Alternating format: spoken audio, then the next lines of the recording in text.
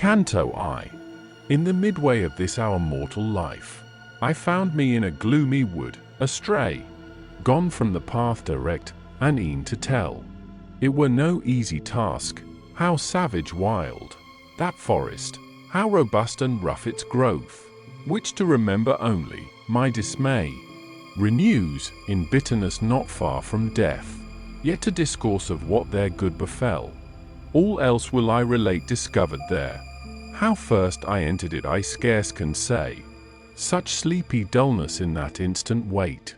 My senses down when the true path I left. But when a mountain's foot I reached, where closed the valley that had picked my heart with dread, I looked aloft, and saw his shoulders broad, already vested with that planet's beam, who leads all wanderers safe through every way. Then was a little respite to the fear that in my heart recesses deep had lain. All of that night, so pitifully past, and as a man, with difficult short breath, forspent with toiling, scapt from sea to shore, turns to the perilous wide waste, and stands at gaze, e'en so my spirit, that yet failed, struggling with terror, turned to view the straits that none hath passed and lived. My weary frame, after short pause recomforted, again I journeyed on over that lonely steep, the hinder foot still firmer. Scarce the ascent began, when, lo, a panther, nimble, light, and covered with a speckled skin, appeared, nor, when it saw me, vanished, rather strove to check my onward going, that ofttimes, with purpose to retrace my steps I turned.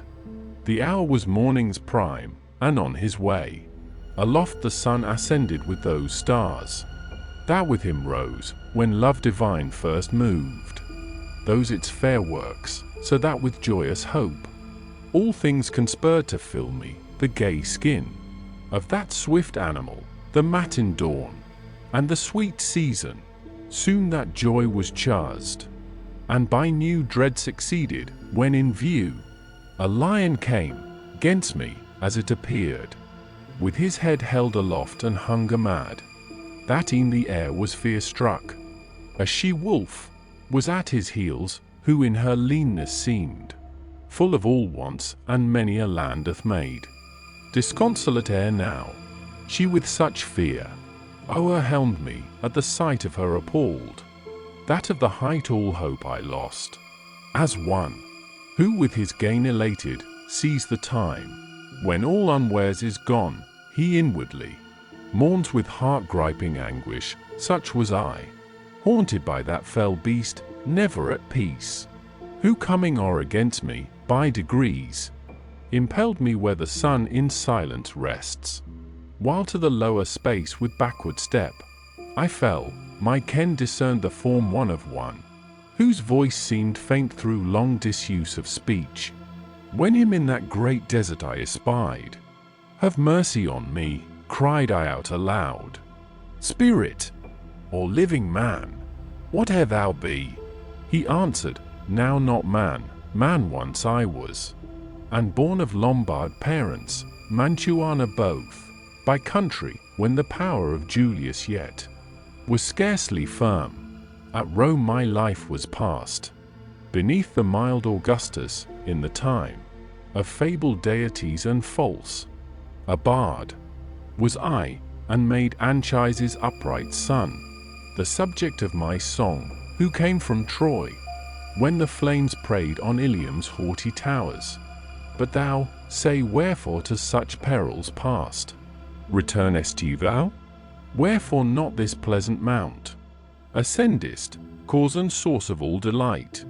And art thou then that Virgil, that wellspring, from which such copious floods of eloquence have issued?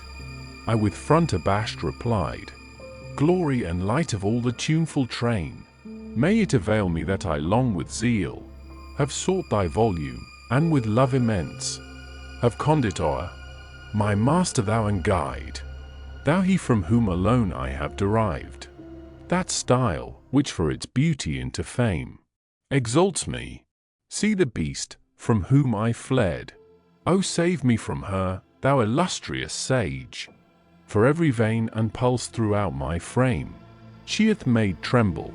He, soon as he saw that I was weeping, answered, Thou must needs another way pursue, if thou wouldst escape from out that savage wilderness.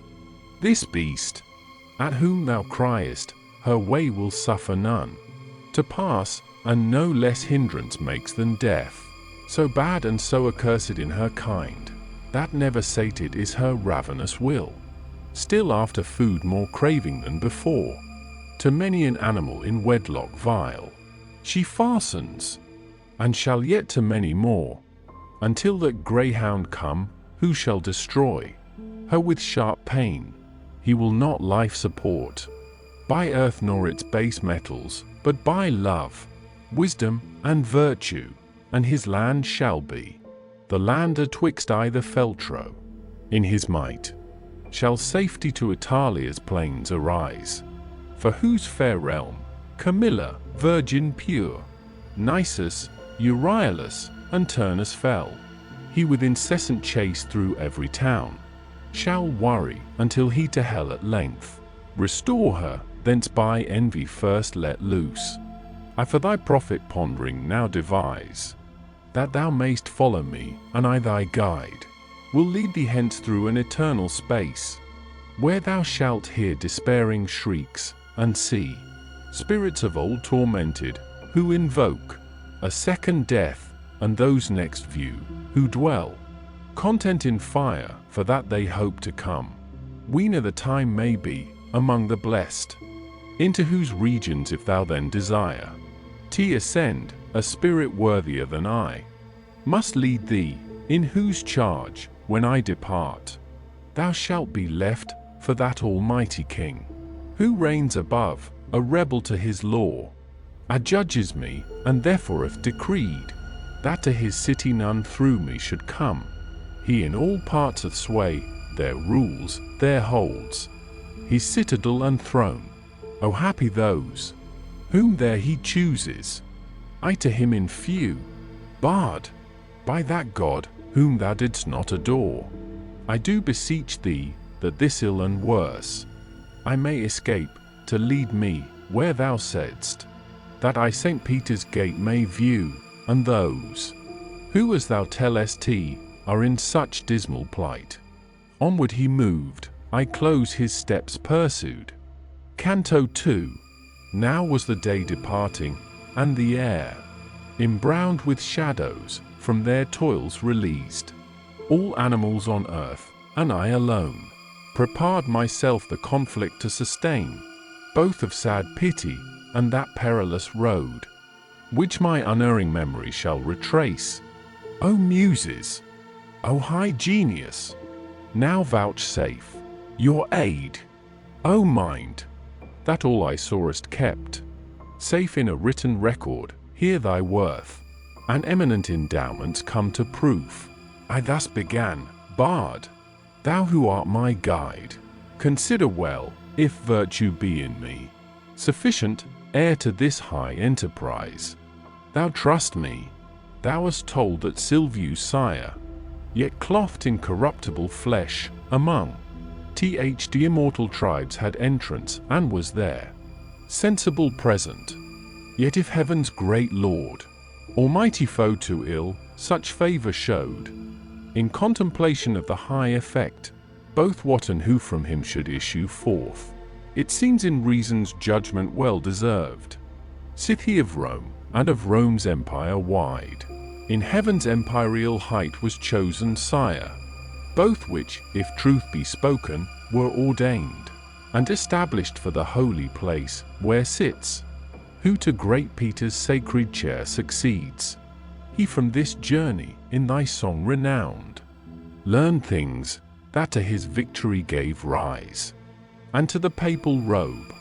In after times, the chosen vessel also travelled there, to bring us back assurance in that faith, which is the entrance to salvation's way.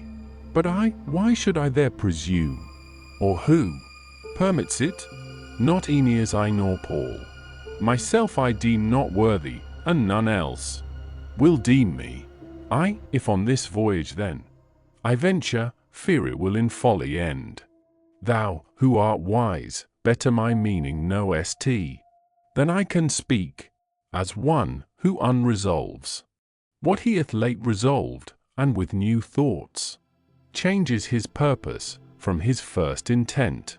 Removed, e'en such was I on that dun coast, wasting in thought my enterprise, at first, so eagerly embracked.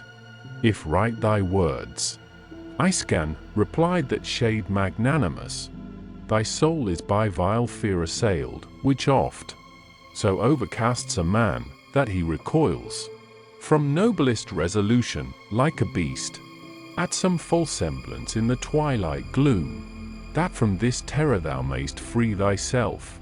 I will instruct thee why I came, and what I heard in that same instant, when for thee grief touched me first. I was among the tribe, who rest suspended, when a dame, so blessed and lovely, I besought her to command, called me to her eyes were brighter than the star of day, and she with gentle voice and soft, angelically toned her speech addressed. O courteous shade of Mantua, thou whose fame yet lives, and shall live long as nature lasts, a friend, not of my fortune but myself, on the wide desert in his road has met, hindrance so great that he through fear has turned.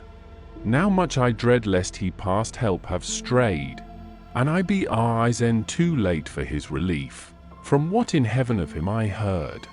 Speed now, and by thy eloquent persuasive tongue, and by all means for his deliverance meet, assist him, so to me will comfort spring.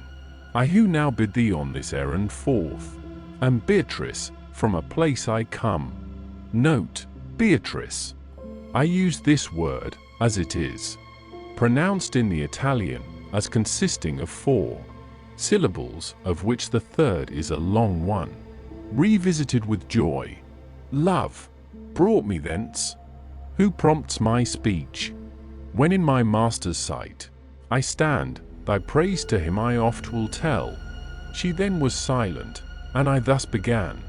O Lady, by whose influence alone mankind excels whatever is contained within that heaven which of the smallest orb, so thy command delights me, that to obey, if it were done already, would seem late. No needest thou farther to speak thy will, yet tell the reason why thou art not loth to leave that ample space where to return. Thou burnest for this centre here beneath. She then, since thou so deeply wouldst inquire, I will instruct thee briefly, why no dread hinders my entrance here. Those things alone are to be feared, whence evil may proceed. None else, for none are terrible beside.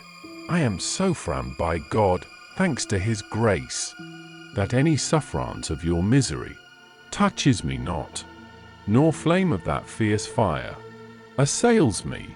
In high heaven a blessed dame, besides, who mourns with such effectual grief, that hindrance, which I send thee to remove, that God's stern judgment to her will inclines. To Lucia calling, her she thus bespake, now doth thy faithful servant need thy aid, and I commend him to thee. At her word, sped Lucia, of all cruelty the foe, and coming to the place where I abode, seated with Rachel, her of ancient days, she thus addressed me, thou true praise of God, Beatrice, why is not thy succor lent to him who so much loved thee as to leave, for thy sake all the multitude admires? Dost thou not hear how pitiful his wail, nor mark the death which in the torrent flood, swoln mightier than a sea, him struggling holds? Ne'er among men did any with such speed haste to their profit, flee from their annoy, as when these words were spoken. I came here, down from my blessed seat, trusting the force of thy pure eloquence, which thee, and all who well have marked it, into honor brings. When she had ended, her bright beaming eyes, tearful she turned aside, whereat I felt redoubled zeal to serve thee, as she willed. Thus am I come, I saved thee from the beast, who thy near way across the goodly mount prevented. What is this comes o'er thee then? Why dost thou hang back? Why in thy breast harbour vile fear? Why hast not courage there, and noble daring? Since three maids so blessed thy safety plan, e'en in the court of heaven, and so much certain good my words forebode, as florets by the frosty air of night, bent down and closed, when day has blanched their leaves, rise all unfolded on their spiry stems. So was my fainting vigour new rested, and to my heart such kindly courage ran, that I as one undaunted soon replied, O full of pity she, who undertook my succour, and thou kind who didst perform so soon her true behest, with such desire, thou hast disposed me to renew my voyage, that my first purpose fully is reasoned. Lead on, one only will is in us both. Thou art my guide, my master thou, and Lord. So spake I, and when he had onward moved, I entered on the deep and woody way. Canto 3. Through me you pass into the city of woe. Through me you pass into eternal pain. Through me among the people lost for I, justice the founder of my fabric moved. To rear me was the task of power divine, supremest wisdom and primeval love. Before me things create were none, save things eternal, and eternal I endure. All hope abandon ye who enter here. Such characters in colour dim I marked, over a portal's lofty arch inscribed, whereat I thus, Master, these words import. Hard meaning. He as one prepared replied, Here thou must all distrust behind thee leave. Here be vile fear extinguished. We are come, where I have told thee we shall see the souls to misery doomed, who intellectual good have lost. And when his hand he had stretched forth to mine, with pleasant looks, whence I was cheered, into that secret place he led me on. Here sighs with lamentations and loud moans resounded through the air picked by no star, that e'en I wept at entering. Various tongues, horrible languages, outcries of woe, accents of anger, voices deep and hoarse, with hands together smote that swelled the sounds, made up a tumult that forever whirls round through that air with solid darkness stained, like to the sand that in the whirlwind flies. I then, with error yet encompassed, cried, O Master, what is this I hear? What race are these who seem so overcome with woe?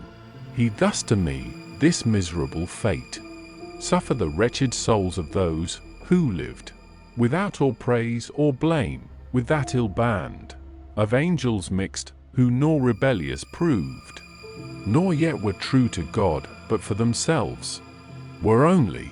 From his bounds heaven drove them forth, not to impair his lustre, nor the depth of hell receives them, lest an accursed tribe should glory thence with exultation vain.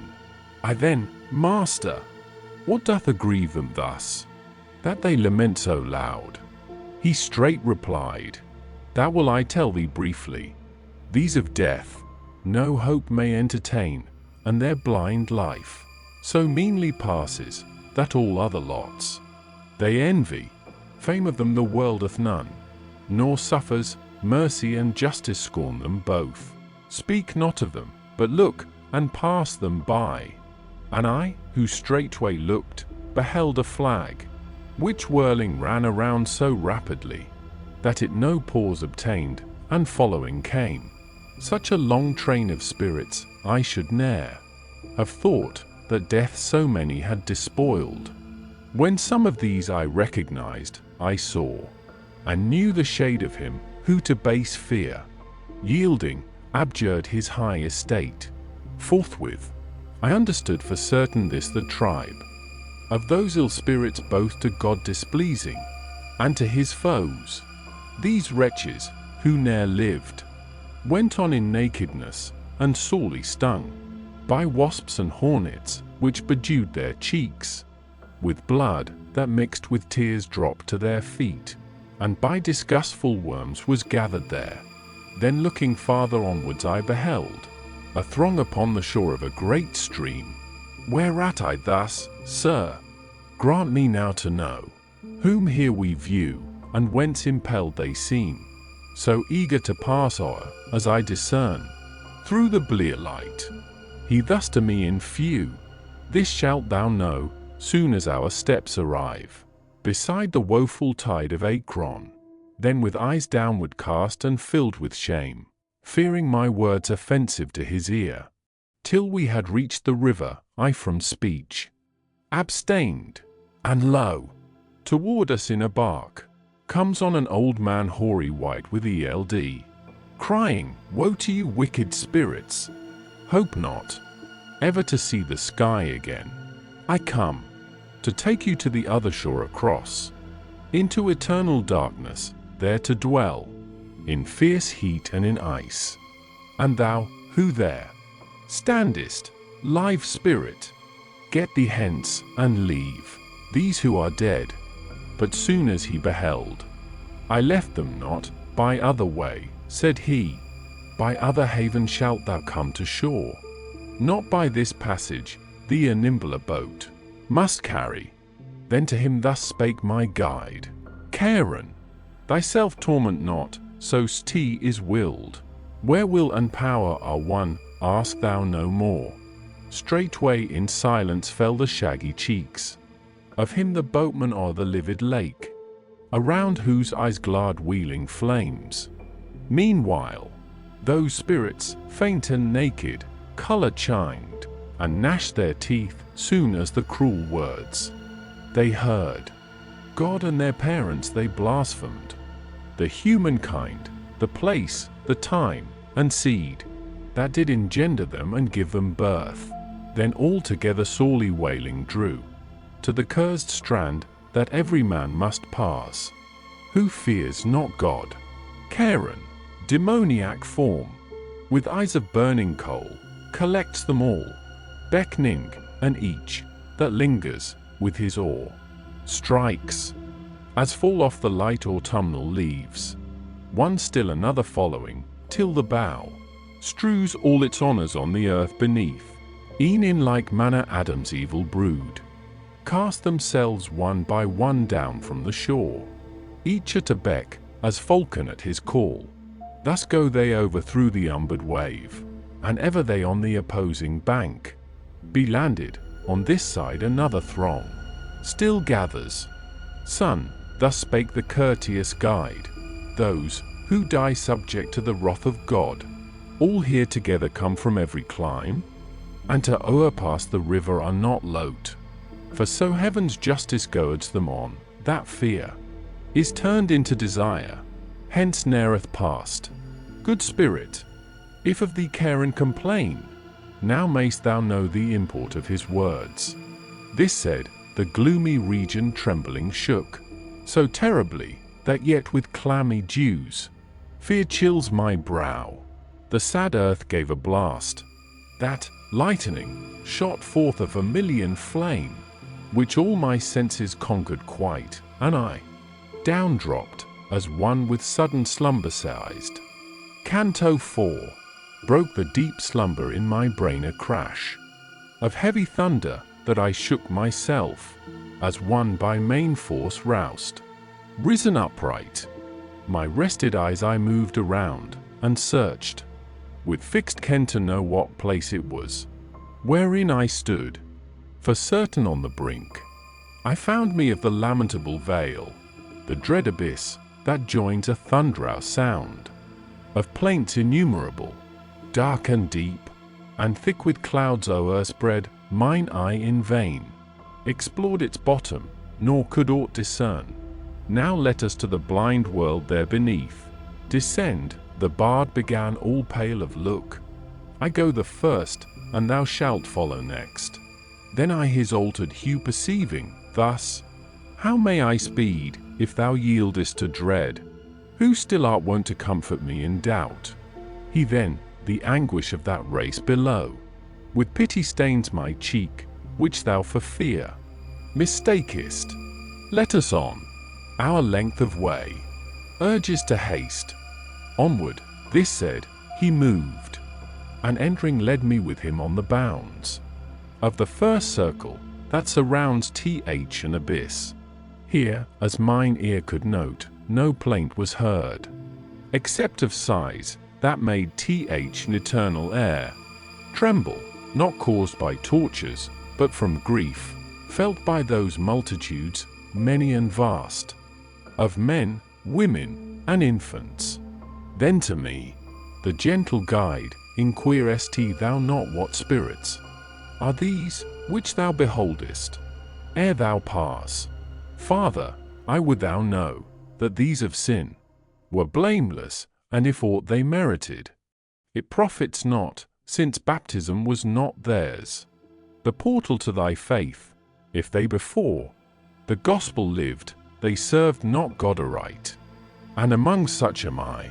For these defects, and for no other evil, we are lost, only so far afflicted, that we live, desiring without hope, so grief assailed my heart at hearing this, for well I knew, suspended in that limbo many a soul, of mighty worth. Oh tell me, sire revered, tell me, my master, I began through wish of full assurance in that holy faith, which vanquishes all error, say, did err any, or through his own or others' merit, come forth from thence, whom afterward was blessed, piercing the secret purport of my speech. He answered, I was new to that estate, when I beheld a puissant one arrive amongst us, with victorious trophy crowned. He forth the shade of our first parent drew, Abel his child, and Noah righteous man, of Moses lawgiver for faith approved, of patriarch Abraham and David king, Israel with his sire and with his sons, nor without Rachel whom so hard he won, and others many more, whom he to bliss exalted. Before these, be thou assured, no spirit of humankind was ever salved. We, while he spake, sayest not our onward road, still passing through the wood, for so I name those spirits thick beset. We were not far on this side from the summit, when I kenned a flame that o'er the darkened hemisphere prevailing shinned. Yet we a little space were distant, not so far, but I in part discovered that a tribe in honor high that place possessed. O thou, who every art and science value st, who are these that boast such honor, separate from all the rest? He answered, the renown of their great names, that echoes through your world above, acquires favor in heaven, which holds them thus advanced. Meantime a voice I heard, honor the bard, sublime, his shade returns that left us late. No sooner sayest the sound, than I beheld, for mighty spirits toward us bend their steps, of semblance neither sorrowful nor glad. When thus my master kind began, mark him, who in his right hand bears that falchion keen, the other three preceding, as their lord. This is that Homer, of all bards supreme, Flaccus the next in satire's vein excelling. The third is Naso, Lucan is the last, because they all that appellation own, with which the voice singly accosted me. Honoring they greet me thus, and well they judge. So I beheld united the bright school, of him the monarch of sublimest song, that o'er the others like an eagle soars. When they together short discourse had held, they turned to me, with salutation kind, beckoning me, at the which my master smiled. Nor was this all, but greater honor still they gave me, for they made me of their tribe, and I was sixth amid so learned a band, far as the luminous beacon on we passed. Speaking of matters, then befitting well. To speak, now fitter left untold. At foot of a magnificent castle we arrived, 7 times with lofty walls begirt and round, defended by a pleasant stream. O'er this, as o'er dry land we passed, next through 7 gates, I with those sages entered, and we came into a mead with lively verdure fresh. There dwelt a race, who slow their eyes around, majestically moved, and in their port bore eminent authority. They spake seldom, but all their words were tuneful sweet. We to one side returned, into a place open and bright and lofty, whence each one stood manifest to view.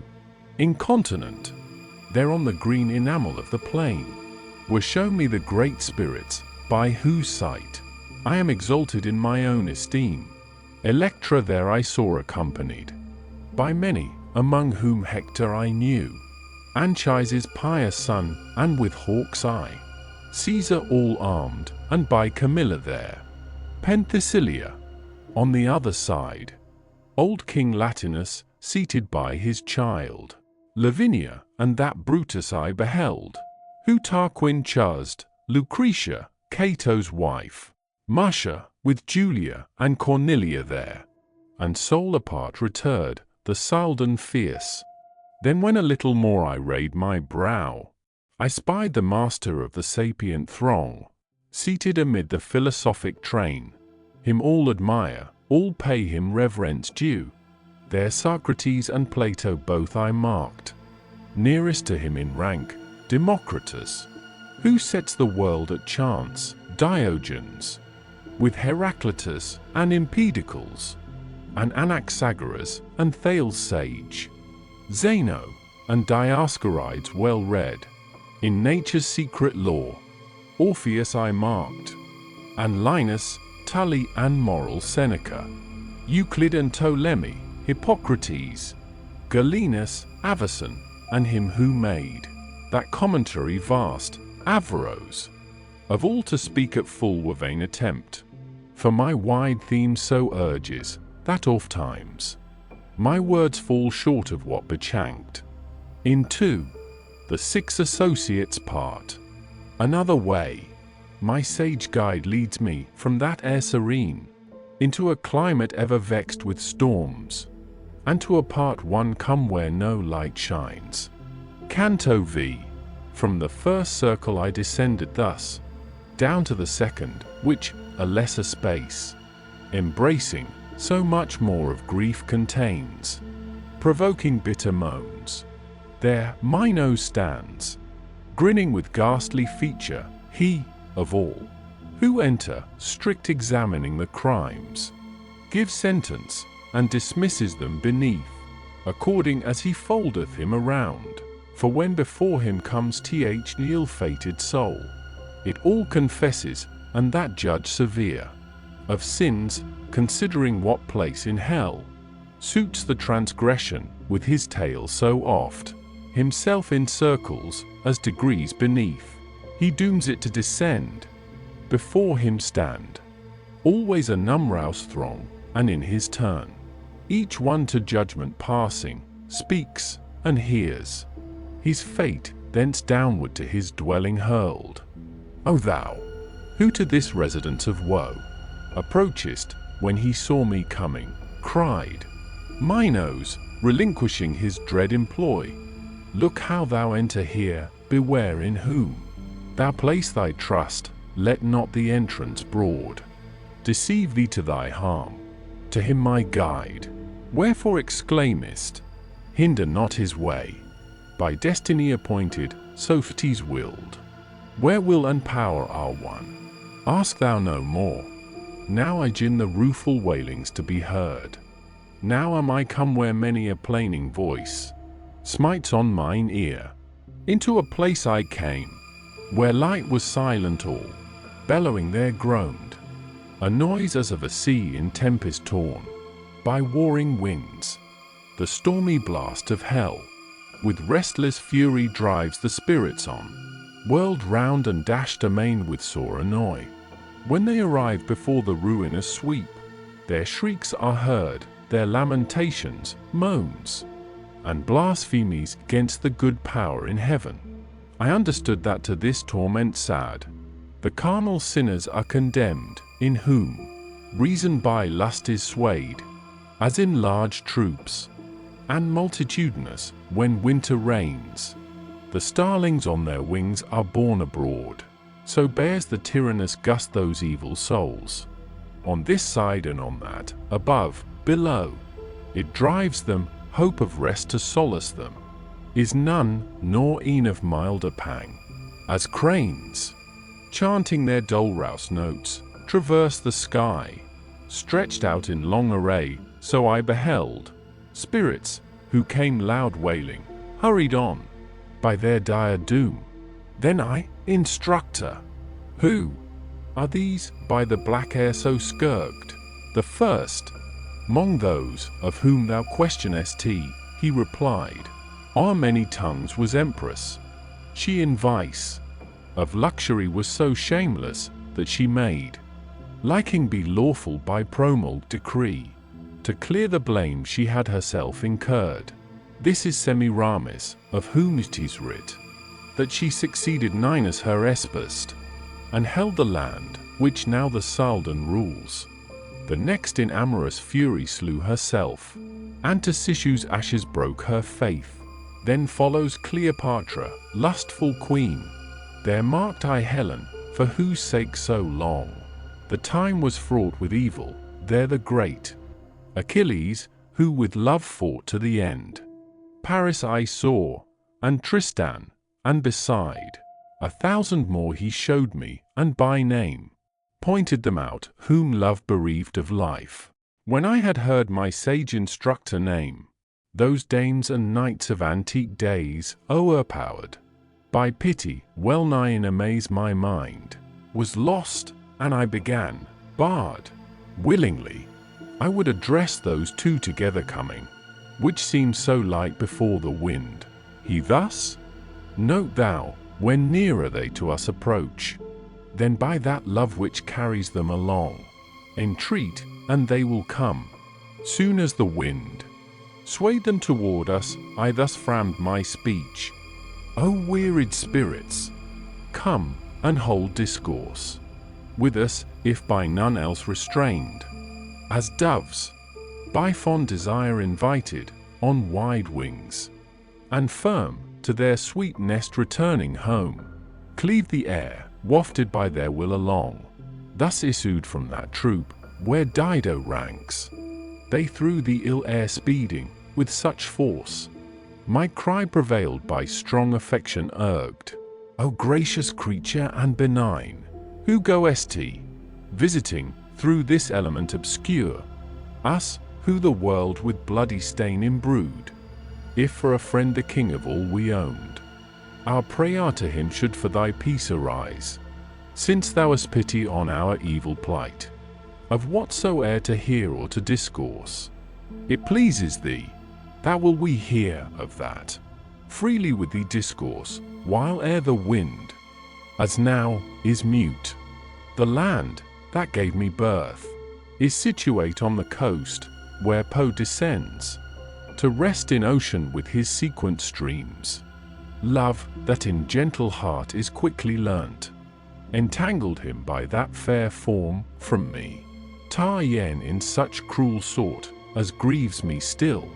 Love, that denial takes from none beloved, caught me with pleasing him so passing well, that, as thou seest, he yet deserts me not.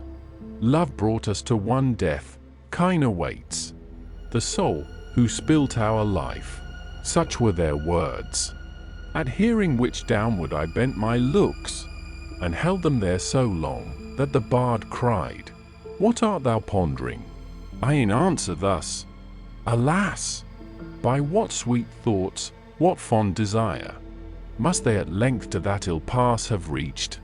Then turning, I to them my speech addressed, and thus began, Francesca, your sad fate, even to tears my grief and pity moves. But tell me, in the time of your sweet sighs, By what and how love granted, that ye knew your yet uncertain wishes. She replied, no greater grief than to remember days of joy when Miss RY is at hand, that kens thy learned instructor, yet so eagerly, if thou art bent to know the primal root, from whence our love gat being, I will do, as one who weeps and tells his tale. One day, for our delight we read of Lancelot, how him love thralled. Alone we were, and no suspicion near us. Ofttimes by that reading, our eyes were drawn together, and the hue fled from our altered cheek. But at one point, alone we fell, when of that smile we read, the wished smile rapturously kissed, by one so deep in love, then he, who ne'er from me shall separate, at once my lips, all trembling kissed. The book and writer both were love's purveyors. In its leaves that day we read no more. While thus one spirit spake, the other wailed so sorely, that heart struck, I through compassion fainting, seemed not far from death, and like a corpse fell to the ground. Canto 6. My sense reviving, that erewhile had drooped, with pity for the kindred shades, whence grief o'ercame me wholly, straight around I see new torments, new tormented souls, which way soe'er I move, or turn, or bend my sight, in the third circle I arrive, of show RS, ceaseless, accursed, heavy, and cold, unchanged, forever, both in kind and in degree. Large hail, discolored water, sleety floor, through the dun midnight air streamed down amain, stank all the land whereon that tempest fell. Cerberus, cruel monster, fierce and strange, through his wide threefold throat barks as a dog, over the multitude immersed beneath. His eyes glare crimson, black his unctuous beard, his belly large, and clawed the hands, with which he tears the spirits, flays them, and their limbs piecemeal disparts, howling there spread, as curs, under the rainy deluge, with one side, the other screening, oft they roll them round. A wretched, godless crew, when that great worm descried us, savage Cerberus, he opt his jaws, and the fangs showed us not a limb of him but trembled. Then my guide, his palms expanding on the ground, thence filled with earth, rayed them, and cast it in his ravenous maw, e'en as a dog that yelling bays for food. His keeper, when the morsel comes, lets fall his fury, bent alone with eager haste to swallow it, so dropped the loathsome cheeks of demon Cerberus, who thundering stuns the spirits that they for deafness wish in vain. We are the shades thrown prostrate by the brunt of the heavy tempest passing, set our feet upon their emptiness, that substance seemed. They all along the earth extended lay, save one, that sudden rayed himself to sit. Soon as that way he saw us pass, O thou, he cried, who through the infernal shades art led, own, if again thou knowest me, thou wast frammed, or ere my frame was broken. I replied, the anguish thou endurest perchance so takes thy form from my remembrance, that it seems as if I saw thee never. But inform me who thou art, that in a place so sad art set, and in such torment, that although other be greater, more disgustful none can be imagined. He in answer thus, thy city heaped with envy to the brim, that the measure overflows its bounds, held me in brighter days. Ye citizens were wont to name me Charco, for the sin of glut ny, damned vice, beneath this reign. E'en as thou seest, I with fatigue am worn, nor I sole spirit in this woe. All these have by like crime incurred like punishment. No more he said, and I my speech reasoned. Charco, thy dire affliction grieves me much, even to tears. But tell me, if thou knowest, what shall at length befall the citizens of the divided city, whether any just one inhabit there, and tell me of the cause, whence jarring discord hath assailed it thus. He then, after long striving they will come to blood, and the wild party from the woods will chase the other with much injury forth. Then it behoves that this must fall within 3 solar circles, and the other rise by borrowed force of one who under shore now rests. It shall a long space hold aloof, its forehead keeping under heavy weight, the other oppressed, indignant at the load, and grieving sore. The just are 2 in number, but they neglected avarice, envy, pride. 3 fatal sparks have set the hearts of all on fire. Here sayest the lamentable sound, and I continued thus, still would I learn more from thee, Father Parley still entreat, of Farinata and Tegeo say, they who so well deserved, of Jacopo, Arrigo, Mosca, and the rest, who bent their minds on working good. Oh, tell me where they bide, and to their knowledge let me come. For I am pressed with keen desire to hear, if heaven's sweet cup or poisonous drug of hell be to their lip assigned. He answered straight, these are yet blacker spirits. Various crimes have sunk them deeper in the dark abyss. If thou so far descendest, thou mayst see them. But to the pleasant world when thou returnest, of me make mention, I entreat thee. There. No more I tell thee, answer thee no more. This said, his fixed eyes he turned askance. A little wide me, then bent down his head, and amidst his blind companions with it fell. When thus my guide, no more his bed he leaves, ere the last angel trumpet blow. The power adverse to these shall then in glory come, each one forthwith to his sad tomb repair, resume his fleshly vesture and his form, and hear the eternal doom re-echoing rend the vault. So passed we through that mixture foul of spirits and rain, with tardy steps, meanwhile touching, though slightly, on the life to come. For thus I questioned, shall these tortures, sir, when the great sentence passes, be increased, or mitigated, or as now severe? He then, consult thy knowledge, that decides, that as each thing to more perfection grows, it feels more sensibly both good and pain. Though ne'er to true perfection may arrive, this race accursed, yet nearer then than now, they shall approach it. Compassing that path, circuitous we journeyed, and discourse much more than I relate between us passed, till at the point where the steps led below, arrived, there Plutus, the great foe, we found. Canto 7. Ah me! O Satan! Satan, loud exclaimed Plutus, in accent hoarse of wild alarm, and the kind sage, whom no event surprised, to comfort me thus spake, let not thy fear harm thee, for power in him, be sure, is none, to hinder down this rock thy safe descent. Then to that sworn lip turning, peace, he cried, cursed wolf, thy fury inward on thyself prey, and consume thee, through the dark profound. Not without cause he passes, so st is willed.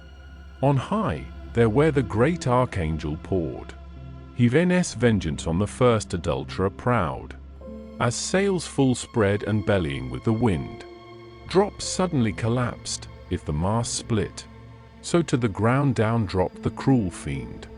Thus we, descending to the 4th steep ledge, gained on the dismal shore, that all the woe hems in of all the universe.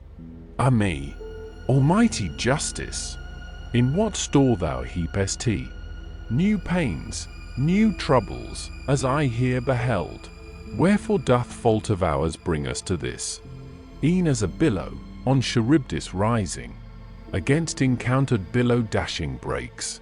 Such is the dance this wretched race must lead, whom more than elsewhere numerous here I found, from one side and the other, with loud voice, both rolled on weights by main forge of their breasts, then smote together, and each one forthwith rolled them back voluble, turning again, exclaiming these, Why holdest thou so fast? Those answering, And why castest thou away? So still repeating their despiteful song, they to the opposite point on either hand traversed the horrid circle, then arrived. Both turned them round, and through the middle space, conflicting met again, at sight whereof I, stung with grief, thus spake, O say, my guide, what race is this? Were these, whose heads are shorn, on our left hand, all separate to the church? He straight replied, in their first life these all, in mind were so distorted, that they made, according to due measure of their wealth, no use. This clearly from their words collect, which they howl forth at each extremity, arriving of the circle, where their crime, contrary in kind disparts them. To the church were separate those, that with no hairy cowls are crowned, both popes and cardinals, o'er whom AV Rice dominion absolute maintains. I then, mid such as these some needs must be, whom I shall recognize, that with the blot of these foul sins were stained.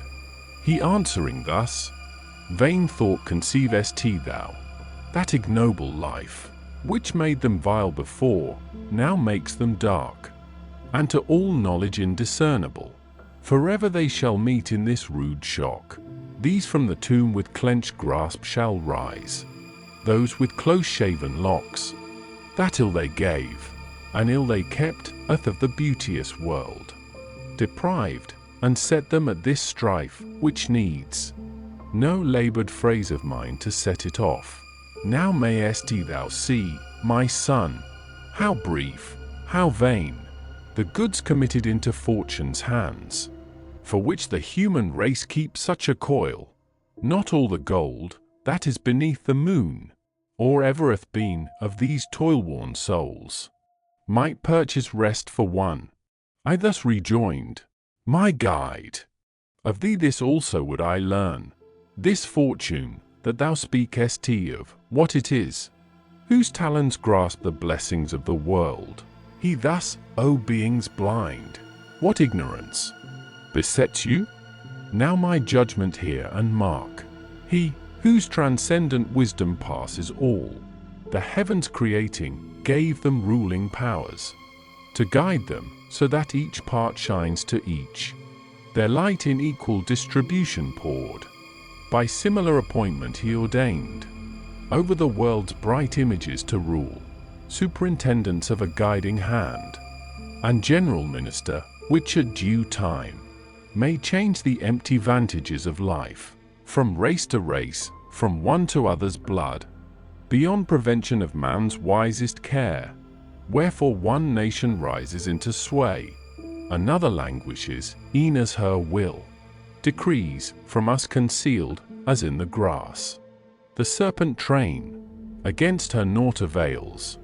Your utmost wisdom, she with foresight plans, judges, and carries on her reign, as theirs. The other powers divine, her changes know, none intermission, by necessity. She is made swift, so frequent come who claim succession in her favors.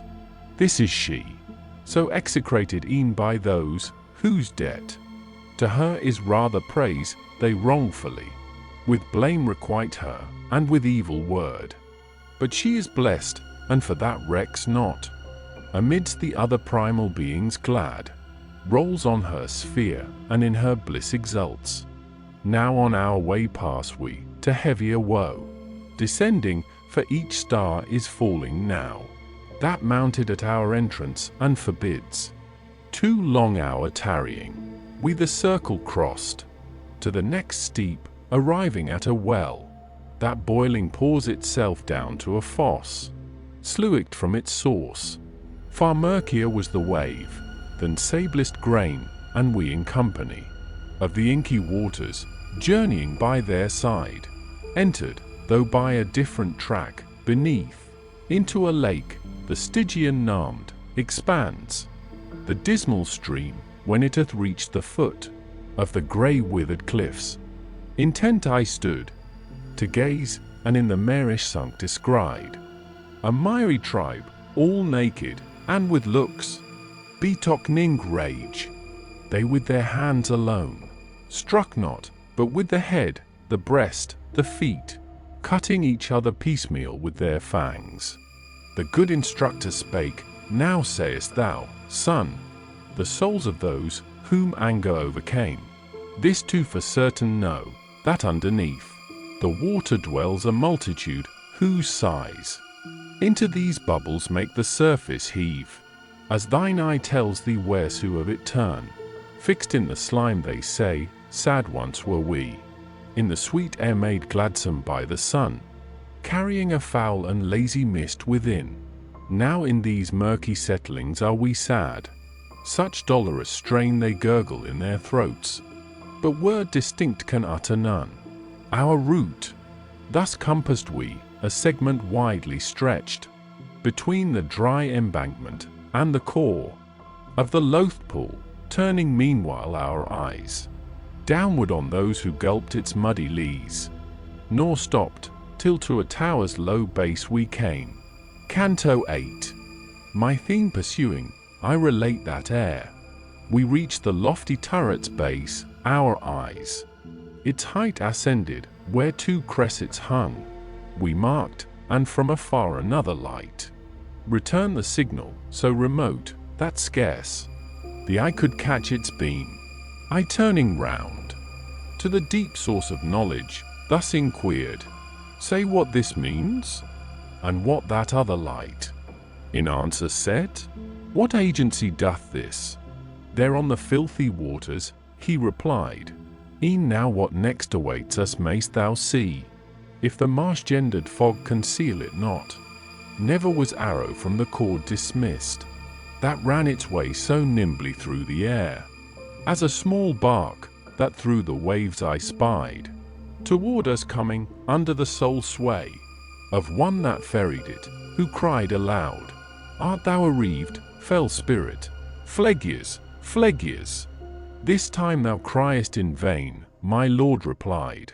No longer shalt thou have us, but while o'er the slimy pool we pass, as one who hears of some great wrong he hath sustained, whereat inly he pines, so Phlegias inly pinned in his fierce ire. My guide descending stepped into the skiff, and bade me enter next, close at his side, nor till my entrance seemed. The vessel freighted, soon as both embarked, cutting the waves, goes on the ancient prow, more deeply than with others it is wont. While we our course o'er the dead channel held, one drenched in mire before me came, and said, Who art thou, that thou comest ere thine hour? I answered, Though I come, I tarry not. But who art thou, that art become so foul? One, as thou sayest, who mourn, he straight replied. To which I thus, in mourning and in woe, Cursed spirit, tarry thou, I know thee well, e'en thus in filth disguised.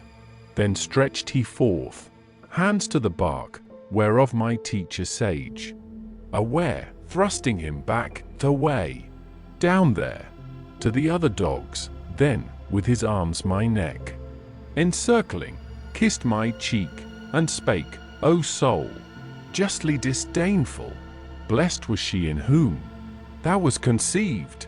He in the world was one, for arrogance noted, to his memory no virtue lends its luster, even so. Here is his shadow furious. There above, how many now hold themselves mighty kings, who here like swine shall wallow in the mire, leaving behind them horrible dispraise. I then, Master, him fain would I behold, whelmed in these dregs, before we quit the lake. He thus, or ever to thy view the shore, be offered, satisfied shall be that wish, which well deserves completion. Scarce his words were ended, when I saw the miry tribes set on him with such violence, that yet, for that render I thanks to God and praise. To Filippo Argenti cried they all, and on himself the moody Florentine turned his avenging fangs. Him here we left, nor speak I of him more, but on mine ear sudden a sound of lamentation smote, whereat mine eye unbarred I sent abroad. And thus the good instructor, now, my son, draws near the city, that of Dis is named, with its grave denizens, a mighty throng. I thus, the minarets already, sir, their certes in the valley I descry, gleaming vermilion, as if they from fire had issued. He replied, eternal fire, that inward burns, shows them with ruddy flame, illumined, as in this nether hell thou sayest. We came within the fosses deep, that moat, this region comfortless. The walls appeared, as they were frammed of iron. We had made wide circuit, ere a place we reached, where loud the mariner cried vehement, go forth, the entrance is here. Upon the gates I spied more than 1,000, who of old from heaven were hurled. With ireful gestures, who is this? They cried, that without death first felt, goes through the regions of the dead. My sapient guide made sign that he for secret parley wished, whereat their angry scorn abating, thus they spake, come thou alone, and let him go, who hath so hardly entered this realm. Alone return he by his witless way. If well he know it, let him prove. For thee, here shalt thou tarry, who through climes so dark hast been his escort. Now bethink thee, reader, what cheer was mine at sound of those cursed words. I did believe I never should return.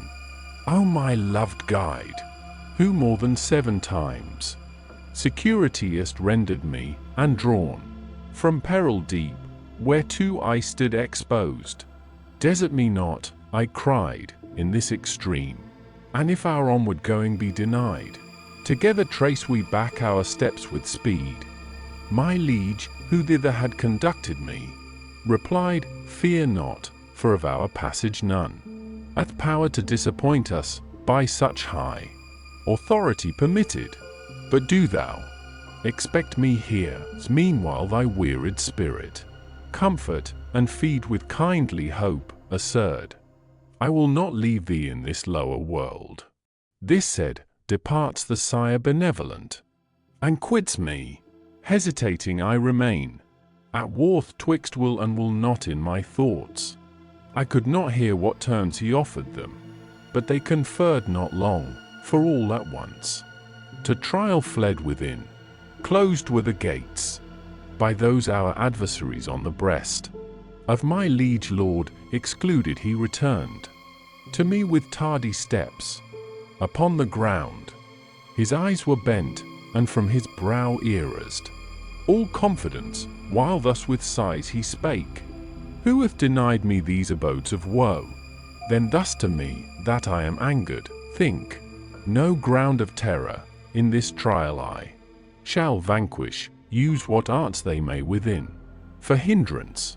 This their insolence, not new, erewhile at gate less secret they displayed, which still is without bolt upon its arch. Thou sawest the deadly scroll, and even now, on this side of its entrance, down the steep, passing the circles, unescorted, comes one whose strong might can open us this land. Canto 9.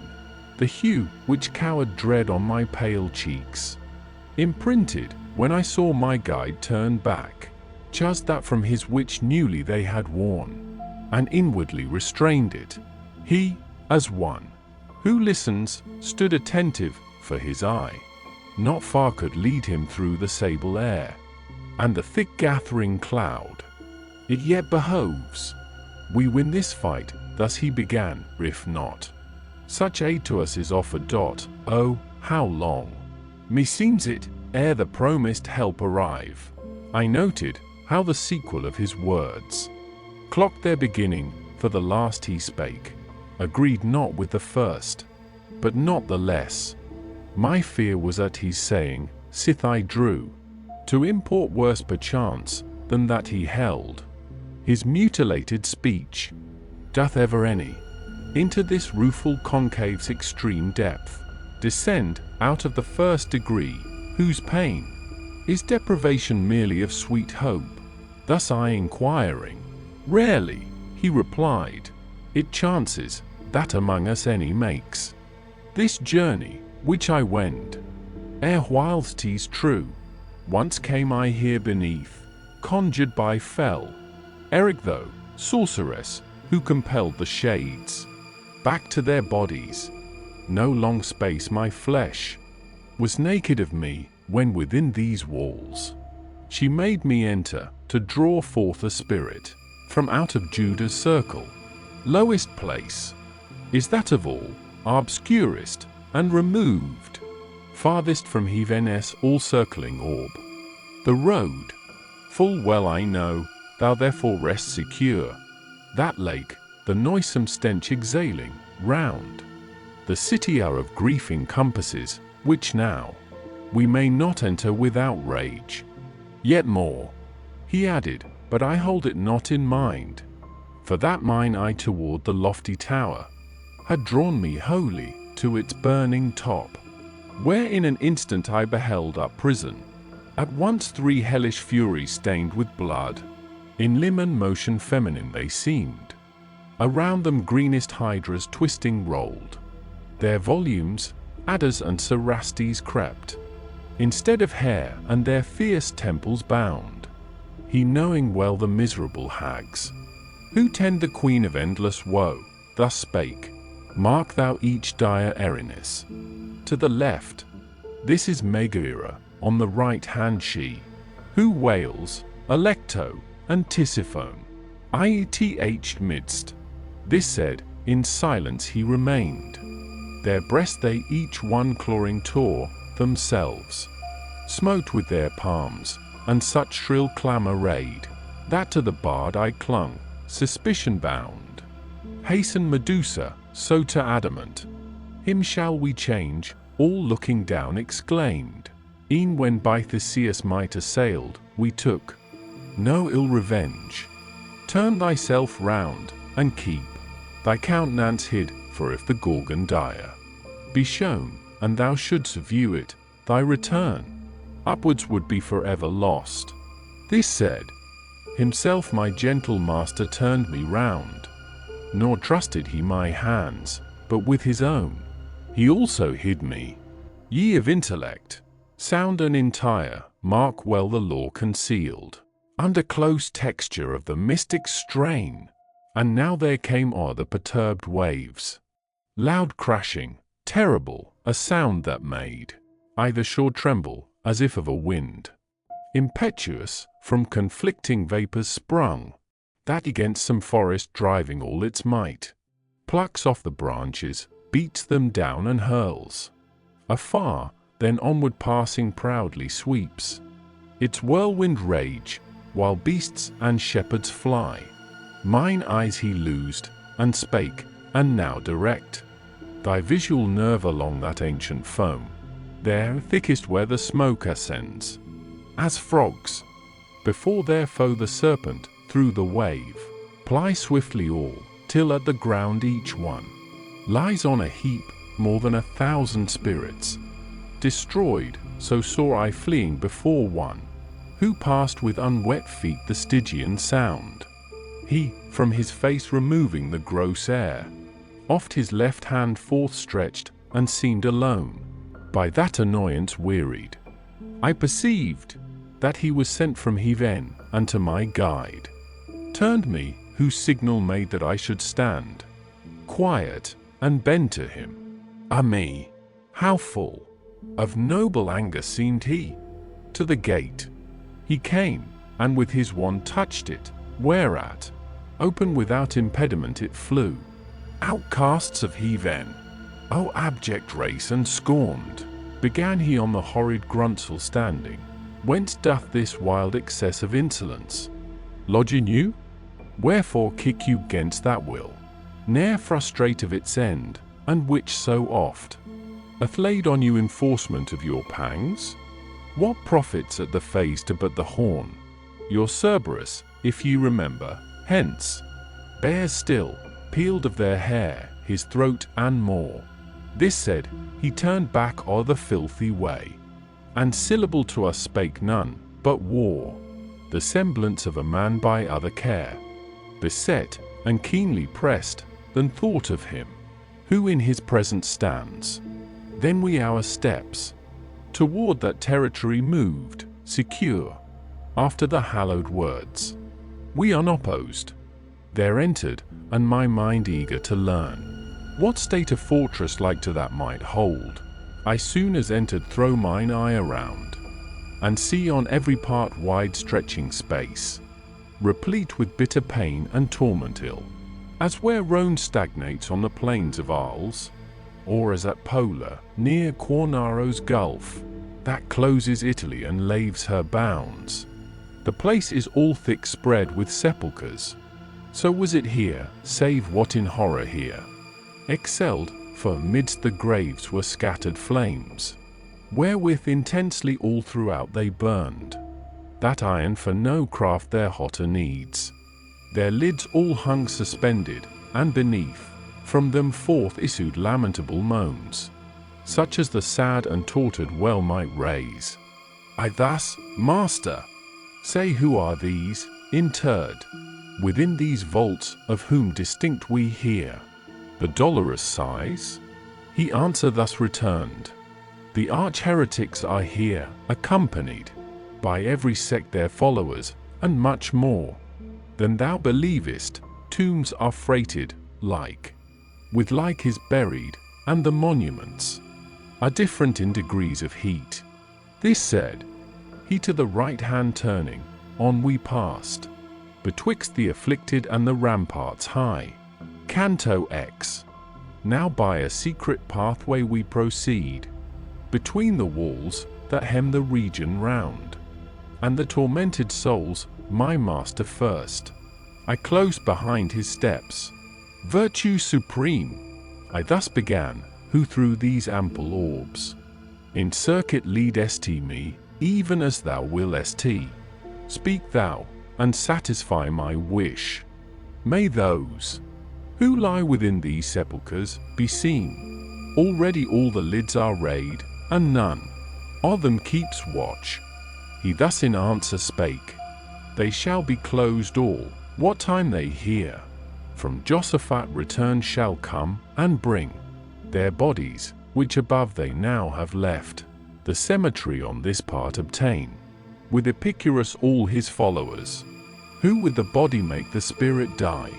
Here therefore satisfaction shall be soon, both to the question asked, and to the wish, which thou concealest in silence. I replied, I keep not, guide beloved, from thee my heart, secreted, but to shun vain length of words. A lesson erewhile taught me by thyself, O Tuscan, thou who through the city of fire alive art passing, so discreet of speech. Here please thee stay a while. Thy utterance declares the place of thy nativity to be that noble land, with which perchance I too severely dealt. Sudden that sound forth issued from a vault, whereat in fear I somewhat closer to my leader's side approaching, he thus spake, what dost thou? Turn. Lo, Farinata, there, who with himself uplifted from his girdle upwards all exposed, behold him. On his face was mine, already fixed, his breast and forehead there, erecting seemed as in high scorn he held. In hell, between the sepulchres to him, my guide thrust me with fearless hands and prompt. This warning added, see thy words be clear.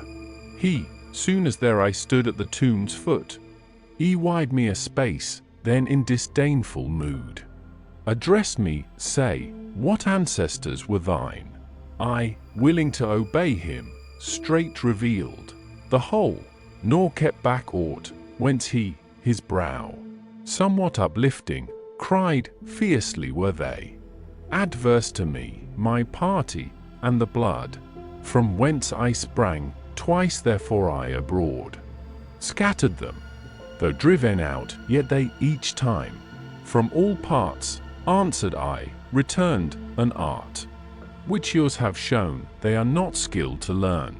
Then, peering forth from the unclosed jaw, rose from his side a shade, high as the chin, leaning, methought, upon its knees upraised.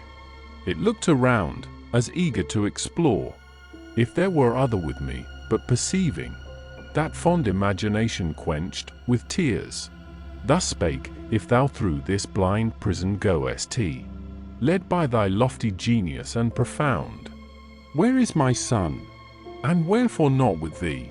I straight replied, not of myself I come, by him, who there expects me, through this clime, conducted, whom perchance Guido thy son had in contempt, already had his words, and mode of punishment read me his name, whence I so fully answered. He at once exclaimed, upstarting, how? Saidst thou he had? No longer lives he? Strikes not on his eye the blessed daylight. Then of some delay I made ere my reply aware, down fell, supine, not after forth appeared he more. Meanwhile the other, great of soul, near whom I yet was stationed, charmed not countenance stern, nor moved the neck, nor bent his ribbed side. And if, continuing the first discourse, they in this art, he cried, small skill have shown, that doth torment me more e'en than this bed, but not yet 50 times shall be relimbed. Her aspect, who reigns here queen of this realm, ere thou shalt know the full weight of that art, so to the pleasant world mayst thou return, as thou shalt tell me, why in all their laws, against my kin this people is so fell. The slaughter and great havoc, I replied, that coloured Arbia's flood with crimson stain, to these impute, that in our hallowed dome, such orisons ascend.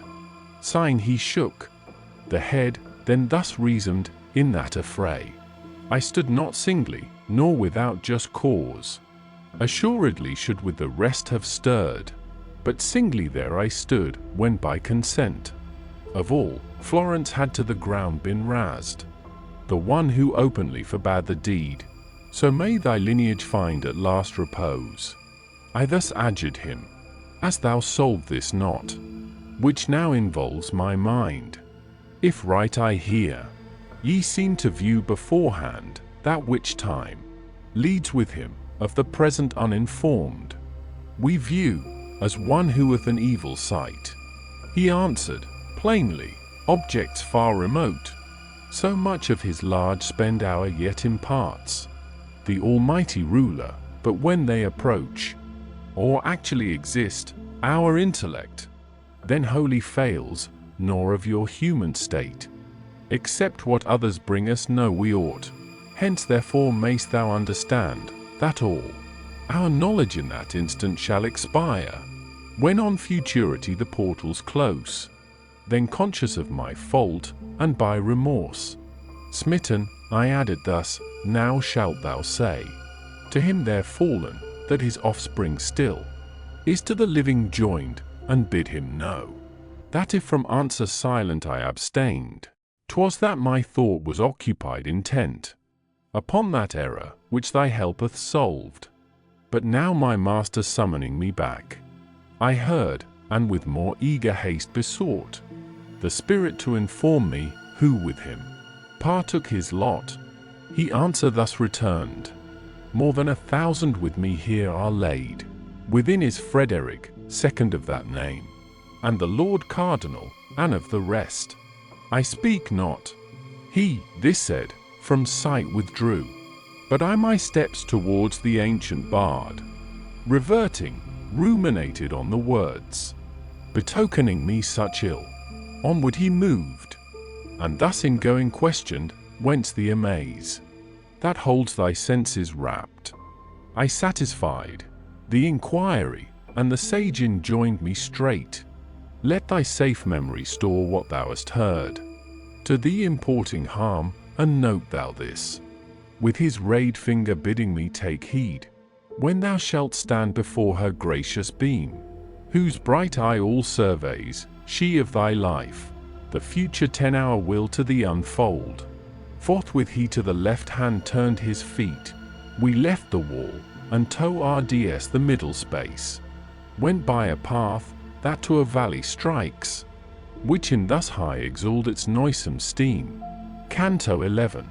Upon the utmost verge of a high bank, by craggy rocks environed round, we came, where woes beneath more cruel yet were stowed, and here to shun the horrible excess of fetid exhalation, upward cast, from the profound abyss, behind the lid of a great monument we stood reterred, whereon this scroll I marked, I have in charge Pope Anastasius, whom Photinus drew from the right path. Ere our descent behoves, we make delay, that somewhat first the sense to the dire breath accustomed, afterward regard it not. My master thus, to whom answering I spake, some compensation find, that the time pass not wholly lost. He then, lo, how my thoughts e'en to thy wishes tend, my son. Within these rocks, he thus began, are 3 close circles in gradation placked, as these which now thou leavest. Each one is full of spirits accursed, but that the sight alone hereafter may suffice thee. Listen how, and for what cause endurance they abide. Of all malicious act abhorred in heaven, the end is injury, and all such end, either by force or fraud works others woe. But fraud, because of man peculiar evil, to God is more displeasing, and beneath the fraudulent are therefore doomed to endure severer pang. The violent occupy all the first circle, and because to force 3 persons are obnoxious, in 3 rounds, each within other separate is it frammed, to God, his neighbor, and himself, by man, force may be offered, to himself I say, and his possessions, as thou soon shalt hear, at full death, violent death, and painful wounds, upon his neighbor he inflicts, and wastes, by devastation, pillage, and the flames, his substance, slayers, and each one that smites, in malice, plunderers, and all robbers. Hence the torment undergo of the first round, in different herds. Man can do violence to himself and his own blessings, and for this he in the second round must I deplore, with unavailing penitence his crime, who deprives himself of life and light, in reckless lavishment his talent wastes, and sorrows there where he should dwell in joy. To God may force be offered, in the heart, denying and blaspheming his high power, and nature with her kindly law contemning, and thence the inmost round marks with its seal, Sodom and Cahaz, and all such as speak contemptuously of the Godhead in their hearts. Fraud, that in every conscience leaves a sting, may be by man employed on one whose trust he wins, or on another who withholds. Strict confidence seems as the latter way, broke but the bond of love which nature makes, whence in the second circle have their nest dissimulation, witchcraft, flatteries, theft, falsehood, simony, all who seduce to lust, or set their honesty at pawn, with such vile scum as these. The other way forgets both nature's general love and that which thereto added afterwards gives birth to special faith, whence in the lesser circle, point of the universe, dread seat of dis, the traitor is eternally consumed. I thus, instructor, clearly thy discourse proceeds, distinguishing the hideous chasm and its inhabitants with skill exact. But tell me this, they of the dull, fat pool, whom the rain beats, or whom the tempest drives, or who with tongues so fierce conflicting meet, wherefore within the city fire-illumed, are not these punished, if God's wrath be on them? And if it be not, wherefore in such guise are they condemned? He answer thus returned, wherefore in dotage wanders thus thy mind, not so accustomed? Or what other thoughts possess it? Dwell not in thy memory the words wherein thy ethic page describes 3 dispositions adverse to heaven's will: incontinence, malice, and mad brutishness, and how incontinence the least offends God, and least guilt incurs? If well thou note this judgment, and remember who they are, without these walls to vain repentance doomed, thou shalt discern why they apart are plagued from these fell spirits, and less wreakful paws. Justice divine on them its vengeance down.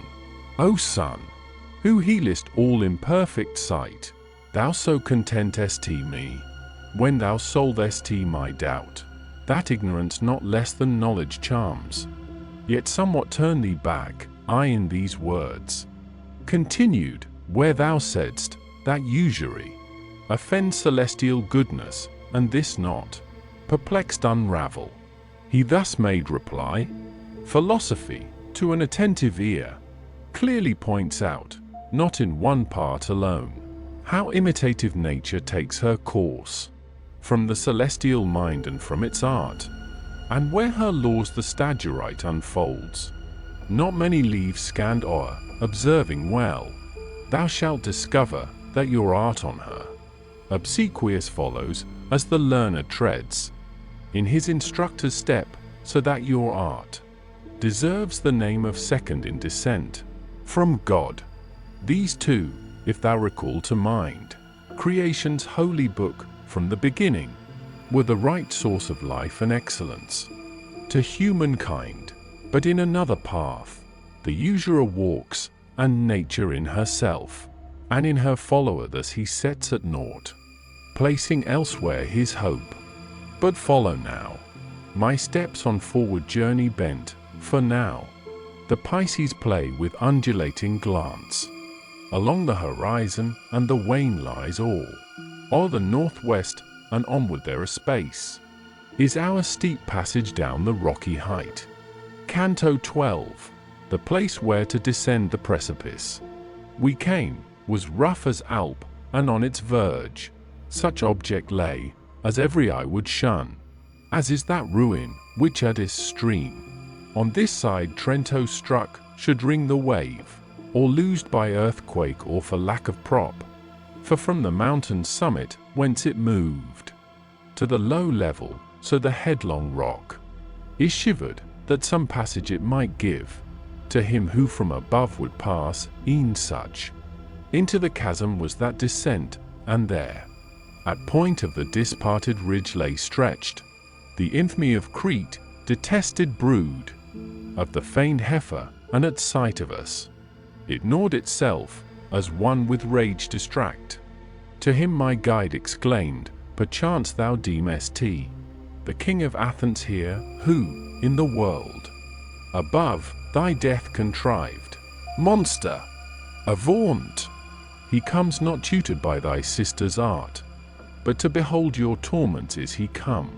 Like to a bull, that with impetuous spring darts, at the moment when the fatal blow hath struck him, but unable to proceed, plunges on either side, so saw I plunge the Minotaur, whereat the sage exclaimed, run to the passage, while he storms, 'Tis well that thou descend. Thus down our road we took, through those dilapidated crags, that oft moved underneath my feet to wait like theirs. Eunice, I pondering went, and thus he spake. Perhaps thy thoughts are of this ruined steep, guarded by the brute violence, which I have vanquished now. Know then, that when I erst hither descended to the nether hell, this rock was not yet fallen, but passed out, if well I mark, not long ere he arrived, who carried off from dis the mighty spoil of the highest circle, then through all its bounds. Such trembling sighs the deep concave and foul. I thought the universe was thrilled with love, whereby there are who deem the world hath oft been into chaos turned, and in that point, here and elsewhere, that old rock toppled down. But fix thine eyes beneath the river of blood approaches, in the which all those are steeped who have by violence injured. O blind lust! O foolish wrath! Who so dost goad us on in the brief life, and in the eternal then, thus miserably o'erwhelm us? I beheld an ample fosse that in a bow was bent, as circling all the plain, for so my guide had told. Between it and the rampart's base, on trail ran centaurs, with keen arrows armed, as to the chase they on the earth were wont. At seeing us descend they each one stood, and issuing from the troop, 3 sped with bows and missile weapons chosen first, of whom one cried from far, Say to what pain ye come, condemned, who down this steep have journeyed. Speak, from whence ye stand, or else the bow I draw. To whom my guide, our answer shall be made. To Chiron, there, when nearer him we come. Ill was thy mind, thus ever quick and rash. Then me he touched, and spake, Nessus is this, who for the fair Deianira died, and wrought himself revenge for his own fate. He in the midst, that on his breast looks down, is the great Chiron who Achilles nursed. That other Pholus, prone to wrath, around the fosse these go by thousands, aiming shafts at whatsoever spirit dares emerge from out the blood, more than his guilt allows. We to those beasts that rapid strode along drew near, when Chiron took an arrow forth, and with the notch pushed back his shaggy beard to the cheekbone, then his great mouth to view, exposing to his fellows thus exclaimed, Are ye aware that he who comes behind moves what he touches? The feet of the dead are not so wont. My trusty guide, who now stood near his breast, where the 2 natures join, thus made reply, He is indeed alive, and solitary, so must needs by me be shown the gloomy veil, the 2 indict, by strict necessity, not by delight. She left her joyful harpings in the sky, who this new office to my care consigned. He is no robber, no dark spirit I, but by that virtue which empowers my step to treat so wild a path, grant us, I pray, one of thy band, whom we may trust secure, who to the ford may lead us, and convey across him mounted on his back, for he is not a spirit that may walk the air. Then on his right breast turning, Chiron thus to Nessus spake, Return, and be their guide. And if ye chance to cross another troop, command them keep aloof. Onward we moved, the faithful escort by our side, along the border of the crimson seething flood, whence from those steeped within loud shrieks arose. Some there I marked, as high as to their brow, immersed, of whom the mighty centaur thus, These are the souls of tyrants, who were given to blood and rapine. Here they wail aloud their merciless wrongs. Here Alexander dwells, and Dionysius fell, who many a year of woe wrought for fair Sicily. That brow, whereon the hair so jetty clustering hangs, is Azzolino, that with flaxen locks a bezoar of est, in the world destroyed, by his foul stepson, to the bard revered. I turned me round, and thus he spake, let him be to thee now first leader, me but next to him in rank, then farther on a space. The centaur paused, near some, who at the throat were extant from the wave, and showing us a spirit by itself apart returred, exclaimed, he in God's bosom smote the heart, which yet is honoured on the bank of Thames. A race I next espied, who held the head, and even all the bust above the stream. Midst these I many a face remembered well. Thus shallow more and more the blood became, so that at last it but imbrued the feet, and there our passage lay athwart the fosse. As ever on this side the boiling wave, thou sayest diminishing, the centaur said, so on the other, be thou well assured. It lower still and lower sinks its bed, till in that part it reuniting join, where a T is the lot of tyranny to mourn. There heave NS stern justice lays chastising hand on Attila, who was the scourge of earth, on Sextus, and on Pyrrhus, and extracts tears ever by the seething flood unlocked. From the Rinieri of Cornetto this, Pazzo the other named, who filled the ways with violence and war. This said, he turned, and quitting us, alone repassed the ford. Canto 13. Ere Nessus yet had reached the other bank, we entered on a forest, where no track of steps had worn away.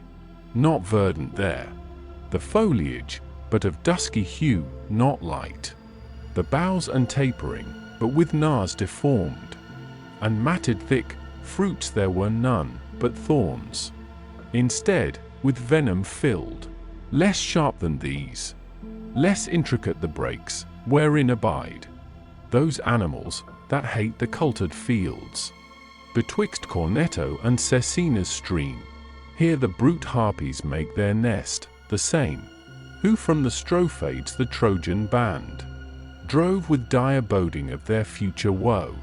Broad are their pennons of the human form, their neck and countenance armed with talons keen, the feet and the huge belly fledge with wings. These sit and wail on the drear mystic wood. The kind instructor in these words began, ere farther thou proceed, know thou art now IETH second round, and shalt be, till thou come upon the horrid sand. Look therefore well around thee, and such things thou shalt behold as would my speech discredit. On all sides I heard sad plainings breathe, and none could see from whom they might have issued. In a maze fast bound I stood. He, as it seemed, believed that I had thought so many voices came from some amid those thickets close concealed, and thus his speech reasoned, if thou lop off a single twig from one of those ill plants, the thought thou hast conceived shall vanish quite. Thereat a little stretching forth my hand, from a great wilding gathered I a branch, and straight the trunk exclaimed, why pluckest thou me? Then as the dark blood trickled down its side, these words it added, wherefore tearest me thus? Is there no touch of mercy in thy breast? Men once were we, that now are rooted here. Thy hand might well have sparred us, had we been the souls of serpents, as a brand yet green, that burning at one end from the other sends a groaning sound, and hisses with the wind, that forces out its way, so burst at once forth from the broken splinter words and blood. I, letting fall the bough, remained as one, assailed by terror, and the sage replied, if he, O injured spirit, could have believed what he hath seen but in my verse described, he never against thee had stretched his hand. But I, because the thing surpassed belief, prompted him to this deed, which even now myself I rue. But tell me who thou wast, that, for this wrong to do thee some amends, in the upper world, for thither to return, is granted him, thy fame he may revive. That pleasant word of thine, the trunk replied, hath so inveigled me, that I from speech cannot refrain, wherein if I indulge a little longer, in the snare detained, count it not grievous.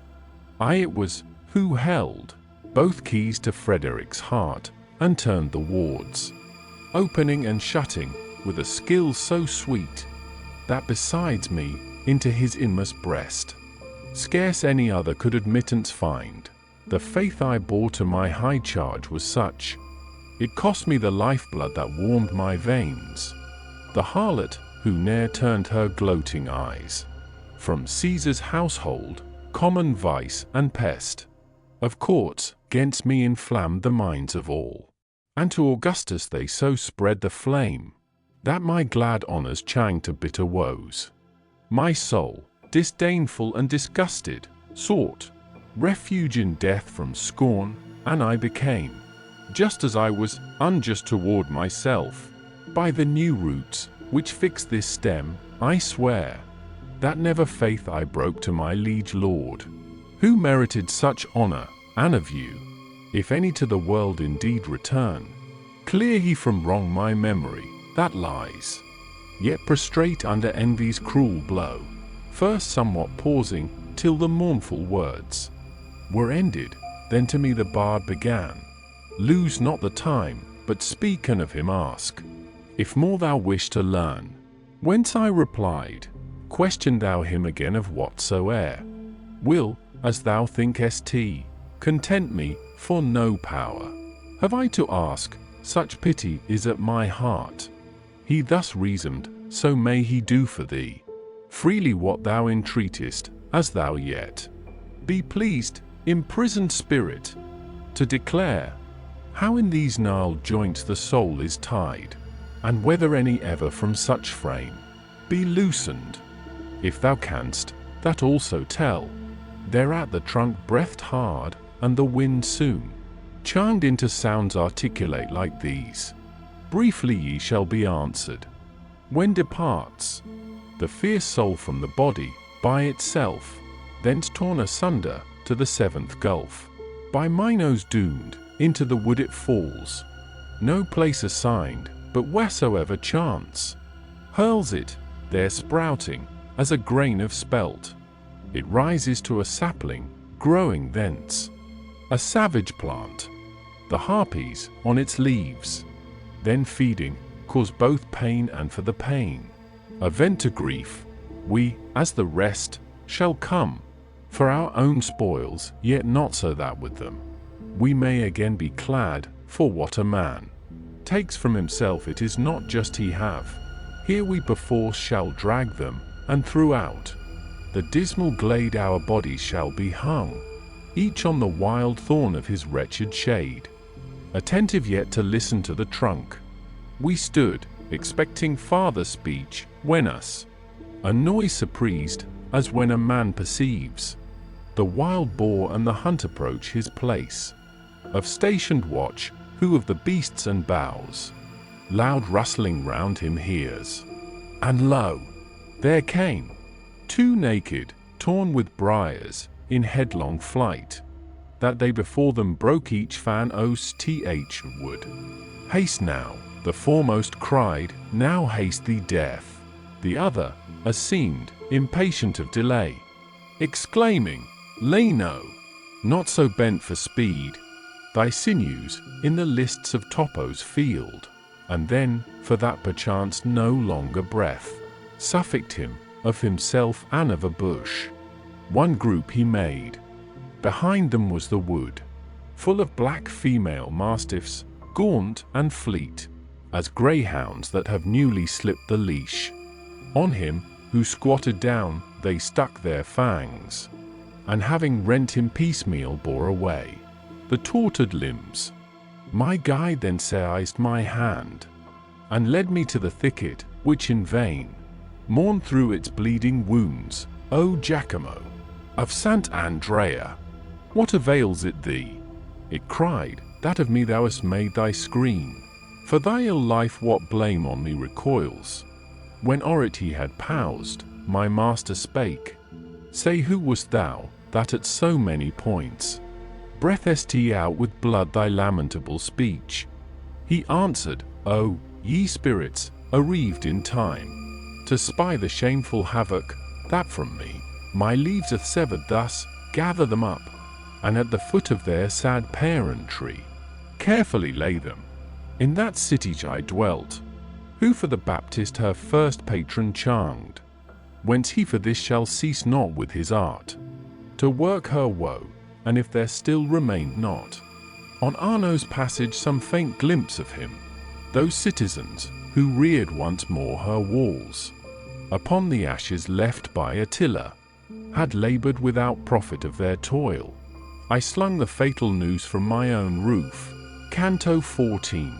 Soon as the charity of native land wrought in my bosom, I the scattered leaves collected, and to him rested, who now was hoarse with uprants. To the limit thence we came, which from the third the second round divides, and whereof justice is displayed. Contrivance horrible, things then first seen, clearlier to manifest, I tell how next. A plain we reached, that from its sterile bed each plant repelled the mournful wood waves round, its garland on all sides, as round the wood spreads the sad fosse. There, on the very edge, our steps we stayed. It was an area wide, of arid sand and thick, resembling most the soil that erst by Cato's foot was trod. Vengeance of heathen! Oh, how shouldst thou be feared by all who read what here my eyes beheld? Of naked spirits many a flock I saw, all weeping piteously to different laws, subjected, for on the earth some lay supine, some crouching close were seated, others packed incessantly around the latter tribe, more numerous, those fewer who beneath the torment lay, but louder in their grief. O'er all the sand fell slowly wafting down dilated flakes of fire as flakes of snow on alpine summit when the wind is hushed. As in the torrid Indian clime, the son of Ammon saw upon his warrior band descending solid flames, that to the ground came down, whence he bethought him with his troop to trample on the soil, for easier thus the vapor was extinguished, while alone so fell the eternal fiery flood, wherewith the marble glowed underneath, as under stove. The viands, doubly to augment the pain, unceasing was the play of wretched hands, now this, now that way glancing, to shake off the heat, still falling fresh. I thus began, Instructor, thou who all things overcomest, except the hardy demons that rushed forth to stop our entrance at the gate, say who is yon huge spirit that, as seems, heeds not the burning, but lies written in proud scorn, as by the sultry tempest imitated? Straight he himself, who was aware I asked, my guide of him, exclaimed, such as I was when living, dead such now I am. If Jove weary his workmen out, from whom in ire he snatched the lightnings, that at my last day transfix me, if the rest be weary out at their blacksmithy labouring by turns in Mongibello, while he cries aloud, help, help, good Mulciber, as erst he cried in the Phlegraean warfare, and the bolts launch he full aimed at me with all his might. He never should enjoy a sweet revenge. Then thus my guide, in accent higher arrayed than I before had heard him, Capaneus, thou art more punished, in that this thy pride lives yet unquenched, no torrent, save thy rage, were to thy fury pain proportioned full.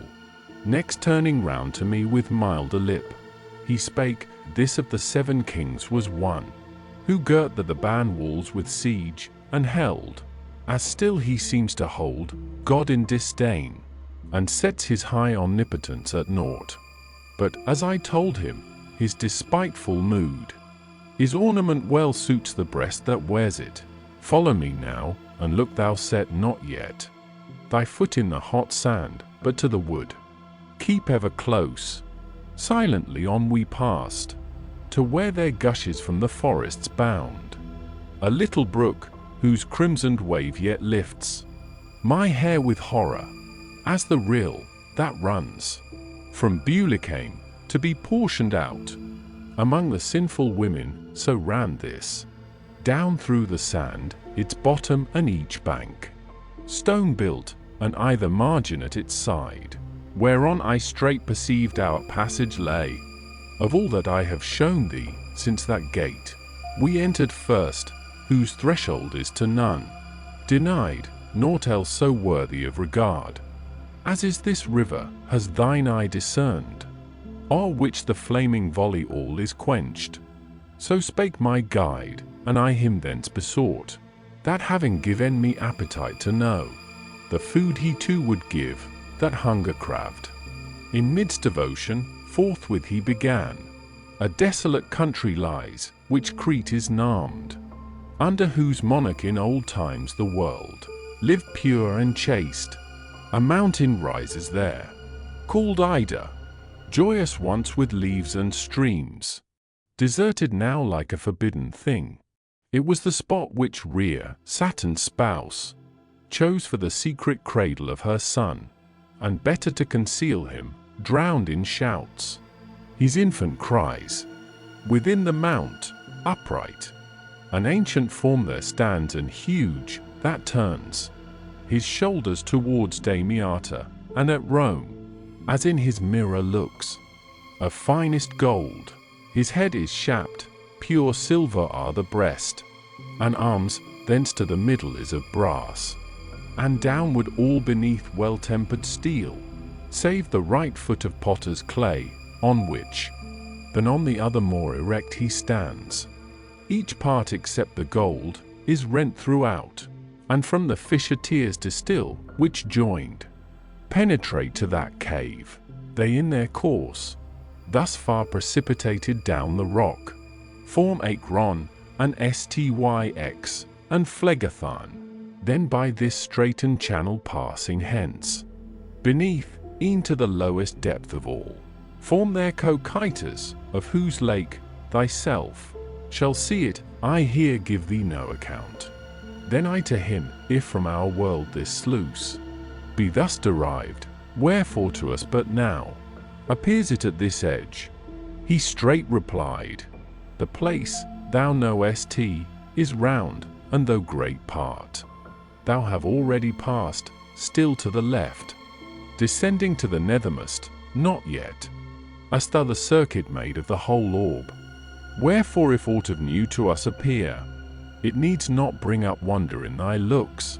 Then I again inquired, where flow the streams of Phlegethon and Lethe? For of one thou tellest not, and the other of that shower thou sayest is formed. He answer thus returned, doubtless thy questions all well pleased I hear, yet the red seething wave might have resolved one thou proposest. Lethe thou shalt see, but not within this hollow, in the place whither to lave themselves the spirits go, whose blame hath been by penitent removed. He added, time is now we quit the wood. Look thou my steps pursue, the margins give safe passage, unimpeded by the flames, for over them all vapor is extinct. Canto 15. One of the solid margins bears us now, enveloped in the mist, that from the stream, arising, hovers o'er, and saves from fire, both piers and water. As the Flemings rear their mound, twixt Ghent and Bruges, to chase back the ocean, fearing his tumultuous tide, that drives toward them, all the Paduans theirs, along the Brenta, to defend their towns and castles, ere the genial warmth be felt. On Chiarentana's top, such were the mounds, so framed, though not in height or bulk to these, made equal, by the master, whoso he was, that raised them here. We from the wood were not so far removed, that turning round, I might not have discerned it, when we met a troop of spirits who came beside the pier. They each one eyed us, as at eventide, one eyes another under a new moon, and toward us sharpened their sight as keen as an old tailor at his needle's eye, thus narrowly explored by all the tribe. I was agnosed of one, who by the skirt caught me, and cried, "What wonder have we here?" And I, when he to me outstretched his arm, intently fixed my ken on his parched looks, that although smirched with fire, they hindered not.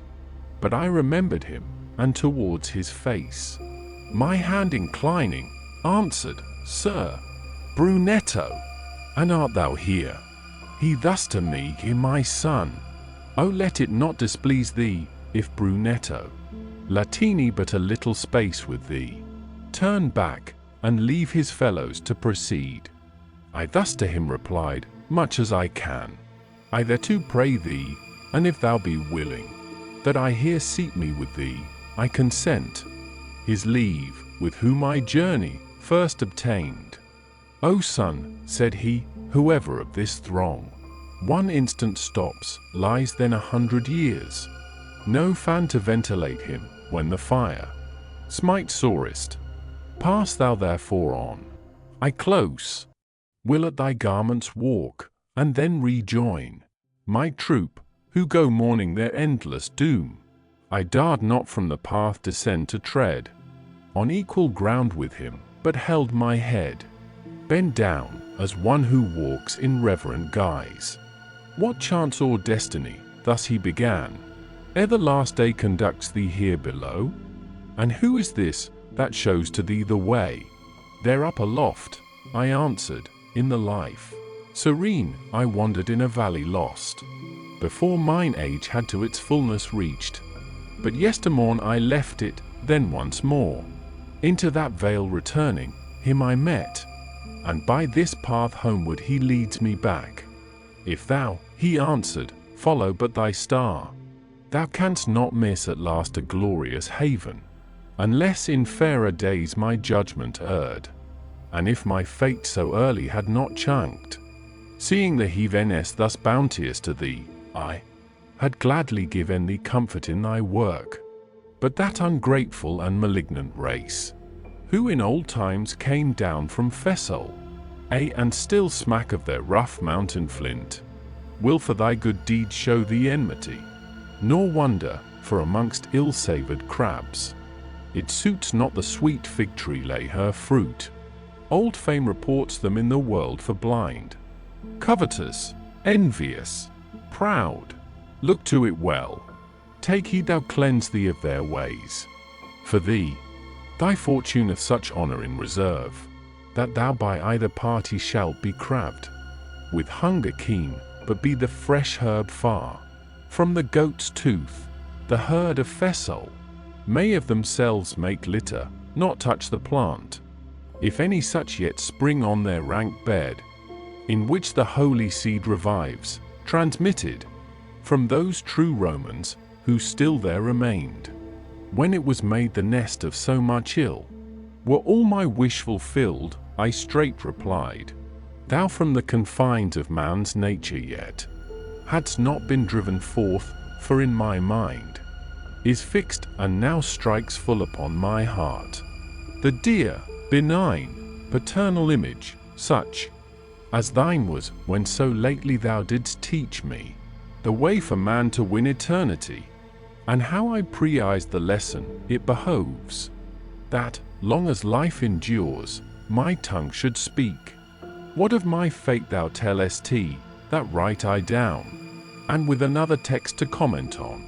For her I keep it, the celestial dame, who will know all, if I to her arrive. This only would I have thee clearly note, that so my conscience have no plea against me. Do fortune as she list, I stand prepared, not new or strange such earnest to mine ear. Speed fortune then her wheel, as likes her best. The clown his mattock, all things have their course. Thereat my sapient guide upon his right turned himself back, then looked at me and spake. He listens to good purpose who takes note. I not the less still on my way proceed, discoursing with Brunetto, and inquire, who are most known and chief among his tribe. To know of some is well, thus he replied, but of the rest silence may best beseem. Time would not serve us for report so long. In brief I tell thee, that all these were clerks, men of great learning and no less renown, by one same sin polluted in the world. With them is Priscian, and a Corso's son, Francesco herds among that wretched throng, and, if the wish of so impure a blotch possessed thee, him thou also might st have seen, who by the servant's servant was transferred from Arno's seat to Bacchiglione, where his ill-strained nerves he left. I more would add, but must from farther speech and onward way alike desist, for yonder I behold a mist new risen on the sandy plain. A company, with whom I may not sort, approaches. I commend my treasure to thee, wherein I yet survive my sole request. This said he turned, and seemed as one of those who o'er Verona's champaign try their speed for the green mantle, and of them he seemed not he who loses but who gains the prize. Canto 16. Now came I where the water's din was heard, as down it fell into the other round, resounding like the hum of swarming bees, when forth together issued from a troop that passed beneath the fierce tormenting storm. 3 spirits, running swift, they towards us came, and each one cried aloud, O do thou stay, whom by the fashion of thy garb we deem to be some inmate of our evil land. Ah me, what wounds I marked upon their limbs, recent and old, inflicted by the flames. E'en the remembrance of them grieves me yet.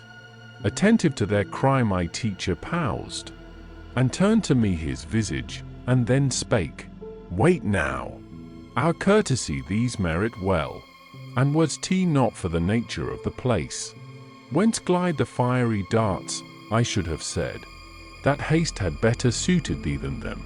They, when we stopped, resumed their ancient wail, and soon as they had reached us, all the 3 whirled round together in one restless wheel, as naked champions smeared with slippery oil, are wont intent to watch their place of hold and vantage ere in closer strife they meet. Thus each one, as he wheeled, his countenance at me directed, so that opposite the neck moved ever to the twinkling feet. If misery of this drear wilderness thus one began, added to our sad cheer, and destitute, do call forth scorn on us, and our entreaties, let our great renown incline thee to inform us who thou art, that dost imprint with living feet unharmed the soil of hell, he in whose track thou seest my steps pursuing, naked though he be, and reft of all, was of more high estate than thou believest, grandchild of the chaste Gualdrada, him they Guidoguerra called, who in his lifetime many a noble act achieved, both by his wisdom and his sword. The other, next to me that beats the sand, is Aldobrandi, name deserving well in the upper world of honor, and myself, who in this torment do partake with them, am Rusticucci, whom, past doubt, my wife, of savage temper, more than aught beside, hath to this evil brought. If from the fire I had been sheltered, down amidst them straight, I then had cast me, nor my guide, I deem, would have restrained my going, but that fear of the dire burning vanquished the desire, which made me eager of their wished embrace. I then began, not scorn, but grief much more, such as long time alone can cure, your doom, fixed deep within me, soon as this my lord spake words, whose 10 hour taught me to expect that such a race as ye are was at hand. I am a countryman of yours, who still affectionate have uttered, and have heard your deeds and names renowned. Leaving the gall, for the sweet fruit I go, that a sure guide hath promised to me, but behoves, that far as to the centre first I downward tend. So may long space thy spirit guide thy limbs. He answer straight returned, and so thy fame shine bright, when thou art gone, as thou shalt tell, if courtesy and valour, as they wont, dwell in our city, or have vanished clean. For one amidst us late condemned to wail, Borsier, yonder walking with his peers, grieves us no little by the news he brings. An upstart multitude and sudden gains, pride and excess, O Florence, have in thee engendered, so that now in tears thou mournest. Thus cried I with my face upraised, and they, all three, who for an answer took my words, looked at each other, as men look when truth comes to their ear. If thou at other times, they all at once rejoined, so easily satisfy those who question. Happy thou, gifted with words, so apt to speak thy thought. Wherefore if thou escape this darksome clime, returning to behold the radiant stars, when thou with pleasure shalt retrace the past, see that of us thou speak among mankind. This said, they broke the circle, and so swift fled, that as pinions seemed their nimble feet. Not in so short a time might one have said, Amen, as they had vanished. Straight my guide pursued his track. I followed, and small space had we passed onward, when the water's sound was now so near at hand, that we had scarce heard one another's speech for the loud din, e'en as the river that holds on its course, unmingled, from the mount of Vesulo, on the left side of Apennine, toward the east, which Aquachetta higher up, they call, ere it descend into the vale, at Forli by that name no longer known. Rebellos or St. Benedict, rolled on, from the Alpine summit down a precipice, where space enough to lodge 1,000 spreads. Thus downward from a craggy steep we found, that this dark wave resounded, roaring loud, so that the ear its clamour soon had stunned. I had a cord that bracked my girdle round, wherewith I erst had thought fast bound to take the painted leopard. This when I had all unloosened from me, so my master bade, I gathered up, and stretched it forth to him. Then to the right he turned, and from the brink, standing few paces distant, cast it down into the deep abyss. And somewhat strange, thus to myself I spake, signals so strange, betokens, which my guide with earnest eye thus follows. Ah, what caution must men use with those who look not at the deed alone, but spy into the thoughts with subtle skill. Quickly shall come, he said, what I expect. Thine eye discover quickly that whereof thy thought is dreaming, ever to that truth, which but the semblance of a falsehood wears. A man, if possible, should bar his lip, since, although blameless, he incurs reproach. But silence here were vain, and by these notes, which now I sing, reader, I swear to thee, so may they favour fine to latest times, that through the gross and murky air I spied a shape come swimming up, that might have quelled the stoutest heart with wonder, in such guise as one returns who hath been down to loose an anchor grappled fast against some rock, or to aught else that in the salt wave lies, who upward springing close draws in his feet. Canto 17. Lo, the fell monster with the deadly sting, who passes mountains, breaks through fenced walls, and firm embattled spears, and with his filth taints all the world. Thus me my guide addressed, and beckoned him that he should come to shore, near to the stony causeway's utmost edge. Forthwith that image vile of fraud appeared, his head and upper part exposed on land, but laid not on the shore his bestial train, his face the semblance of a just man's war. So kind and gracious was its outward cheer. The rest was serpent all, 2 shaggy claws reached to the armpits, and the back and breast. On either side were painted o'er with nodes and orbits, colours variegated more, nor Turks nor Tartars e'er on cloth of state, with interchangeable embroidery wove, nor spread a ration o'er her curious loom, as ofttimes a light skiff, moored to the shore, stands part in water, part upon the land, or, as where dwells the greedy German boar, the beaver settles watching for his prey, so on the rim, that flanked the sand with rock, sat perched the fiend of evil, in the void, glancing, his tail upturned its venomous fork, with sting like scorpions armed. Then thus my guide, now need our way must turn few steps apart, far as to that ill beast, who couches there. Thereat toward the right our downward course we shapt, and, better to escape the flame and burning marl, 10 paces on the verge, proceeded. Soon as we to him arrive, a little further on mine eye beholds a tribe of spirits seated on the sand, near the wide chasm. Forthwith my master spake, that to the full thy knowledge may extend, of all this round contains, go now, and mark the mean these wear, but hold not long discourse, till thou returnest. I with him meantime will parley, that to us he may vouchsafe the aid of his strong shoulders.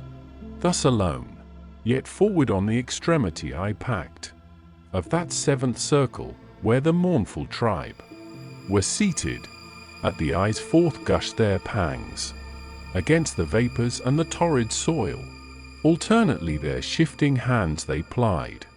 Thus used the dogs in summer still to ply their jaws and feet by turns, when bitten sore by gnats, or flies, or gadflies swarming round, noting the visages of some, who lay beneath the pelting of that dolorous fire. One of them all I knew not, but perceived that pendant from his neck each bore a pouch, with colours and with emblems various marked, on which it seemed as if there I did feed. And when amongst them looking round I came, a yellow purse I saw with azure wrought, that wore a lion's countenance and port. Then still my sight pursuing its career, another I beheld, than blood more red, a goose display of whiter wing than curd, and one who bore a fat and azure swine, pictured on his white scrip, addressed me thus: What dost thou in this deep? Go now and know, since yet thou livest, that my neighbour here, Vitoliano on my left shall sit. A Paduan with these Florentines am I. Ofttimes they thunder in mine ears, exclaiming, O haste that noble knight, he who the pouch with the 3 beaks will bring. This said, he rifed the mouth, and lolled the tongue out, like an ox that licks his nostrils. I, lest longer stay, he ill might brook, who bade me stay not long. Backward my steps from those sad spirits turned, my guide already seated on the haunch of the fierce animal I found, and thus he me encouraged: Be thou stout, be bold, down such a steep flight must we now descend. Mount thou before, and for that no power the tail may have to harm thee. I will be ith midst, as one who with an ague fits so near, his nails already are turned blue, and he quivers all o'er, if he but either shade. Such was my cheer at hearing of his words. But shame soon interposed her threat, who makes the servant bold in presence of his lord. I settled me upon those shoulders huge, and would have said, but that the words to aid my purpose came not. Look, thou clasp me firm. But he whose succour then not first I proved, soon as I mounted, in his arms aloft, embracing, held me up, and thus he spake: Geryon, now move thee, be thy wheeling gyes. Of ample circuit, easy thy descent. Think on unusual burden thou sustainest. As a small vessel, backening out from land, her station quits, so thence the monster loosed. And when he felt himself at large, turned round, there where the breast had been, his forked tail. Thus, like an eel, outstretched at length he steered, gathering the air up with retractile claws. Not greater was the dread when Phaeton the reins let drop at random, whence high heaven, whereof signs yet appear, was wrapped in flames. Nor when ill-fated Icarus perceived, by liquefaction of the scalded wax, the trusted pennons loosened from his loins, his sire exclaiming loud, "Ill way thou keepest." Then was my dread, when round me on each part the air I viewed, and other object none, save the fell beast, he slowly sailing, wheels, his downward motion unobserved of me, but that the wind, arising to my face, breathes on me from below. Now on our right, I heard the cataract beneath us leap, with hideous crash, whence bending down to explore, new terror I conceived at the steep plunge, for flames I saw, and wailing smote mine ear, so that all trembling close I crouched my limbs, and then distinguished, unperceived before, by the dread torments that on every side drew nearer, how our downward course we wound, as falcon, that hath long been on the wing, but lure nor bird hath seen, while in despair the falconer cries, "Ah me, thou stoopest to earth," weary descends, and swiftly down the sky, in many an orbit wheels, then lighting sits, at distance from his lord in angry mood. So Geryon lighting places us on foot, low down at base of the deep furrowed rock, and, of his burden there discharged, forthwith, sprang forward, like an arrow from the string. Canto 18.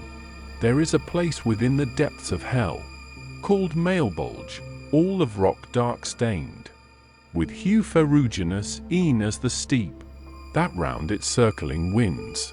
Right in the midst of that abominable region yawns a spacious gulf profound, whereof the frame due time shall tell. The circle that remains throughout its round, between the gulf and base of the high craggy banks, successive forms 10 trenches in its hollow bottom sunk, as where to guard the walls, full many a fosse, begird some stately castle, sure defence, affording to the space within. So here were modelled these, and as like fortresses, e'en from their threshold to the brink without, are flanked with bridges from the rock's low base. Thus flinty paths advanced, that across the moles, and dikes, struck onward far as to the gulf, that in one bound collected cuts them off. Such was the place wherein we found ourselves, from Geryon's back dislodged. The bard to left held on his way, and I behind him moved. On our right hand new misery I saw, new pains, new executioners of wrath, that swarming peopled the first chasm. Below were naked sinners, hitherward they came, meeting our faces from the middle point, with us beyond but with a larger stride. E'en thus the Romans, when the year returns of Jubilee, with better speed to rid the thronging multitudes, their means devise, for such as pass the bridge, that on one side all front toward the castle, and approach St. Peter's fane, on another towards the mount, each diver's way along the grisly rock. Horned demons I beheld, with lashes huge, that on their back unmercifully smote. Ah, how they made them bound at the first stripe! None for the second waited, nor the third. Meantime as on I passed, one met my sight, whom soon as viewed of him, cried I, not yet. Mine eye hath had his fill, with fixed gaze, I therefore scanned him. Straight the teacher kind, paused with me and consented I should walk backward a space, and the tormented spirit, who thought to hide him, bent his visage down. But it availed him naught, for I exclaimed, Thou who dost cast thy eye upon the ground, unless thy features do belie thee much, Venedico art thou. But what brings thee into this bitter seasoning? He replied, Unwillingly I answer to thy words, but thy clear speech, that to my mind recalls the world I once inhabited, constrains me. Know then it was I who led fair Gisola to do the Marquis' will, however fain the shameful tale have bruited. Nor alone Bologna hither sendeth me to mourn, rather with us the place is so o'erthronged, that not so many tongues this day are taught, betwixt the Reno and Savina's stream, to answer Cyper in their country's phrase. And if of that securer proof thou need, remember but our craving thirst for gold. Him speaking thus, a demon with his thong struck, and exclaimed, Away, corrupter! Here, women are none for sale. Forthwith I joined my escort, and few paces thence we came to where a rock forth issued from the bank, that easily ascended to the right. Upon its splinter turning, we depart from those eternal barriers, when arrived, where underneath the gaping arch lets pass the scourged souls. Pause here, the teacher said, and let these others miserable now strike on thy ken faces not yet beheld, for that together they with us have walked from the old bridge we ewide the pack, who came from another side towards us, like the rest, excoriate from the lash. My gentle guide, by me unquestioned, thus his speech reasoned, Behold that lofty shade, who this way tends, and seems too woebegone to drop a tear. How yet the regal aspect he retains. Jason is he, whose skill and prowess won the ram from Colchos to the Lemnian Isle. His passage thither led him, when those bold and pitiless women had slain all their males. There he with tokens and fair witching words Hypsipyle beguiled, a virgin young, who first had all the rest herself beguiled. Impregnated he left her there forlorn. Such is the guilt condemns him to this pain. Here too Media's injuries are avenged. All bear him company, who like deceit to his have practiced. And thus much to know of the first veil suffice thee, and of those whom its keen torments urge. Now had we come where, crossing the next pier, the straitened path bestrides its shoulders to another arch. Hence in the second chasm we heard the ghosts, who gibber in low melancholy sounds, with wide-stretched nostrils snort, and on themselves smite with their palms. Upon the banks a scurf from the foul steam condensed, encrusting hung, that held sharp combat with the sight and smell. So hollow is the depth, that from no part, save on the summit of the rocky span, could I distinguish aught. Thus far we came, and thence I saw, within the fosse below, a crowd immersed in orgie that appeared draught of the human body. There beneath, searching with eye inquisitive, I marked one with his head so grimmed, 'twere hard to deem if he were clerk or layman. Loud he cried, Why greedily thus bendest more on me than on these other filthy ones, thy ken? Because if true my memoir why, I replied, I heretofore have seen thee with dry locks, and thou Alessio art of Luca sprung. Therefore than all the rest I scan thee more. Then beating on his brain these words he spake, Me thus low down my flatteries have sunk, wherewith I ne'er enough could glut my tongue. My leader thus, a little further stretch thy face, that thou the visage well mayst note of that besotted, sluttish courtesan, who there doth rend her with defiled nails. now crouching down, now risen on her feet. Ties is this, the harlot, whose false lip answered her doting paramour that asked, "Thankest me much?" Say rather wondrously. And seeing this here satiate be our view. Canto 19. Woe to thee, Simon Magus! Woe to you, his wretched followers, who the things of God, which should be wedded unto goodness, them, rapacious as ye are, do prostitute. For gold and silver in adultery, now must the trumpet sound for you, since yours is the third chasm. Upon the following vault we now had mounted, where the rock impends, directly o'er the centre of the fosse.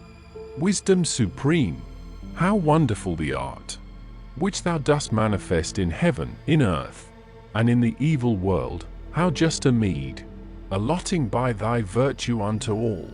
I saw the livid stone, throughout the sides, and in its bottom full of apertures, all equal in their width, and circular each, nor ample less nor larger they appeared, than in St. John's fair dome of me beloved, those frammed to hold the pure baptismal streams, one of the which I brake, some few years past, to save a whelming infant, and be this a seal to undeceive whoever doubts the motive of my deed.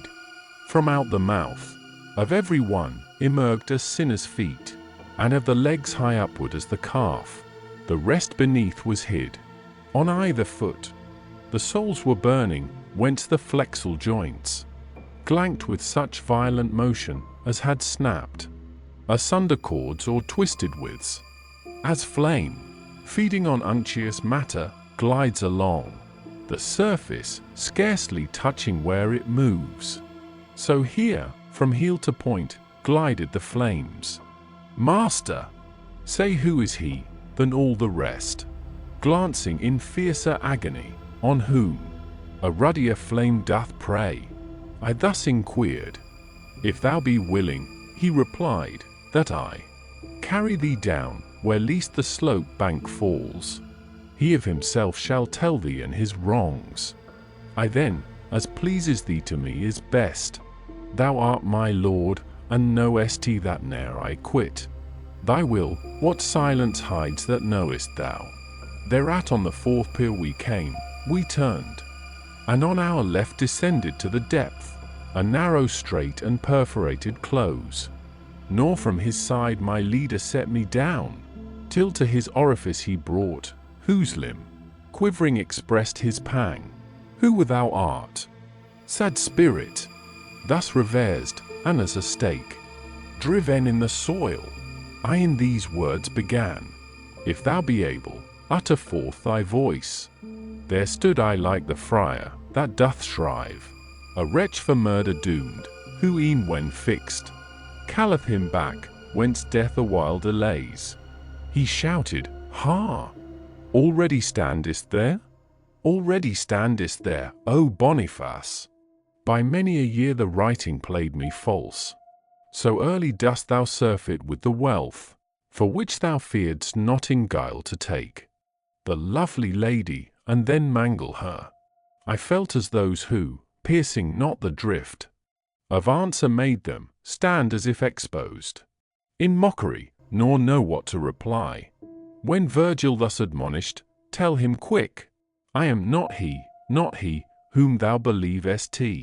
And I, as was enjoined me, straight replied. That heard, the spirit all did wrench his feet, and sighing next in woeful accent spake, "What then of me requirest?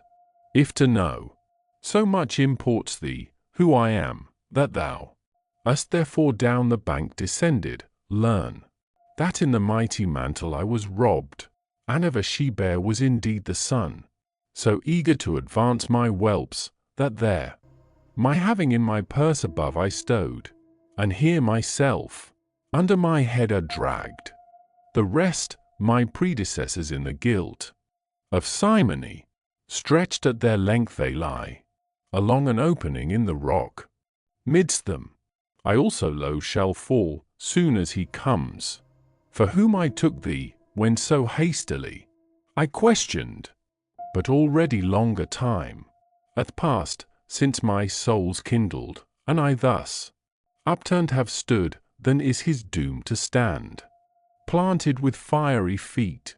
For after him, one yet of deeds more ugly shall arrive, from forth the west, a shepherd without law, fated to cover both his form and mine. He a new Jason shall be called, of whom in Maccabees we read, and favor such as to that priest his king indulgent showed, shall be of France's monarch shown to him. I know not if I hear too far presumed, but in this strain I answered, tell me now, what treasures from St. Peter at the first our Lord demanded when he put the keys into his charge? Surely he asked no more, but, follow me. Nor Peter nor the rest, or gold or silver of Matthias took, when lots were cast upon the forfeit place of the condemned soul. Abide thou then, thy punishment of right is merited, and look thou well to that ill-gotten coin, which against Charles thy hardihood inspurred. If reverence of the keys restrained me not, which thou in happier time didst hold, I yet severer speech might use. Your avarice o'ercasts the world with mourning, underfoot, treading the good, and raising bad men up.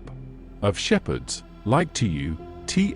Evangelist was where, when her, who sits upon the waves, with kings in filthy whoredom he beheld, she who with 7 heads towered at her birth, and from 10 horns her proof of glory drew, long as her spouse in virtue took delight. Of gold and silver ye have made your God, difference ring wherein from the idolater. But he that worships 100 ye?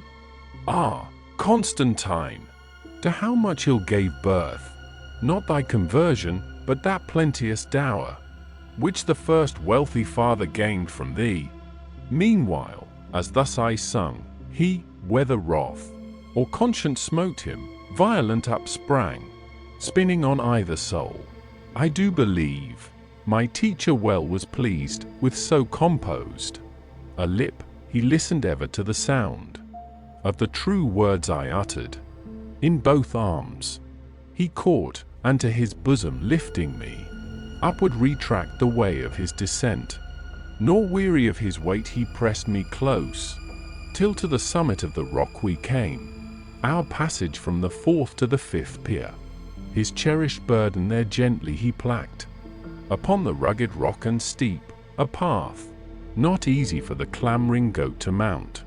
Thence to my view another vale appeared, Canto XX, and now the verse proceeds to torments new, fit argument of this the 20th strain of the first song, whose awful theme records the spirits whelmed in woe.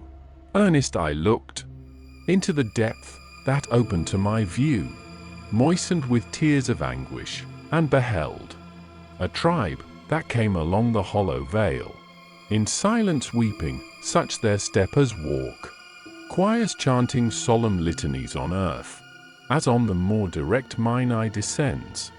Each wondrously seemed to be reversed at the neckbone, so that the countenance was from the reins averted, and because none might before him look, they were compelled to advance with backward gait. Thus one perhaps hath been by force of palsy clean transposed, but I ne'er saw it nor believe it so. Now, reader, think within thyself, so God, fruit of thy reading give thee, how I long could keep my visage dry, when I beheld near me our form distorted in such guise, that on the hinder parts full end from the face, the tears down streaming rolled. Against a rock I leant and wept, so that my guide exclaimed, What, and art thou too witless as the rest? Here pity most doth show herself alive, when she is dead. What guilt exceedeth his, who with heaven's judgment in his passion strives? Raise up thy head, raise up, and see the man, before whose eyes earth gapped in Thebes, when all cried out, Amphiaraus, whither rushest? Why leavest thou the war? He not the less fell ruining far as to Minos down, whose grapple none eludes. Lo, how he makes the breast his shoulders, and who once too far before him wished to see, now backward looks, and treads reverse his path. Teresa's note, whose semblance chimed when woman he became, of male, through every limb transformed, and then once more behoved him with his rod to strike the two entwining serpents, ere the plumes that marked the better sex might shoot again.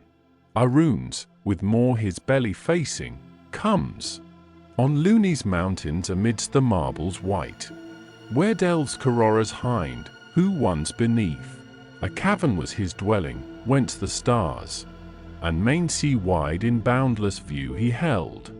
The next, whose loosened tresses overspread her bosom, which thou sayest not, for each hair on that side grows, was Manto, she who searched through many regions, and at length her seat fixed in my native land, whence a short space my words detain thy audience. When her sire from life departed, and in servitude the city dedicate to Bacchus mourned, long time she went a wanderer through the world. Aloft in Italy's delightful land, a lake there lies, at foot of that proud Alp, that o'er the Tyrol locks Germania in, its name Benicus, which 1,000 rills, methinks, and more, water between the vale, Camonica and Garda and the height of Apennine remote. There is a spot, at midway of that lake, where he who bears of Trento's flock the pastoral staff with him, of Brescia and the Veronese, might each, passing that way his benediction give. A garrison of goodly sight and strong Peschiera stands, to all with front opposed. The Bergamese and Brescian, whence the shore more slope each way descends. There, whatsoever Benica's bosom holds not, tumbling o'er, down falls, and winds a river flood beneath, through the green pastures. Soon as in his course the steam makes head, Benicus then no more they call the name, but Mincius, till at last, reaching Govno into Po he falls. Not far his courseth run, when a wide flat it finds, which overstretch midges a marsh. It covers, pestilent in summer oft. Hence journeying, the savage maiden saw, midst of the fenner territory waste, and naked of inhabitants. To shun all human converse, here she with her slaves, plying her art remained, and lived, and left her body tenantless. Thenceforth the tribes, who round were scattered, gathering to that place, assembled, for its strength was great, enclosed on all parts by the fen, on those dead bones. They reared themselves a city for her sake, calling it Mantua, who first chose the spot, nor asked another omen for the name, wherein more numerous the people dwelt, ere Casalodes' madness by deceit was wronged of Piemonte. If thou hear henceforth another origin assigned of that my country, I forewarn thee now, that fossard none beguile thee of the truth. I answered, Teacher, I conclude thy words so certain, that all else shall be to me as embers lacking life. But now of these who here proceed, instruct me, if thou see any that merit more especial note, for thereon is my mind alone intent. He straight replied, that spirit, from whose cheek the beard sweeps o'er his shoulders brown, what time Grecia was emptied of her males, that scarce the cradles were supplied, the seer was he, in Aulis, who with cultures gave the sign, when first to cut the cable. Him they named Eurypylus, so sings my tragic strain, in which majestic measure well thou knowest, who knowest it all, that other, round the loins, so slender of his shape, was Michael Scott, practiced in EVRY sleight of magic while Guido Bonatti C. as Dante Mark, who now were willing, he had tended still the thread and cordwain, and too late repents. See next the wretches, who the needle left, the shuttle and the spindle, and became diviners, baneful witcheries they wrought, with images and herbs. But onward now, for now doth Cain with fork of thorns confine, on either hemisphere, touching the wave, beneath the towers of Seville. Yesternight, the moon was round, thou mayst remember well, for she good service did thee in the gloom of the deep wood. This said, both onward moved. Canto XXI. Thus we from bridge to bridge, with other talk, the which my drama cares not to rehearse, passed on, and to the summit reaching, stood, to view another gap, within the round of male bulge, other bootless pangs. Marvelous darkness shadowed o'er the place, in the Venetians' arsenal as boils, through wintry months tenacious pitch, to smear their unsound vessels, for th inclement time. Seafaring men restrains, and in that while, his bark one builds anew, another stops. The ribs of his, that hath made many a voyage, one hammers at the prow, one at the poop. This shapeth oars, that other cables twirls. The mizzen one repairs and mainsail rent. So not by force of fire but art divine, boiled here a glutinous thick mass, that round limbed all the shore beneath. I that beheld, but therein naught distinguished, save the surge, rayed by the boiling, in one mighty swell, heave, and by turns subsiding and fall. While there, I fixed my ken below, Mark, my guide, exclaiming, drew me towards him from the place wherein I stood. I turned myself as one, impatient to behold that which beheld. He needs must shun, whom sudden fear unmans, that he his flight delays not for the view. Behind me I discerned a devil black, that running, up advanced along the rock. Ah! What fierce cruelty his look bespake!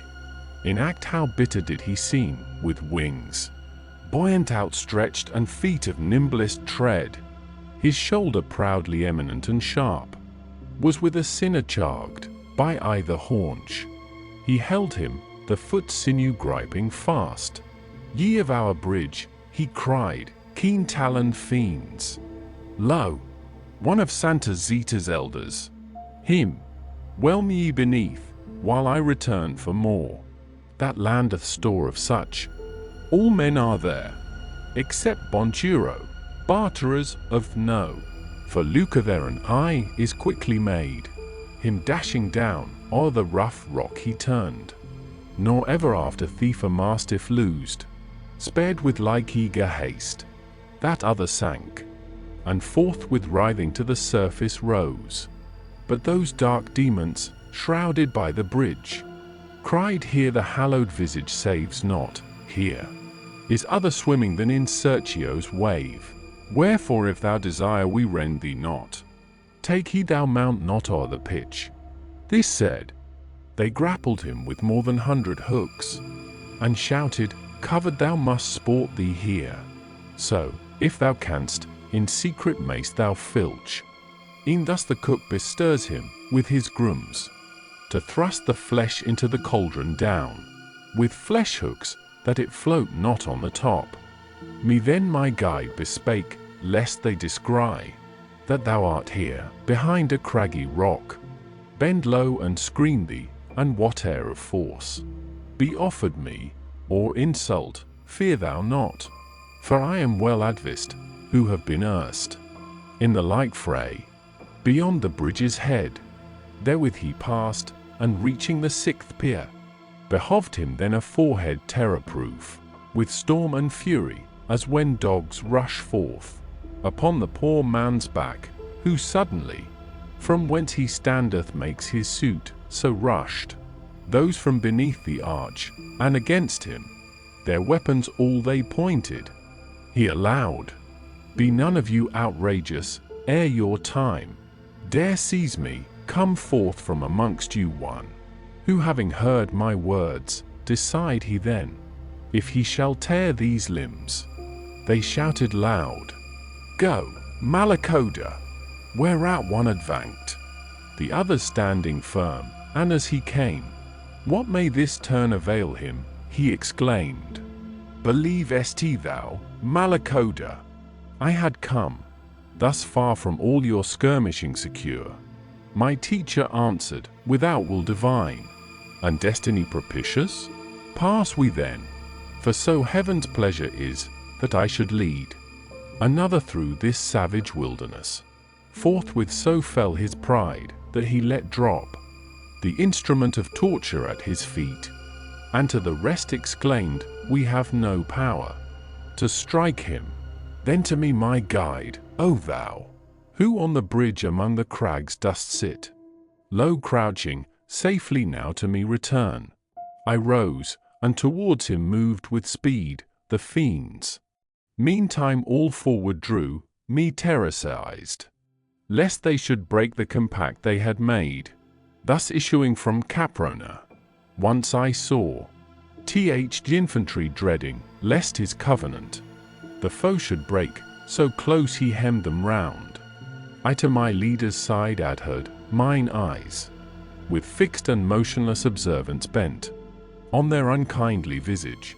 They their hooks protruding, one the other thus bespake, "Wilt thou I touch him on the hip?" To whom was answered, "Even so, nor miss thy aim." But he, who was in conference with my guide, turned rapid round, and thus the demon spake, "Stay, stay thee, Scarmiglione." Then to us he added, "Further footing to your step this rock affords not, shivered to the base of the 6th arch. But would you still proceed, up by this cavern go, not distant far, another rock will yield you passage safe.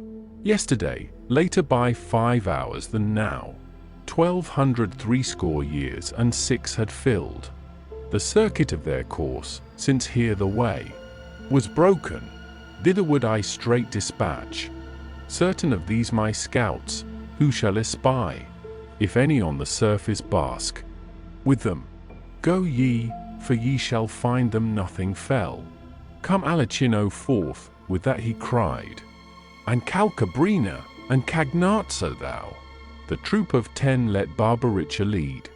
With Libicocco Dragonazzo haste, fanged Siriato, Graflicane fierce, and Farfarello, and mad Rubicant. Search ye around the bubbling tar, for these in safety lead them, where the other crag uninterrupted traverses the dens. I then, O master, what a sight is there! Ah, without escort, journey we alone, which, if thou know the way, I covet not, unless thy prudence fail thee. Dost not mark how they do gnarl upon us, and their scowl threatens us present tortures? He replied, I charge thee fear not, let them, as they will, gnarl on. T is but in token of their spite against the souls who mourn in torment steeped. To leftward o'er the pier they turned, but each had first between his teeth pressed close the tongue toward their leader for a signal looking, which he with sound obscene triumphant gave. Canto XXI. It hath been heretofore my chance to see horsemen with martial order shifting camp, to onset sallying, or in muster ranged, or in retreat sometimes outstretched for flight, light-armed squadrons and fleet foragers, scouring thy plains, Arezzo, have I seen, and clashing tournaments, and tilting jousts, now with the sound of trumpets, now of bells, tabors, or signals made from castled heights, and with inventions multiform, our own, or introduct from foreign land, but ne'er to such a strange recorder I beheld, in evolution moving, horse nor foot, nor ship, that tacked by sign from land or star.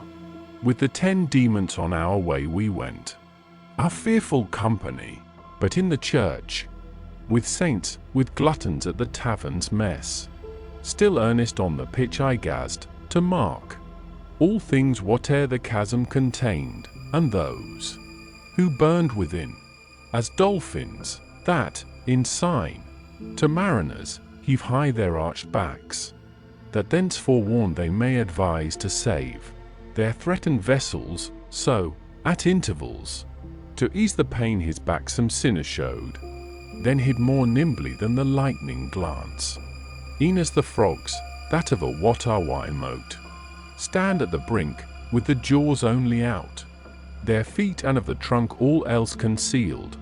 Thus on each part the sinners stood, but soon as Barbaricha was at hand, so they drew back under the wave. I saw, and yet my heart doth stagger, one that waited thus, as it befalls that oft one frog remains, while the next springs away, and Graphiacon, who of the fiends was nearest, grappling seized his clotted locks, and dragged him sprawling up, that he appeared to me an otter. Each already by their names I knew so well. When they were chosen, I observed, and marked, how one the other called. O Rubicant, see that his hide thou with thy talons flay, shouted together all the cursed crew. Then I informed thee, Master, if thou may, what wretched soul is this, on whom their hand his foes have laid? My leader to his side approached, and whence he came inquired, to whom was answered thus, born in Navarre's domain. My mother placked me in a lord's retinue, for she had borne me to a losel vile, a spendthrift of his substance and himself. The good King Thibaut after that I served, to peculating here my thoughts were turned, whereof I give account in this dire heat.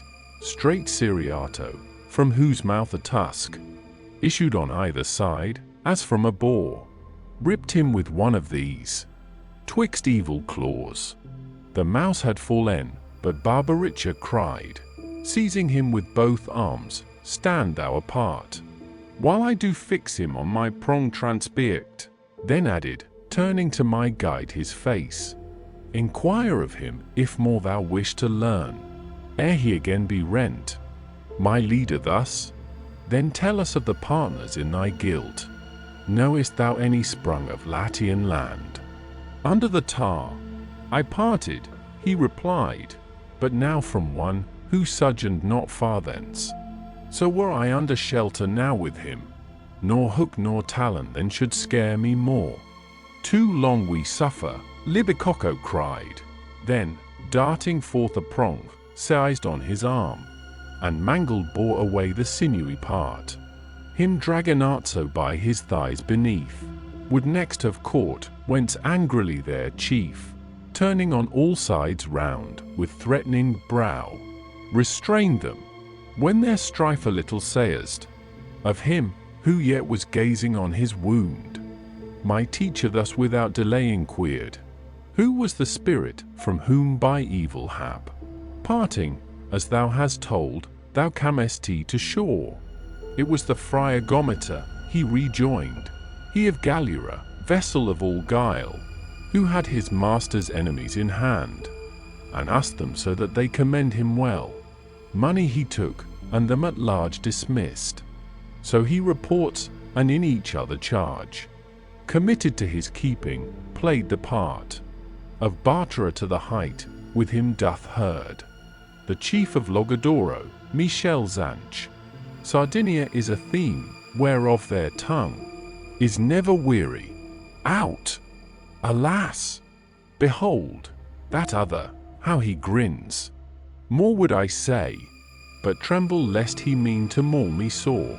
Their captain then to Farfarello turning, who rolled his moony eyes in act to strike, rebucked him thus, off, cursed bird, avaunt! If ye desire to see or hear, he thus, quaking with dread reasoned, or Tuscan spirits, or Lombard, I will cause them to appear. Meantime let these ill talons bait their fury, so that no vengeance they may fear from them. And I, remaining in this self-same place, will for myself but one make seven appear, when my shrill whistle shall be heard, for so our custom is to call each other up. Cagnazzo at that word deriding grinned, then wagged the head and spake, hear his device. Mischievous as he is, to plunge him down, whereto he thus, who failed not in rich store of nice-wove toils, mischief forsooth extreme, meant only to procure myself more woe.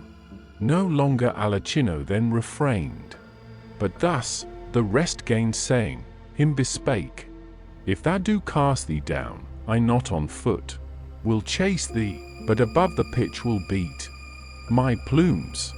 Quit we the vantage ground, and let the bank be as a shield, that we may see if singly thou prevail against us all. Now, reader, of new sport expect to hear. They each one turned his eyes to the other shore. He first, who was the hardest to persuade. The spirit of Navarre chose well his time, planted his feet on land, and at one leap, escaping disappointed their resolve. Them quick resentment stung, but him the most, who was the cause of failure in pursuit. He therefore sped, exclaiming, thou art caught.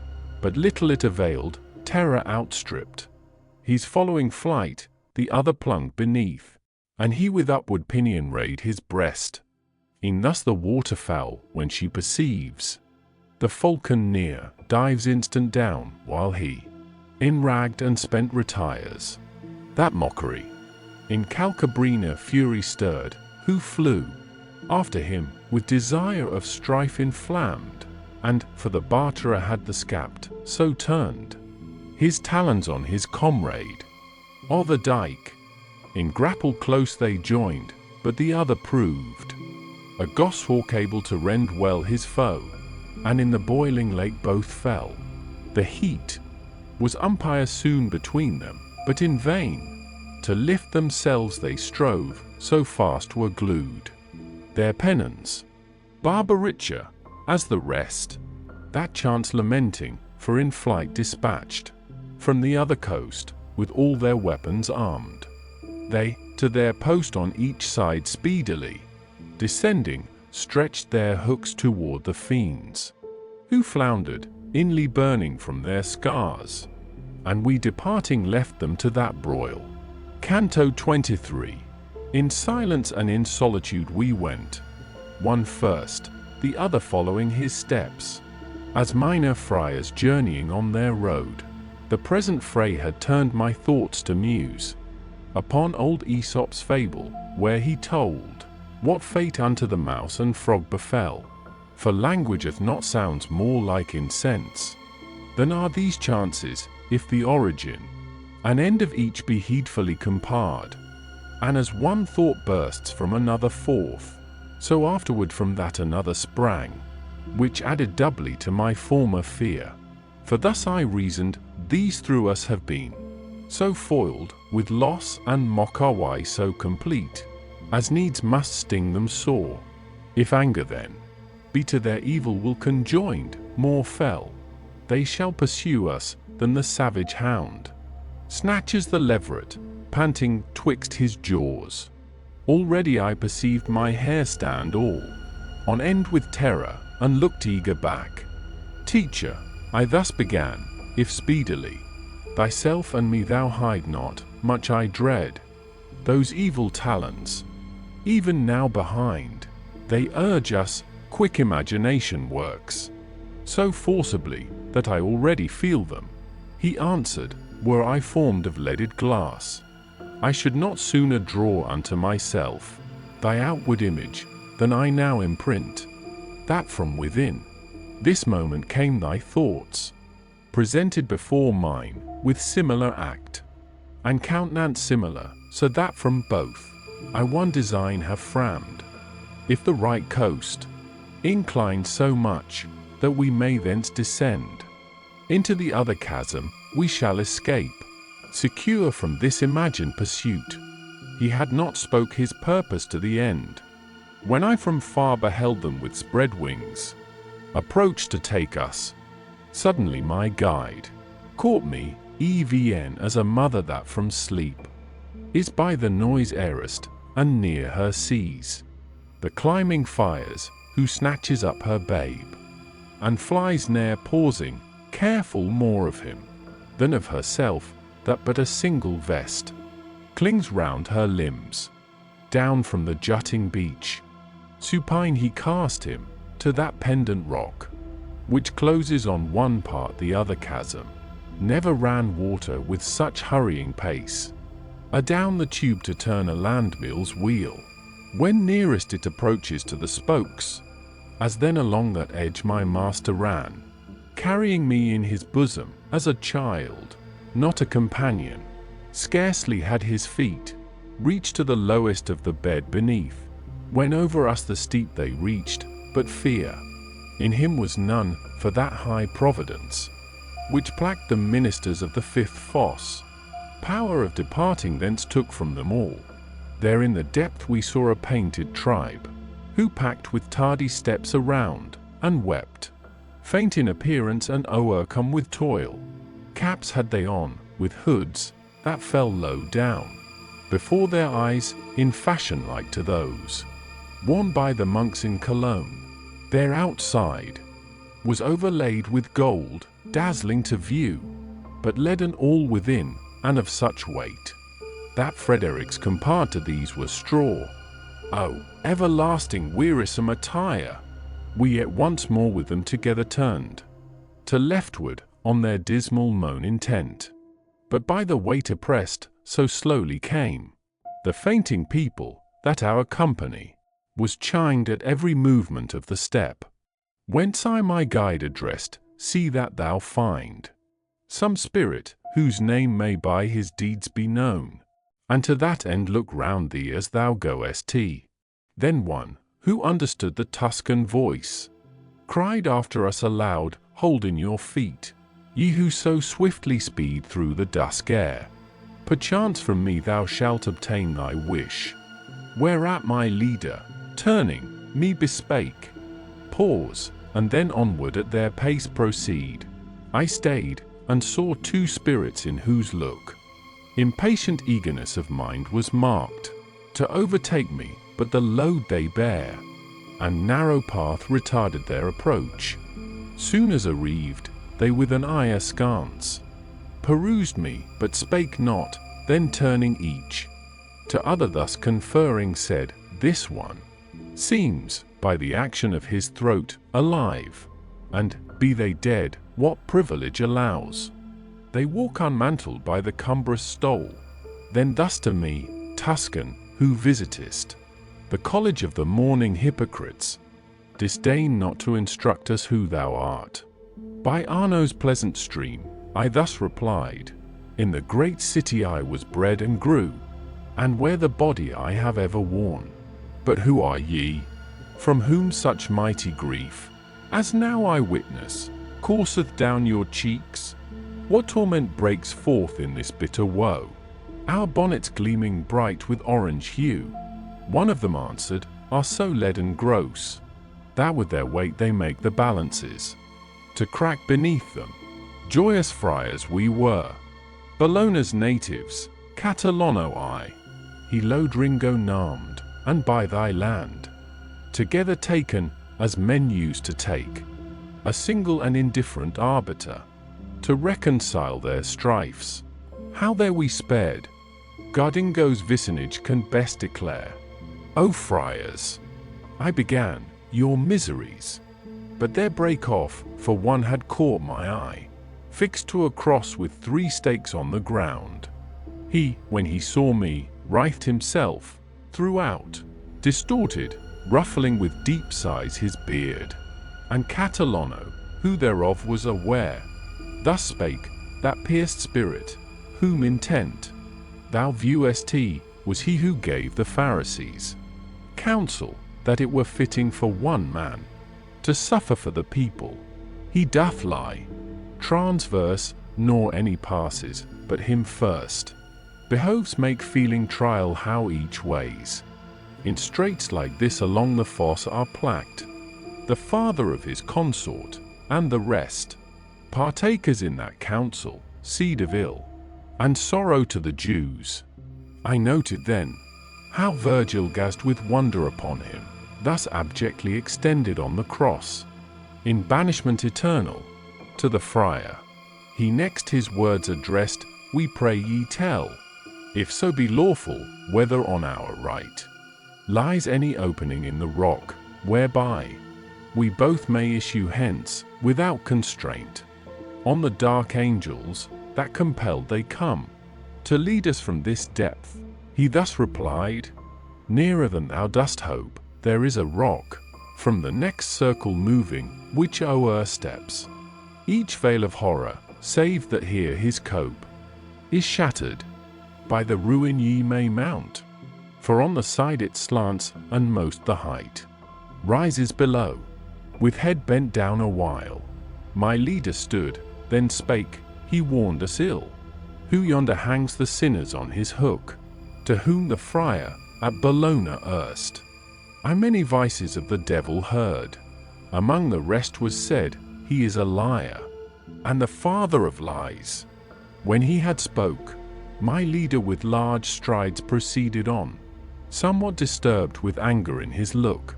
I therefore left the spirits heavy laden, and following, his beloved footsteps marked. Canto Xiv. In the year's early nonage, when the sun tempers his tresses in Aquarius urn, and now towards equal day the nights recede, when as the rime upon the earth puts on her dazzling sister's image, but not long, her milder sway endures, then riseth up the village hind, whom fails his wintry store, and looking out beholds the plain around, all whitened, whence impatiently he smites his thighs, and to his hut returning in, there paces to and fro, wailing his lot, as a discomfited and helpless man.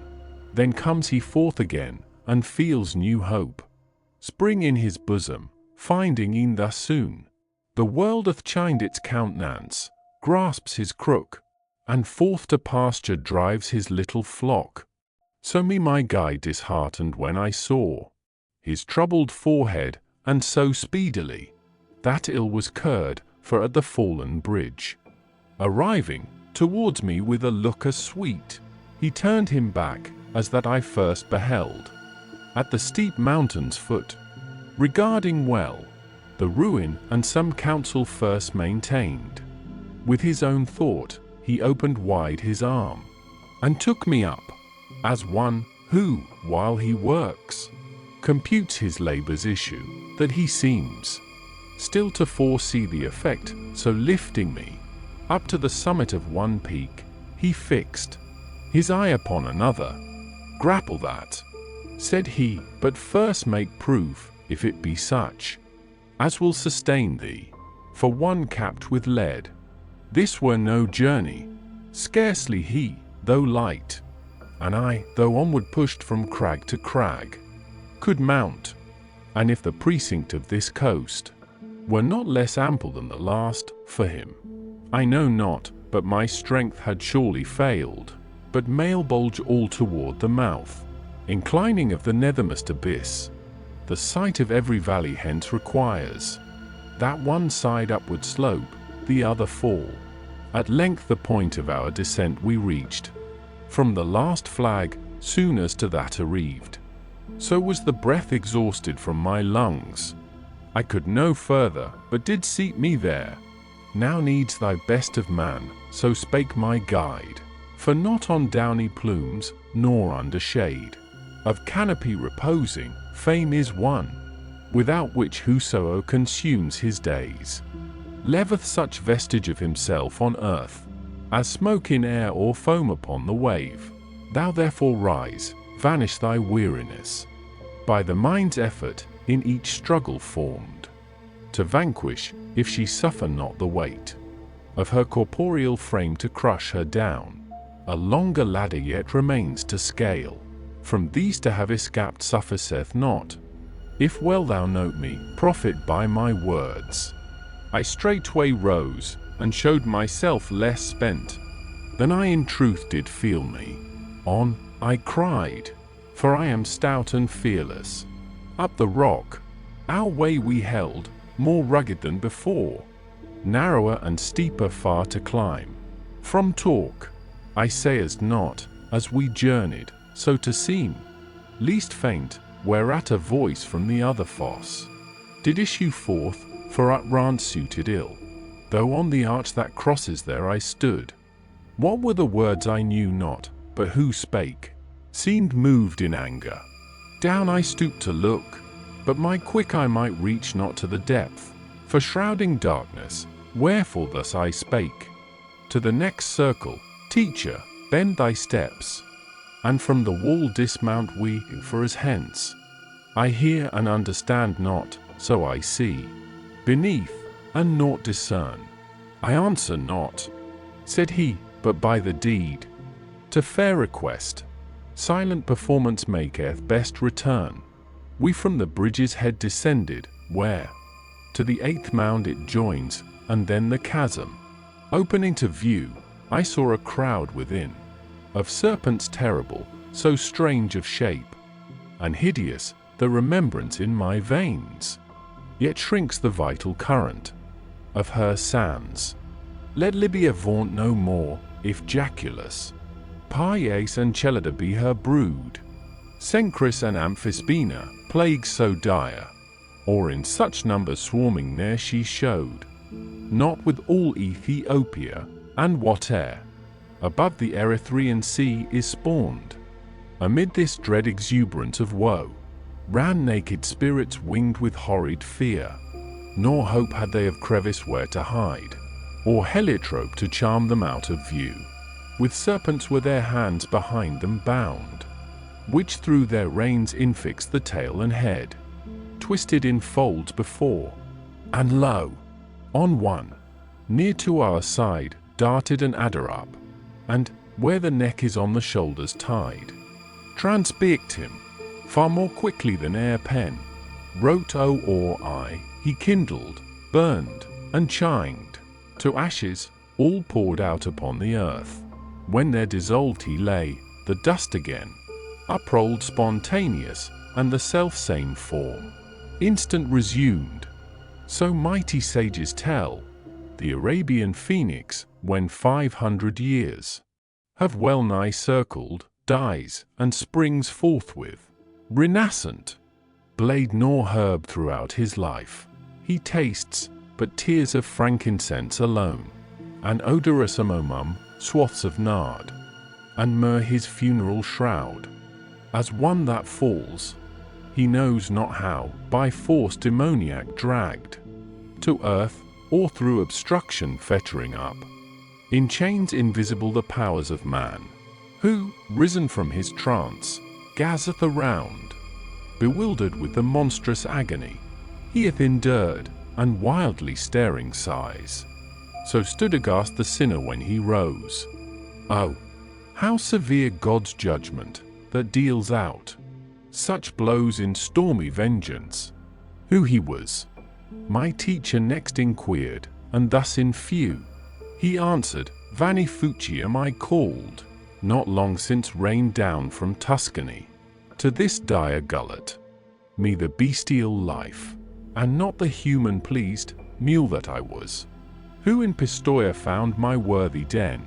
I then to Virgil bid him stir not hence, and ask what crime did thrust him hither. Once a man I knew him choleric and bloody, the sinner heard and feigned not, but towards me, his mind directing and his face, wherein was dismal shame depicted, thus he spake, It grieves me more to have been caught by thee in this sad plight, which thou beholdest, than when I was taken from the other life.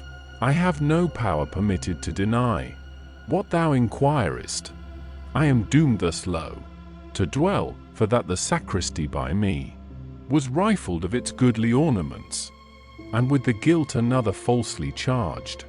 But that thou mayst not joy to see me thus, so as thou e'er shalt scape this darksome realm.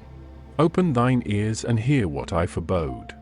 Reft of the nary first Pistoia pines, then Florence changeth citizens and laws. From Valdemagra, drawn by wrathful Mars, a vapour rises, wrapped in turbid mists, and sharp and eager driveth on the storm, with arrowy hurtling of Piceno's field, whence suddenly the cloud shall burst and strike each helpless Bianco prostrate to the ground.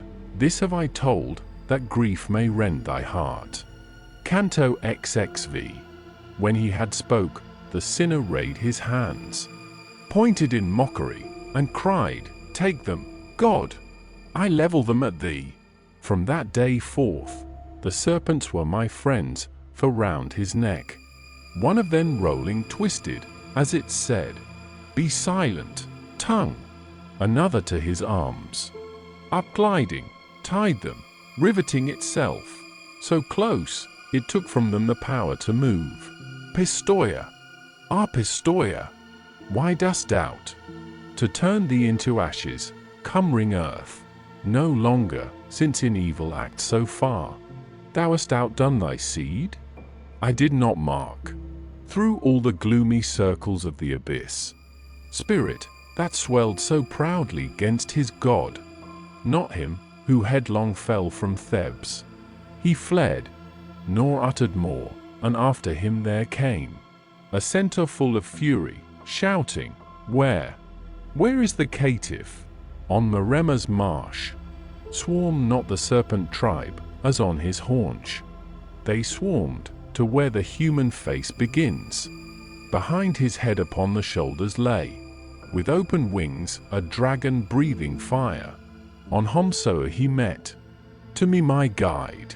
Cacus is this, who underneath the rock of Aventine spread off to lake of blood. He, from his brethren parted, here must tread a different journey, for his fraudful theft of the great herd that near him stalled, whence found his felon deeds their end, beneath the mace of stout Alcides, that perchance laid on 100 blows, and not the 10th was felt. While yet he spake, the centaur sped away, and under us 3 spirits came, of whom nor I nor he was ware, till they exclaimed, Say, who are ye? We then brake off discourse, intent on these alone. I knew them not, but as it chanceth oft, befell, that one had need to name another. Where, said he, doth charm for lurk? I, for a sign my guide, should stand attentive, placked against my lips, the finger lifted. If, O reader, now, thou be not apt to credit what I tell, no marvel, for myself do scarce allow the witness of mine eyes. But as I looked toward them, lo, a serpent with 6 feet springs forth on one, and fastens full upon him. His midmost grasped the belly, a 4-foot, seized on each arm, while deep in either cheek he fleshed his fangs. The hinder on the thighs were spread, twixt which the tail inserted curled. Upon the reins behind, ivy ne'er clasped, a doddered oak, as round the other's limbs, the hideous monster intertwined his own. Then, as they both had been of burning wax, each melted into other, mingling hues. That which was either now was seen no more. Thus up the shrinking paper, ere it burns, a brown tint glides, not turning yet to black, and the clean white expires. The other two looked on, exclaiming, Ah, how dost thou change! Agnello, see, thou art nor double now, nor only one. The 2 heads now became 1, and 2 figures blended in one form appeared, where both were lost. Of the 4 lengths, 2 arms were made, the belly and the chest, the thighs and legs into such members changed, as never eye hath seen, of former shape. All trace was vanished, 2 yet neither seemed that image miscreate, and so passed on. with tardy steps, as underneath the scourge of the fierce dog star that lays bare the fields. Shifting from break to break, the lizard seems a flash of lightning if he thwart the road. So toward the entrails of the other two, approaching seemed an adder all on fire, as the dark pepper grain, livid and swart. In that part whence our life is nourished first, one he transpicked, then down before him fell, stretched out. The pierced spirit looked on him, but spake not, yet stood motionless and yawned, as if by sleep or fevrouse fit assailed.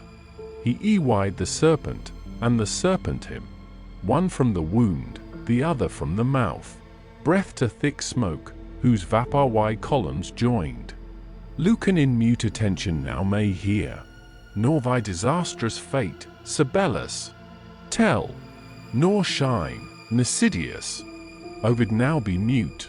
What if in warbling fiction he record Cadmus and Arethusa to a snake, him changed, and her into a fountain clear?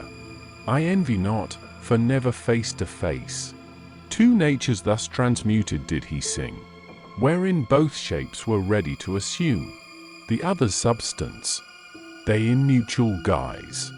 So answered, that the serpent split his train, divided to a fork, and the picked spirit drew close his steps together, legs and thighs, compacted, that no sign of juncture soon was visible. The tail disparted took the figure which the spirit lost, its skin softening, his indurate to a rind. The shoulders next I marked, that entering joined the monster's armpits, whose two shorter feet so lengthened as the other's dwindling shrunk. The feet behind then twisting up became that part that man conceals, which in the wretch was cleft in twain, while both the shadowy smoke with a new color veils and generates excrescent pile on one, peeling it off from another body. Lo, upon his feet one upright rose, and prone the other fell. Not yet their glaring and malignant lamps were shifted, though each feature chimed beneath of him who stood erect. The mounting face retreated towards the temples, and what there superfluous matter came, shot out in ears. From the smooth cheeks, the rest, not backward dragged, of its excess did shape the nose, and swelled into due size protuberant the lips. He, on the earth who lay, meanwhile extends his sharpened visage, and draws down the ears into the head, as doth the slug his horns, his tongue continuous before and apt for uprance, severs, and the other's fork closing unites. That done the smoke was laid, the soul, transformed into the brute, glides off, hissing along the vale, and after him the other talking sputters, but soon turned his new-grown shoulders on him, and in few thus to another spake it along this path, crawling, as I have done, speed buoso now, so saw I fluctuate in successive change, unsteady ballast of the seventh hold, and here if aught my tongue have swerved, events, so strange may be its warrant, on mine eyes confusion hung, and on my thoughts amaze, yet escape they not so covertly, but well. I marked Cyan Cato, he alone it was, of the three first that came, who changed not, thou. The other's fate, Gavil, still dost rue. Canto XXVI, Florence exult, for thou so mightily hast thriven, that o'er land and sea thy wings thou beatest, and thy name spreads over hell. Among the plunderers such the three I found. Thy citizens, whence shame to me thy son, and no proud honor to thyself redounds.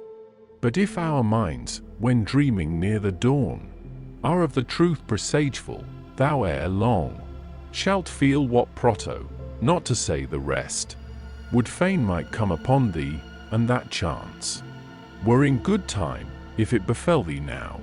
Would so it were, since it must needs befall.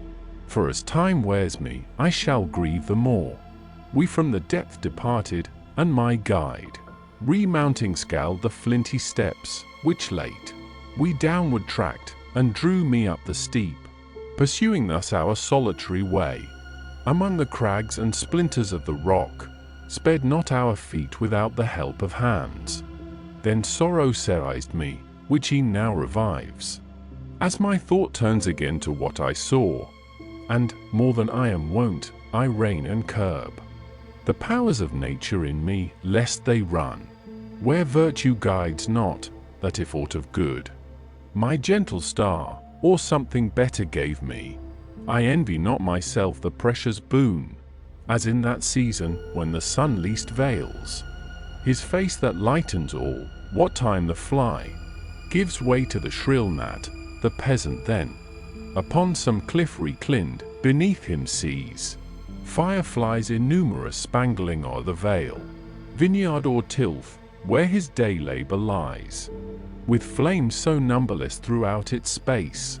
Shone the eighth chasm, apparent, when the depth was to my view exposed, as he, whose wrongs the bears avinged, at its departure saw, Elijah's chariot, when the steeds erect rayed their steep flight, for he then, his eyes meanwhile straining pursued them, till the flame alone, upsoaring like a misty speck he kenned.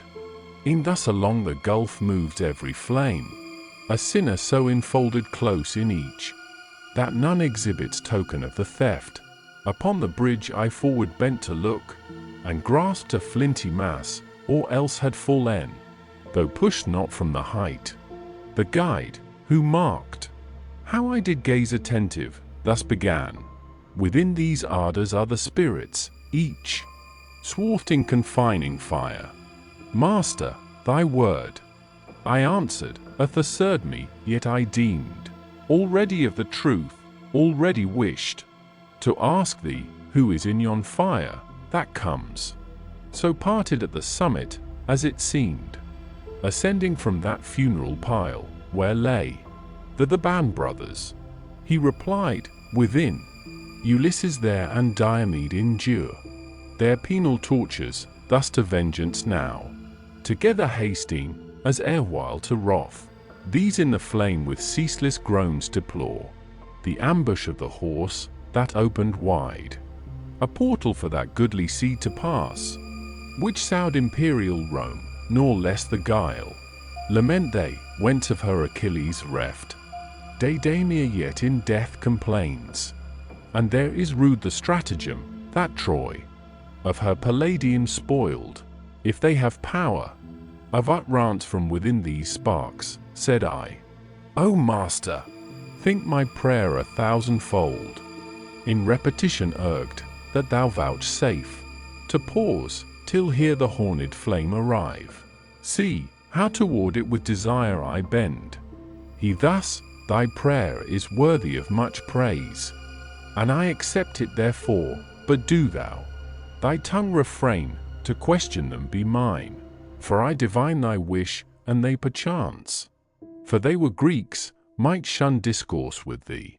When there the flame had come, where time and place seemed fitting to my guide, he thus began: O ye, who dwell two spirits in one fire, if living I of you did merit aught, whate'er the measure were of that desert, when in the world my lofty strain I poured, move ye not on, till one of you unfold, in what clime death o'ertook himself destroyed, of the old flame forth with the greater horn, began to roll, murmuring, as a fire that labors with the wind, then to and fro, wagging the top, as a tongue uttering sounds, threw out its voice, and spake, when I escaped from Circe, who beyond a circling year had held me near Caieta by her charms, ere thus Aeneas yet had numbed the shore, nor fondness for my son, nor reverence of my old father, nor return of love that should have crowned Penelope with joy, could overcome in me the zeal I had Teat explore the world, and search the ways of life, man's evil and his virtue. Forth I sailed, into the deep illimitable main, with but one bark, and the small faithful band, that yet cleaved to me, as Iberia far, far as Morocco either shore I saw, and the Sardinian and each isle beside, which round that ocean bathes. Tardy with age, were I and my companions, when we came to the strait pass, where Hercules ordained the boundaries not to be o'erstepped by man. The walls of Seville to my right I left, on the other hand already Ceuta passed. O brothers, I began, who to the west, through perils without number now have reached, to this the short remaining watch, that yet our senses have to wake, refuse not proof of the unpeopled world, following the track of Phoebus. Call to mind from whence we sprang. Ye were not formed to live the life of brutes, but virtue to pursue and knowledge high. With these few words I sharpened for the voyage the mind of my associates, that I then could scarcely have withheld them. To the dawn, our poop we turned, and for the witless flight made our oars wings, still gaining on the left. Each star of the other pole night now beheld, and ours so low, that from the ocean floor it rose not. 5 times realumed, as oft vanished the light from underneath the moon, since the deep way we entered, when from far appeared a mountain dim, loftiest methought of all I e'er beheld. Joy seized us straight, but soon to mourning changed. From the new land a whirlwind sprung, and at her foremost side did strike the vessel. Thrice it whirled her round, with all the waves, the 4th time lifted up the poop, and sank the prow, so fate decreed, and over us the booming billow closed. Canto 17. Now upward rose the flame, and stilled its light, to speak no more, and now passed on with leave. From the mild poet gained, when following came another, from whose top a sound confessed, forth issuing, drew our eyes that way to look, as the Sicilian bull, that rightfully his cries first echoed, who had shapt its mould, did so rebellow, with the voice of him tormented, that the brazen monster seemed picked through with pain, thus while no way they found, nor avenue immediate through the flame, into its language turned the dismal words. But soon as they had won their passage forth, up from the point, which vibrating obeyed their motion at the tongue, these sounds we heard. O thou, to whom I now direct my voice, that lately didst exclaim in Lombard phrase, depart thou, I solicit thee no more. Though somewhat tardy I perchance arrive, let it not irk thee here to pause a while, and with me parley. Lo, it irks not me, and yet I burn, if but e'en now thou fall into this blind world, from that pleasant land of Latium, whence I draw my sum of guilt. Tell me if those who in Romagna dwell have peace or war, for of the mountains there was I, betwixt Urbino and the height, whence Tiber first unlocks his mighty flood. Leaning I listened yet with heedful ear, when, as he touched my side, the leader thus, speak thou, why he is a Latian. My reply was ready, and I spake without delay. O Spirit, who art hidden here below, never was thy Romagna without war in her proud tyrants' bosoms, nor is now, but open war there left I none. The state Ravenna hath maintained this many a year, is steadfast, there Polenta's eagle broods, and in his broad circumference of plume, Oeschydo's Servia, the green talons grasp, the land that stood erewhile a proof so long, and pilled in bloody heat the host of France, the old mastiff of Verruccio and the young, that tore Montagna in their wrath, still make, where they are wont, an augur of their fangs. Lemone City and Santerno's range, under the lion of the snowy lair, in constant partisan, that changeth sides, or ever summer yields to winter's frost, and she, whose flank is washed of Savio's wave, as twixt the level and the steep she lies, live so twixt tyrant power and liberty. Now tell us, I entreat thee, who art thou? Be not more hard than others in the world, so may thy name still rear its forehead high, then roared a while the fire, its sharpened point, on either side waved, and thus breast at last. If I did think my answer were to one, who ever could return unto the world, this flame should rest unshaken. But since ne'er, if true be told me, any from this depth has found his upward way, I answer thee, nor fear lest infamy record the words. A man of arms at first, I clothed me then, in good St. Francis' girdle, hoping so. You have made amends, and certainly my hope had failed not, but that he, whom curses light on, the high priest again seduct me into sin. And how and wherefore listen while I tell. Long as this spirit moved the bones and pulp, my mother gave me, less my deeds bespake, the nature of the lion than the fox. All ways of winding subtlety I knew, and with such art conducted, that the sound reached the world's limit. Soon as to that part of life I found me come, when each behoves to lower sails and gather in the lines. That which before had pleased me then I rued, and to repentance and confession turned. Wretch that I was, and well it had bested me. The chief of the new Pharisees meantime, waging his warfare near the Lake Dran, not with the Saracens or Jews his foes. All Christians were, nor against Acre one had fought, nor trafficked in the Saldan's land. He his great charge nor sacred ministry in himself reverenced, nor in me that cord, which us to mark with leanness whom it girded. As in Socrate, Constantine besought to cure his leprosy Sylvester's aid, so me to cure the fever of his pride. This man besought my counsel to that end. He asked, and I was silent, for his words seemed drunken, but forthwith he thus reasoned, from thy heart banish fear of all offence. I hitherto absolve thee. In return, teach me my purpose so to execute, that Penestrino cumber earth no more. He then, as thou knowest, I have power to shut and open, and the keys are therefore twain, the which my predecessor meanly preised.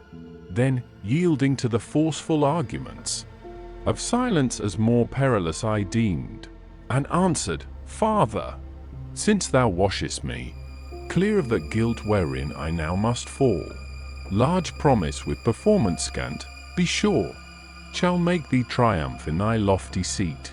When I was numbered with the dead, then came St. Francis for me, but a cherub dark he met, who cried, Wrong me not, he is mine, and must below to join the wretched crew, for the deceitful counsel which he gave, ere since I watched him, hovering at his hair.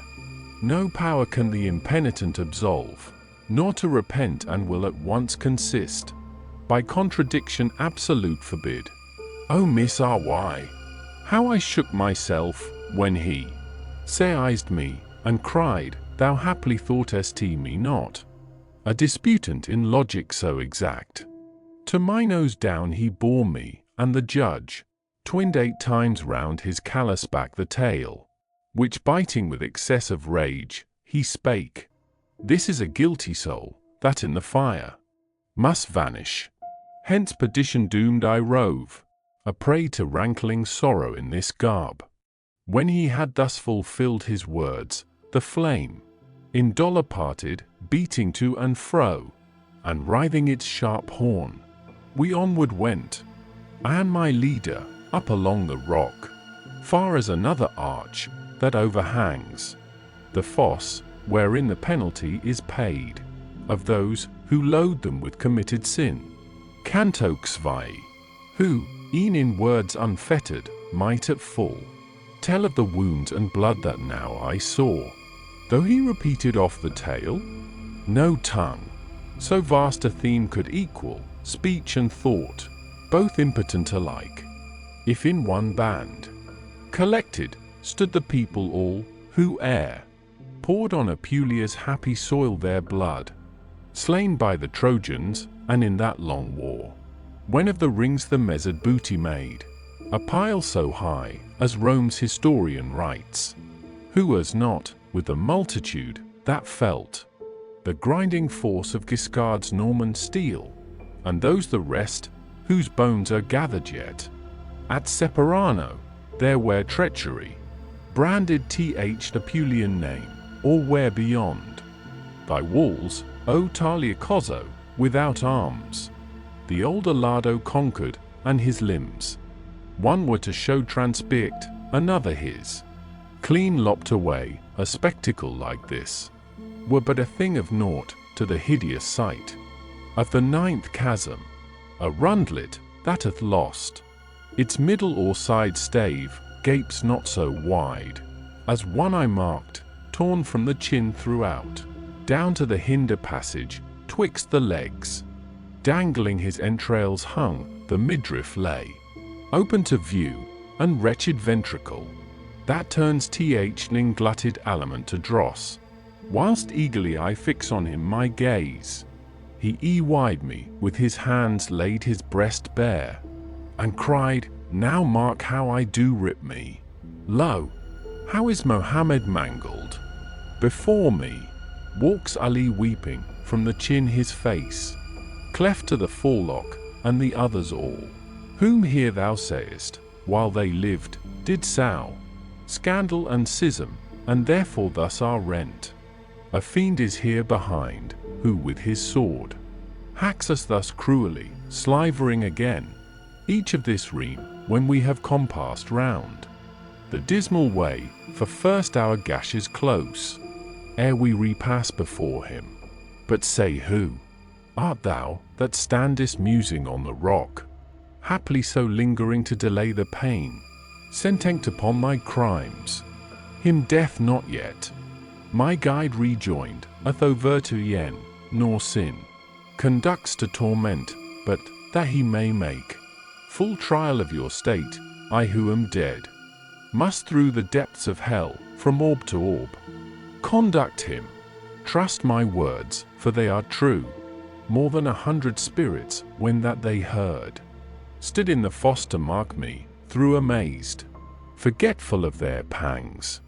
Thou, who perchance shalt shortly view the sun, this warning thou bear to Dulcineo, bid him, if he wish not, here soon to follow me, that with good store of food he arm him, lest imprisoning snows yield him a victim to Novara's power. No easy conquest else, with foot upraid, for stepping, spake Mohammed, on the ground, then fixed it to depart. Another shade, picked in the throat, his nostrils mutilate, e'en from beneath the eyebrows, and one ear lopped off, who with the rest through wonder stood, gazing, before the rest had vanked, and barred his windpipe, that without was all o'ersmeared with crimson stain. O thou, said he, whom sin condemns not, and whom erst, unless too near resemblance do deceive me, I aloft have seen on Latian ground, call thou to mind Piero of Medicina, if again returning, thou beholdest the pleasant land, that from Vercelli slopes to Mercabo, and there instruct the twain, whom Fano boasts, her worthiest sons, Guido and Angelo, that if a tea is given us here to Scanerite, the future they out of life's tenement shall be cast forth, and whelmed under the waves, near to Cattolica, through perfidy of a fell tyrant, twixt the Cyprian isle and Balearic, ne'er hath Neptune seen an injury so foul by pirates done, or Argive crew of old. that one-eyed traitor, whose realm there is a spirit here were fain. His eye had still lacked sight of them shall bring to conference with him, then so shape his end, that they shall need not gainst Fakara's wind offer up vow nor prayer. I answering thus, declare, as thou dost wish, that I above may carry tidings of thee, who is he, in whom that sight doth wake such sad remembrance. Forthwith he laid his hand on the cheekbone of one, his fellow spirit, and his jaws, expanding, cried, Lo, this is he I wot of.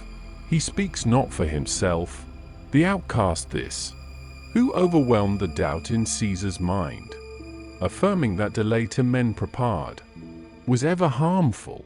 Oh, how terrified, methought was Curio, from whose throat was cut the tongue which spake that hardy word.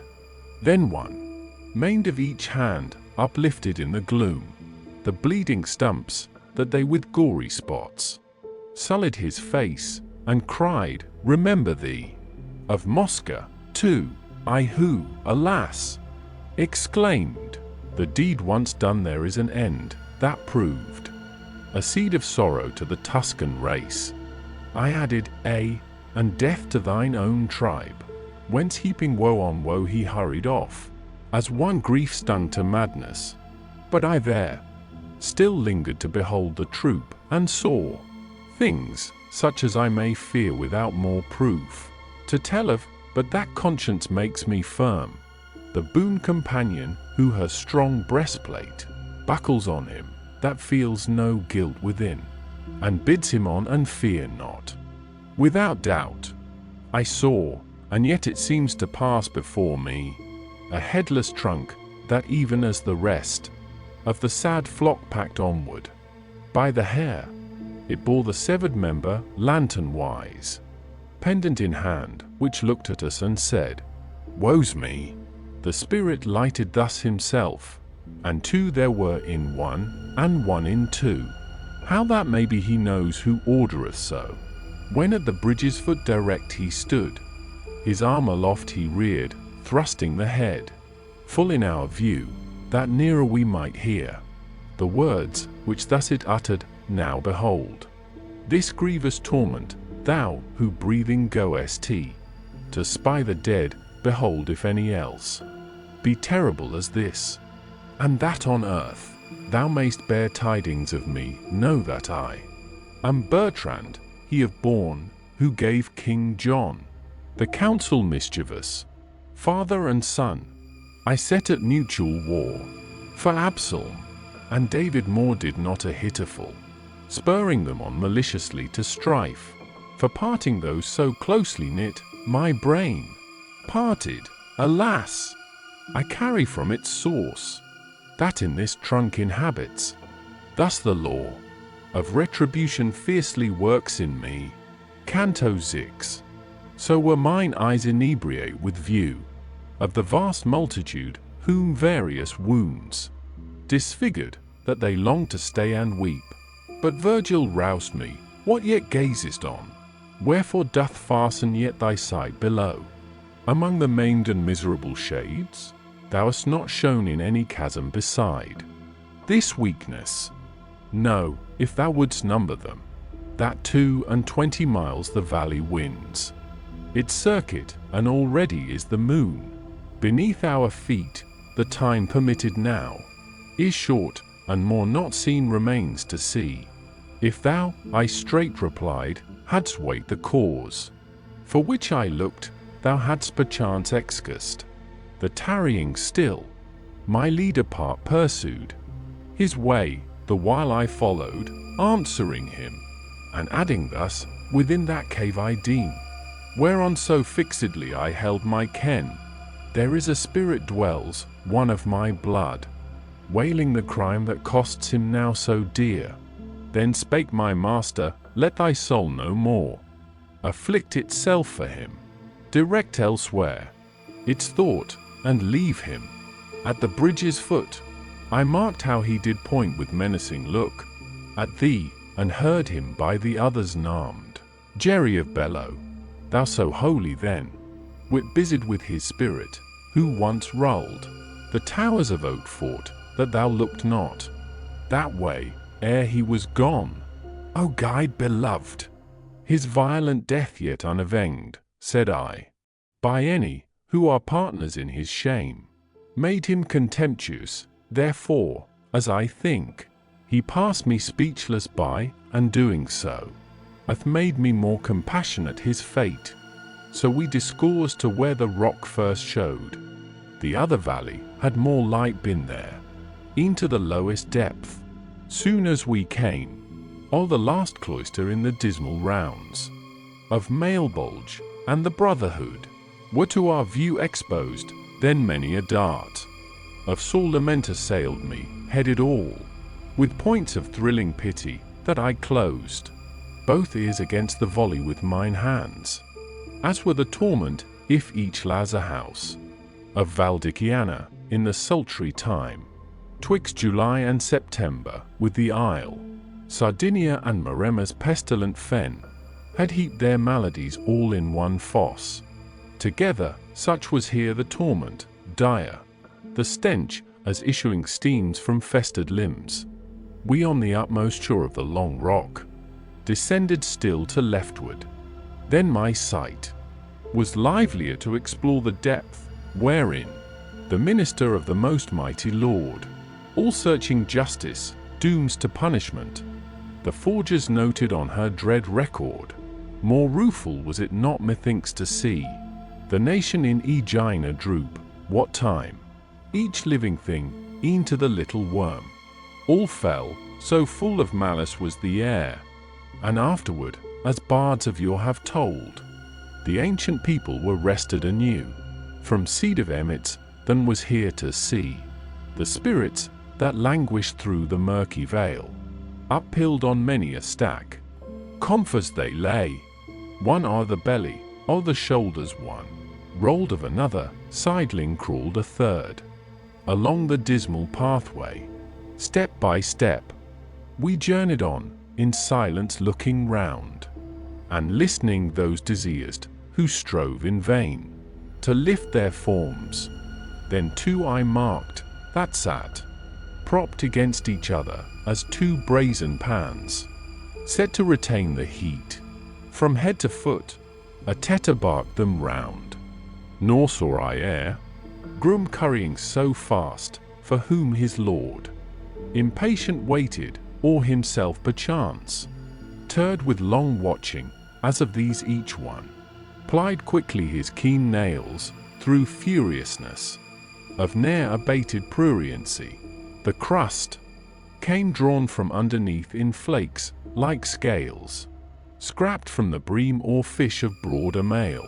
O thou, who with thy fingers rendest off thy coat of proof, thus spake my guide to one, and sometimes makest tearing pincers of them, tell me if any born of Latian land be among these within, so may thy nails serve thee for everlasting to this toil.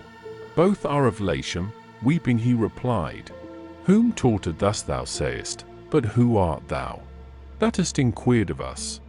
To whom my guide, one that descend with this man who yet lives from rock to rock, and show him hell's abyss.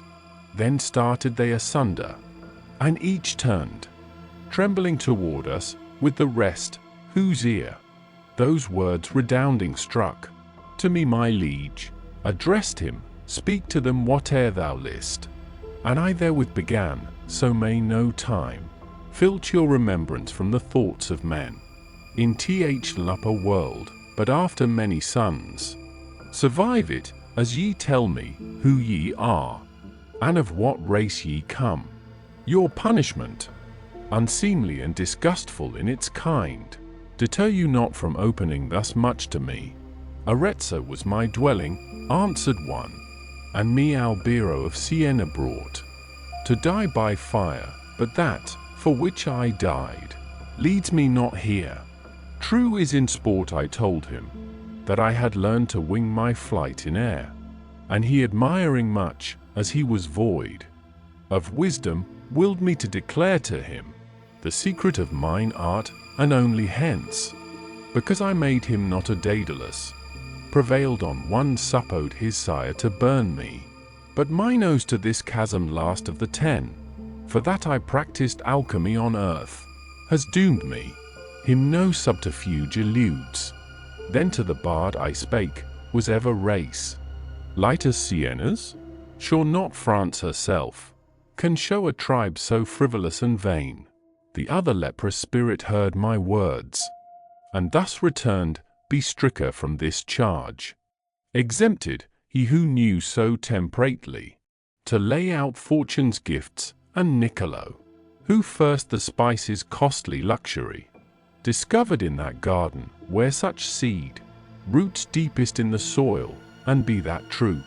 Exempted, with whom Caccia of Asciano lavished his vineyards and wide-spreading woods, and his rare wisdom Abigliato showed, a spectacle for all, that thou mayst know, who seconds thee against the Sienese. Thus gladly bend this way thy sharpened sight, that well my face may answer to thy ken. So shalt thou see I am Capocchio's ghost, who forged transmuted metals by the power of alchemy, and if I scan thee right, thus needs must well remember how I aped creative nature by my subtle art. Canto XXX. What time resentment burned in Juno's breast, for Semele against the banned blood, as more than once in dire mischance was rude. Such fatal frenzy seized on Athamas, that he his spouse beholding with a babe laden on either arm, spread out, he cried, the meshes, that I take the lioness. And the young lions at the pass then forth stretched he his merciless talons, grasping one helpless innocent, lurchous armed, whom swinging down he dashed upon a rock, and with her other burden self-destroyed. The hapless mother plunged, and when the pride of all presuming Troy fell from its height, by fortune overwhelmed, and the old king with his realm perished, then did Hecuba, a wretch forlorn and captive, when she saw Polyxena first slaughtered, and her son, her Polydorus, on the wild sea beach, next met the mourner's view, then reft of sense, did she run barking even as a dog. Such mighty power had grief to wrench her soul, bet ne'er the furies or of Thebes or Troy, with such fell cruelty were seen their goards, in fixing in the limbs of man or beast, as now too pale and naked ghost I saw, that gnarling wildly scampered, like the swine, excluded from his sty. One reached Capocchio, and in the neck joint sticking deep his fangs, dragged him, that o'er the solid pavement rubbed, his belly stretched out prone. The other shape, he of Arezzo, there left trembling, spake, that sprite of air is skitchy, in like mood of random mischief vents he still his spite, to whom IANS During, oh, as thou dost hope, the other may not flesh its jaws on thee. Be patient to inform us who it is, ere it speed hence. That is the ancient soul of wretched Myrrha, he replied, who burned with most unholy flame for her own sire, and a false shape assuming, so performed the deed of sin, e'en as the other there, that onward passes, dared to counterfeit, do not his features, to feign testament, the seal affixing, that himself might gain, for his own share, the lady of the herd. When vanished the two furious shades, on whom mine eye was held, I turned it back to view. The other cursed spirits, one I saw, in fashion like a lute, had but the groin been severed where it meets the forked part, swollen dropsy, disproportioning the limbs, with ill-converted moisture, that the paunch suits not the visage, opened wide his lips, gasping as in the hectic man for drought, one towards the chin, the other upward curled. O ye, who in this world of misery, wherefore I know not, are exempt from pain. Thus he began, attentively regard Adamo's woe, when living, full supply, Ne'er lack me of what most I coveted. One drop of water now, alas, I crave. The rills that glitter down the grassy slopes of Casentino, making fresh and soft the banks whereby they glide to Arno's stream, stand ever in my view, and not in vain. For more the pictured semblance dries me up, much more than the disease which makes the flesh desert these shriveled cheeks. So from the place where I transgressed, stern justice urging me, takes means to quicken more my laboring sighs. There is Romina, where I falsified the metal with the Baptist's form impressed, for which on earth I left my body burnt. But if I here might see the sorrowing soul of Guido, Alessandro, or their brother, for Branda's limpid spring I would not change the welcome sight.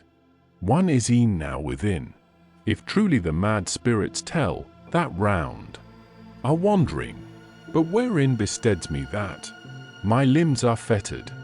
Were I but so light that I each 100 years might move 1 inch, I had set forth already on this path, seeking him out amidst the shapeless crew.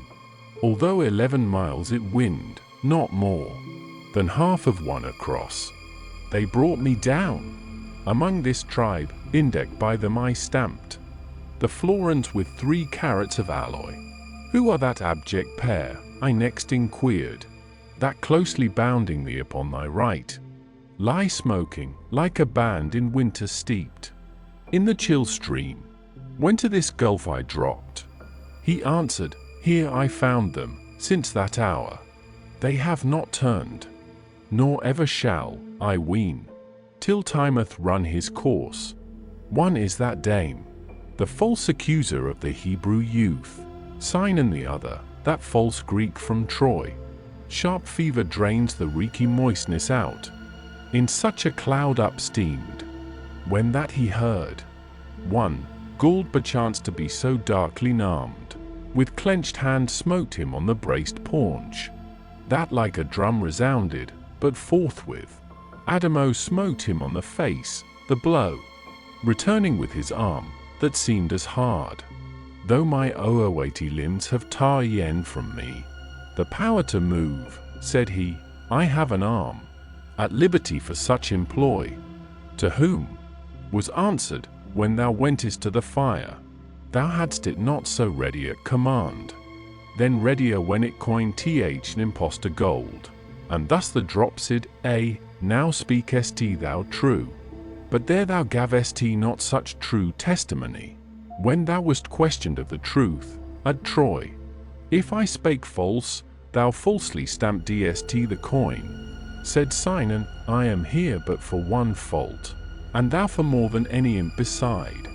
Remember, he replied, O perjured one, the horse remember, that did teem with death, and all the world be witness to thy guilt.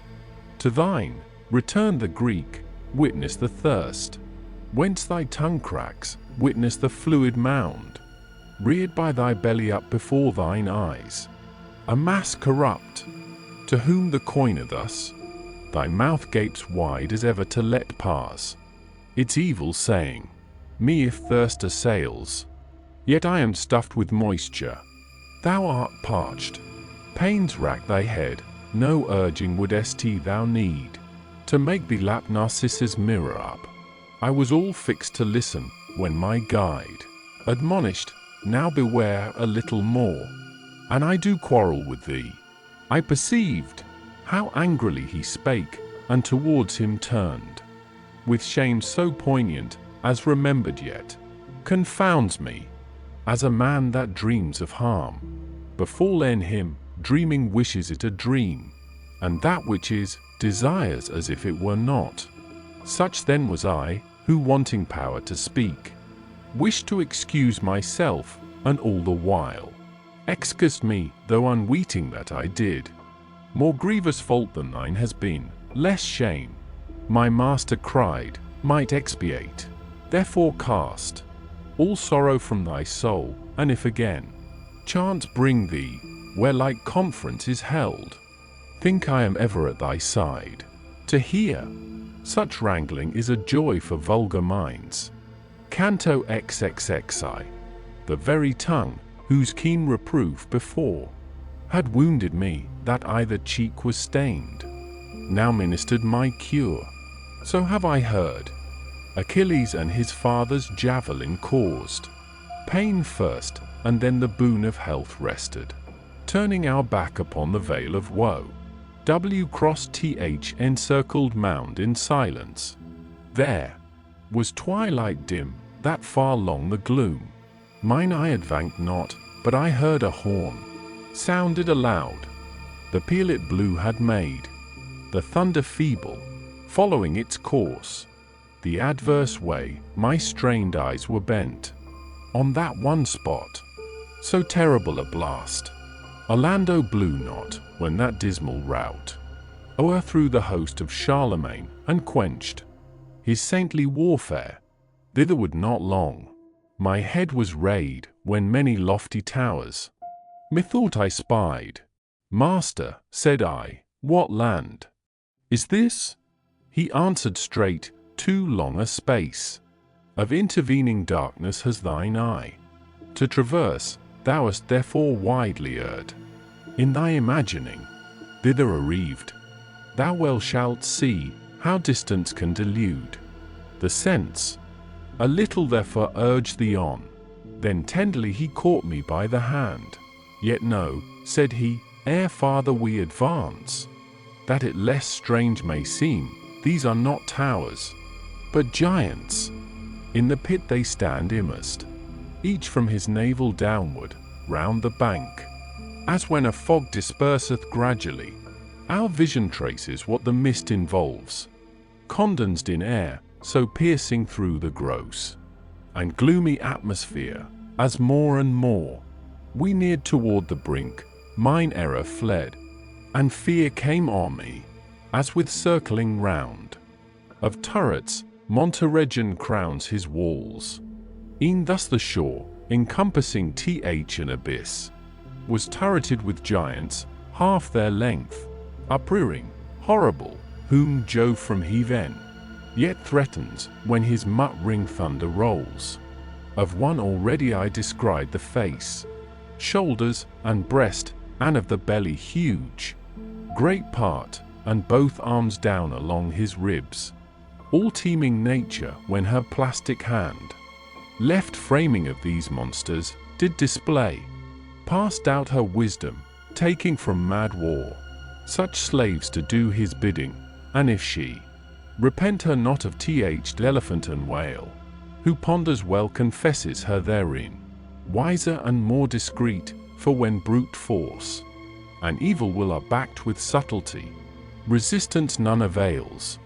His visage seemed, in length and bulk, as doth the pine that tops St. Peter's Roman fane, and another bones of like proportion, so that from above the bank, which girdled him below such height, arose his stature, that 3 Frieslanders had striven in vain to reach, but to his hair, full 30 ample palms was he exposed, downward from whence a man his garments loops, wrap held by Amath Sabai Almi.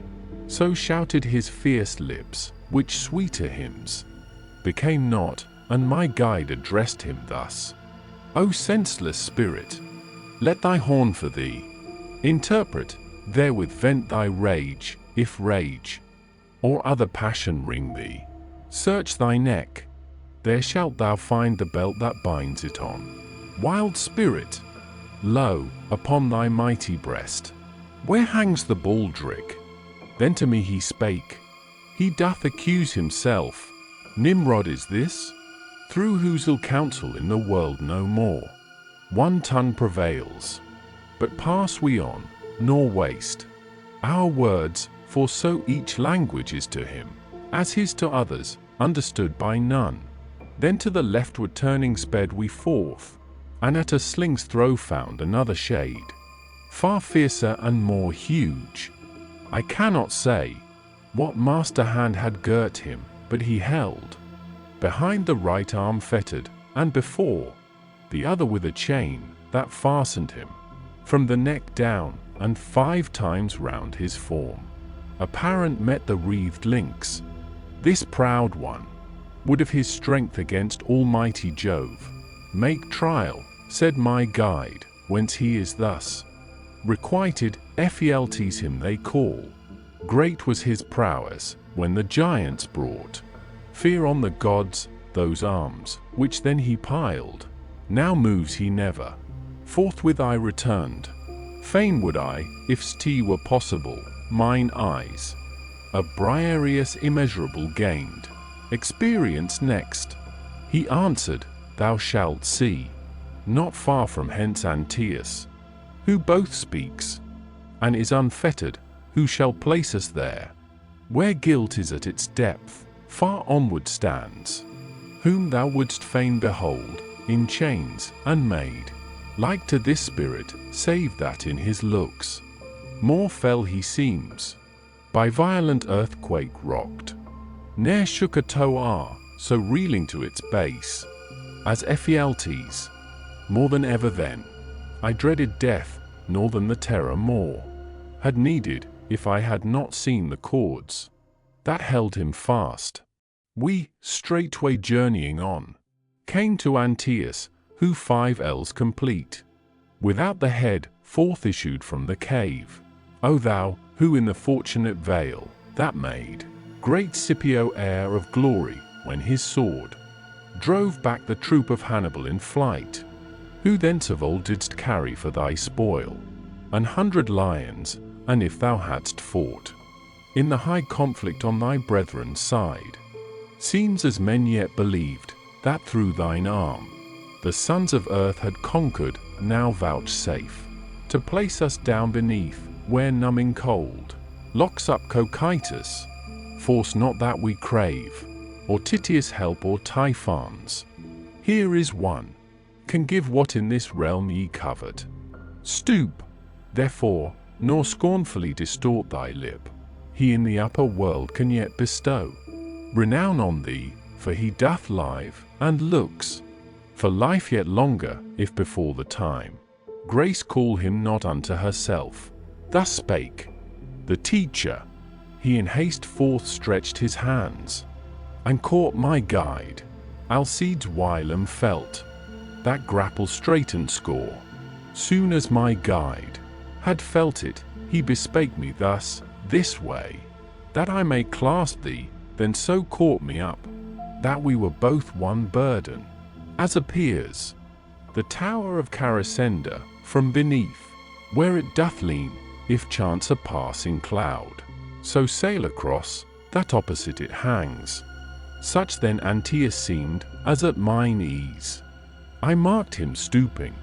I were fain at times to have passed another way, yet in th abyss, that Lucifer with Judas low engulfs, lightly he placked us, nor there leaning stayed, but rose as in a bark the stately mast. Canto Xixi.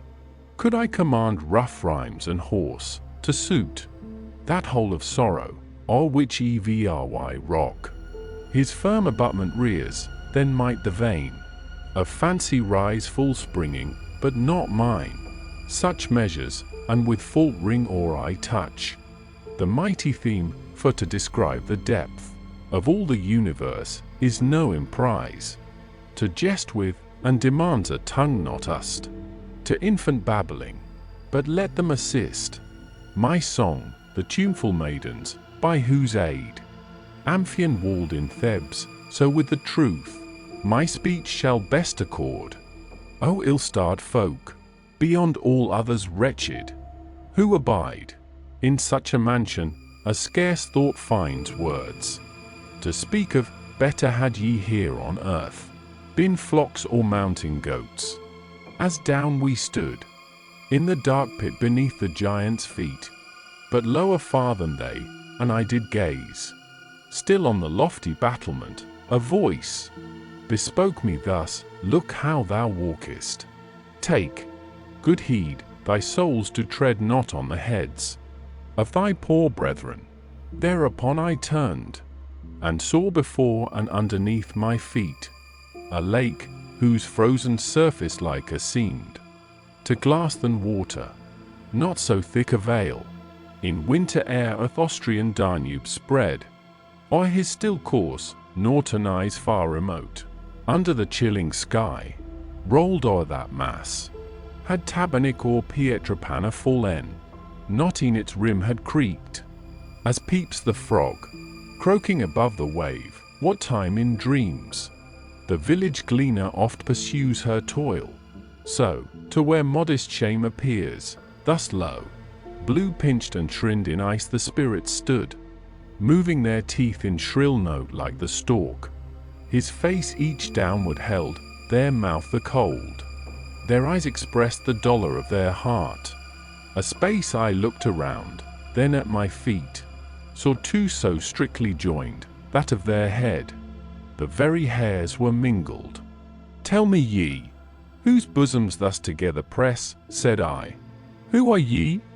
At that sound their necks they bent, and when their looks were lifted up to me, straightway their eyes, before all moist within, distilled upon their lips, and the frost bound the tears betwixt those orbs and held them there.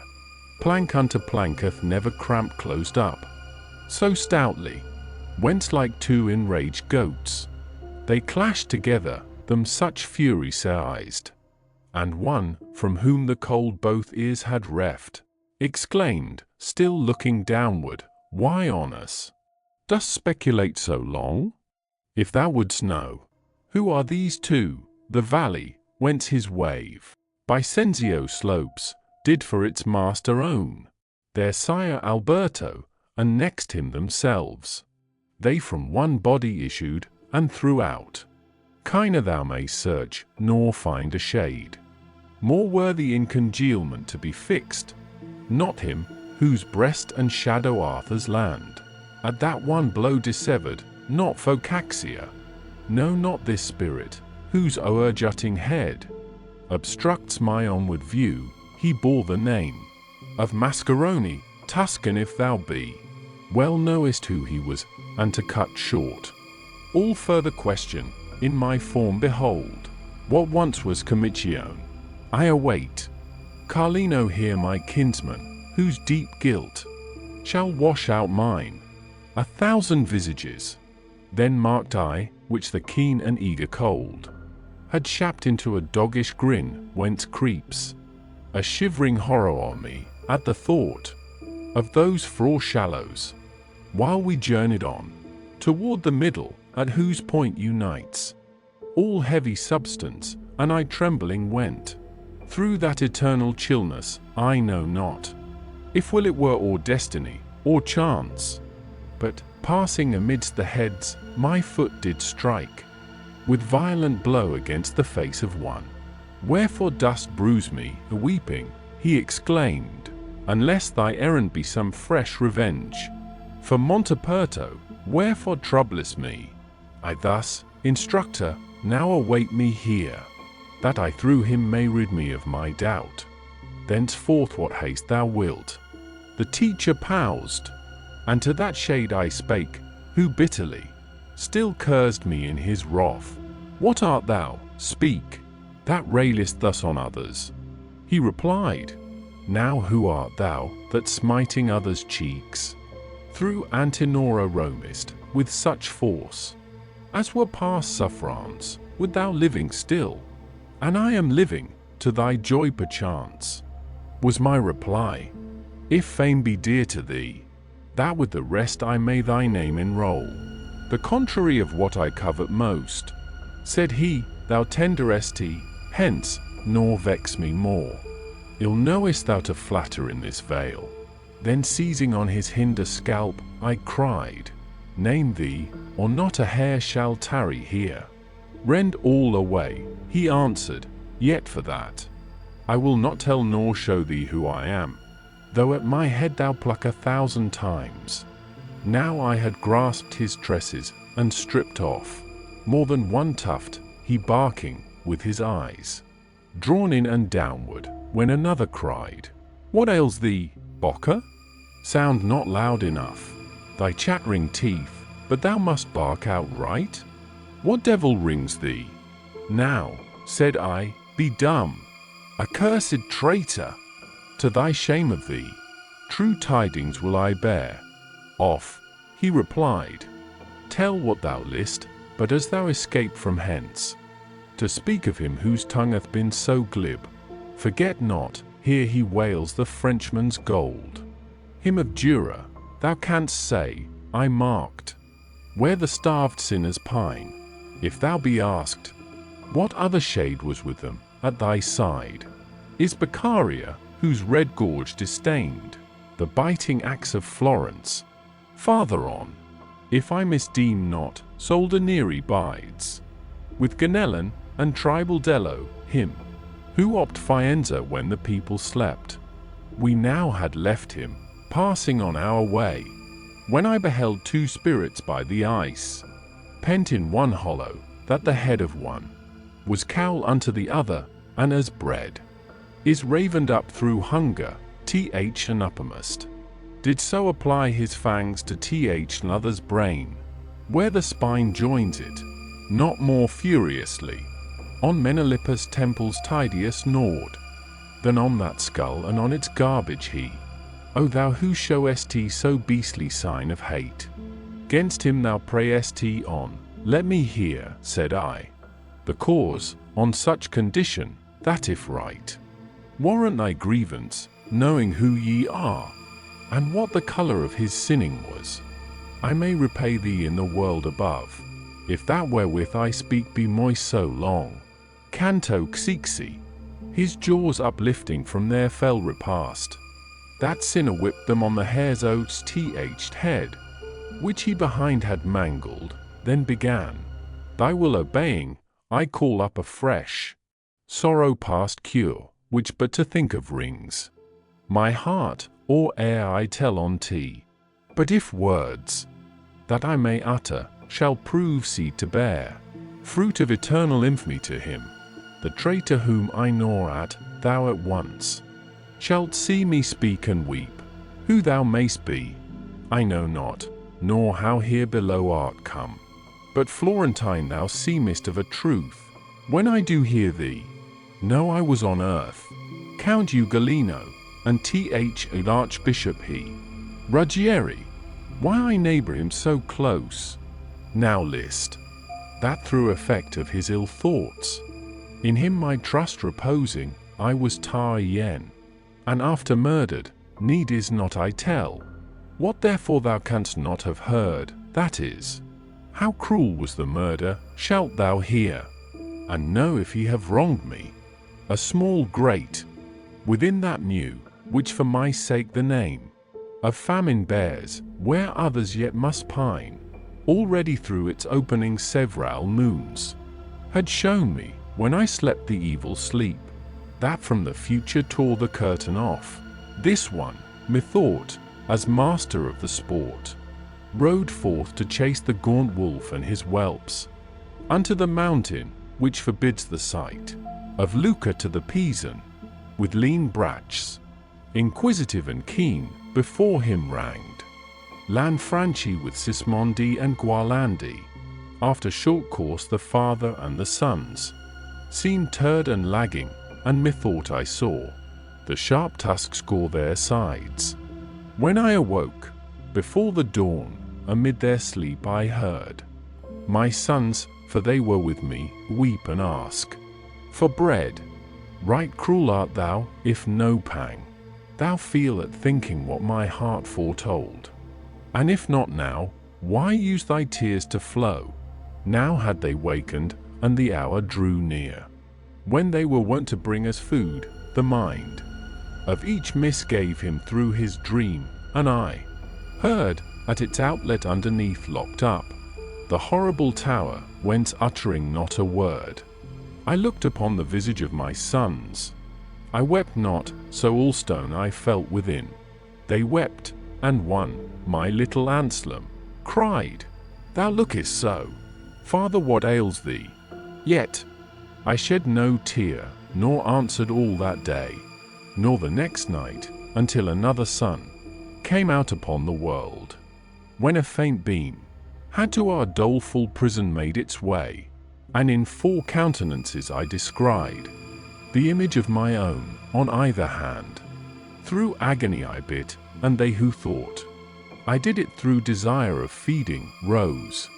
O-th sudden, and cried, Father, we should grieve far less, if thou wouldst eat of us, thou gavest tea. These weeds of miserable flesh we wear, and do thou strip them off from us again. Then, not to make them sadder, I kept down my spirit in stillness. That day and the next, we all were silent. Ah, obdurate earth, why openedst not upon us? When we came to the 4th day, then Jeddo at my feet outstretched did fling him, crying, us no help. For me, my father, there he died, and e'en, plainly as thou sayest me, saw I the 3 fall one by one betwixt the 5th day and 6th, whence I betook me now grown blind to grope over them all, and for 3 days aloud called on them who were dead. Then fasting got the mastery of grief, thus having spoke once more upon the wretched skull his teeth, he fastened like a mastiff's 'gainst the bone, firm and unyielding. O thou Pisa, shame of all the people who their dwelling make in that fair region where an Italian voice is heard, since that thy neighbours are so slack to punish from their deep foundations rise Caprea and Gorgona, and dam up the mouth of Arno, that each soul in thee may perish in the waters.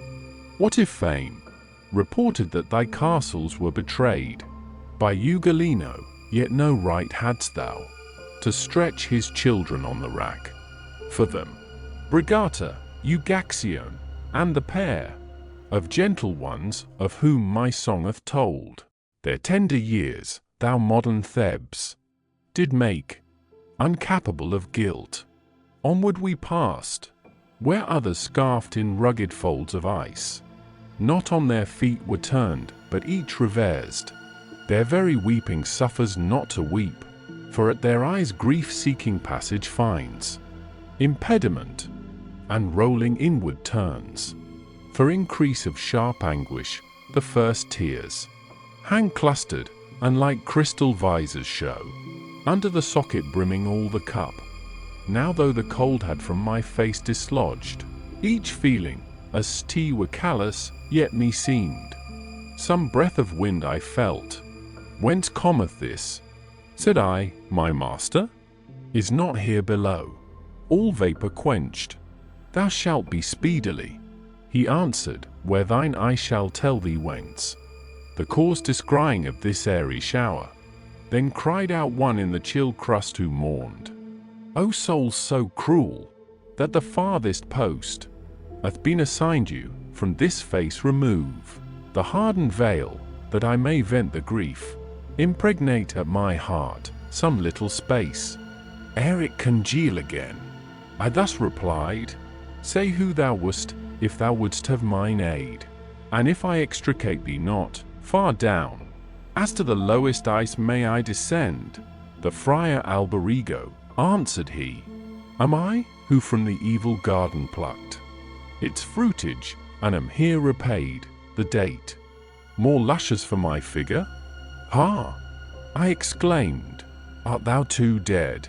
How in the world aloft it fareth with my body?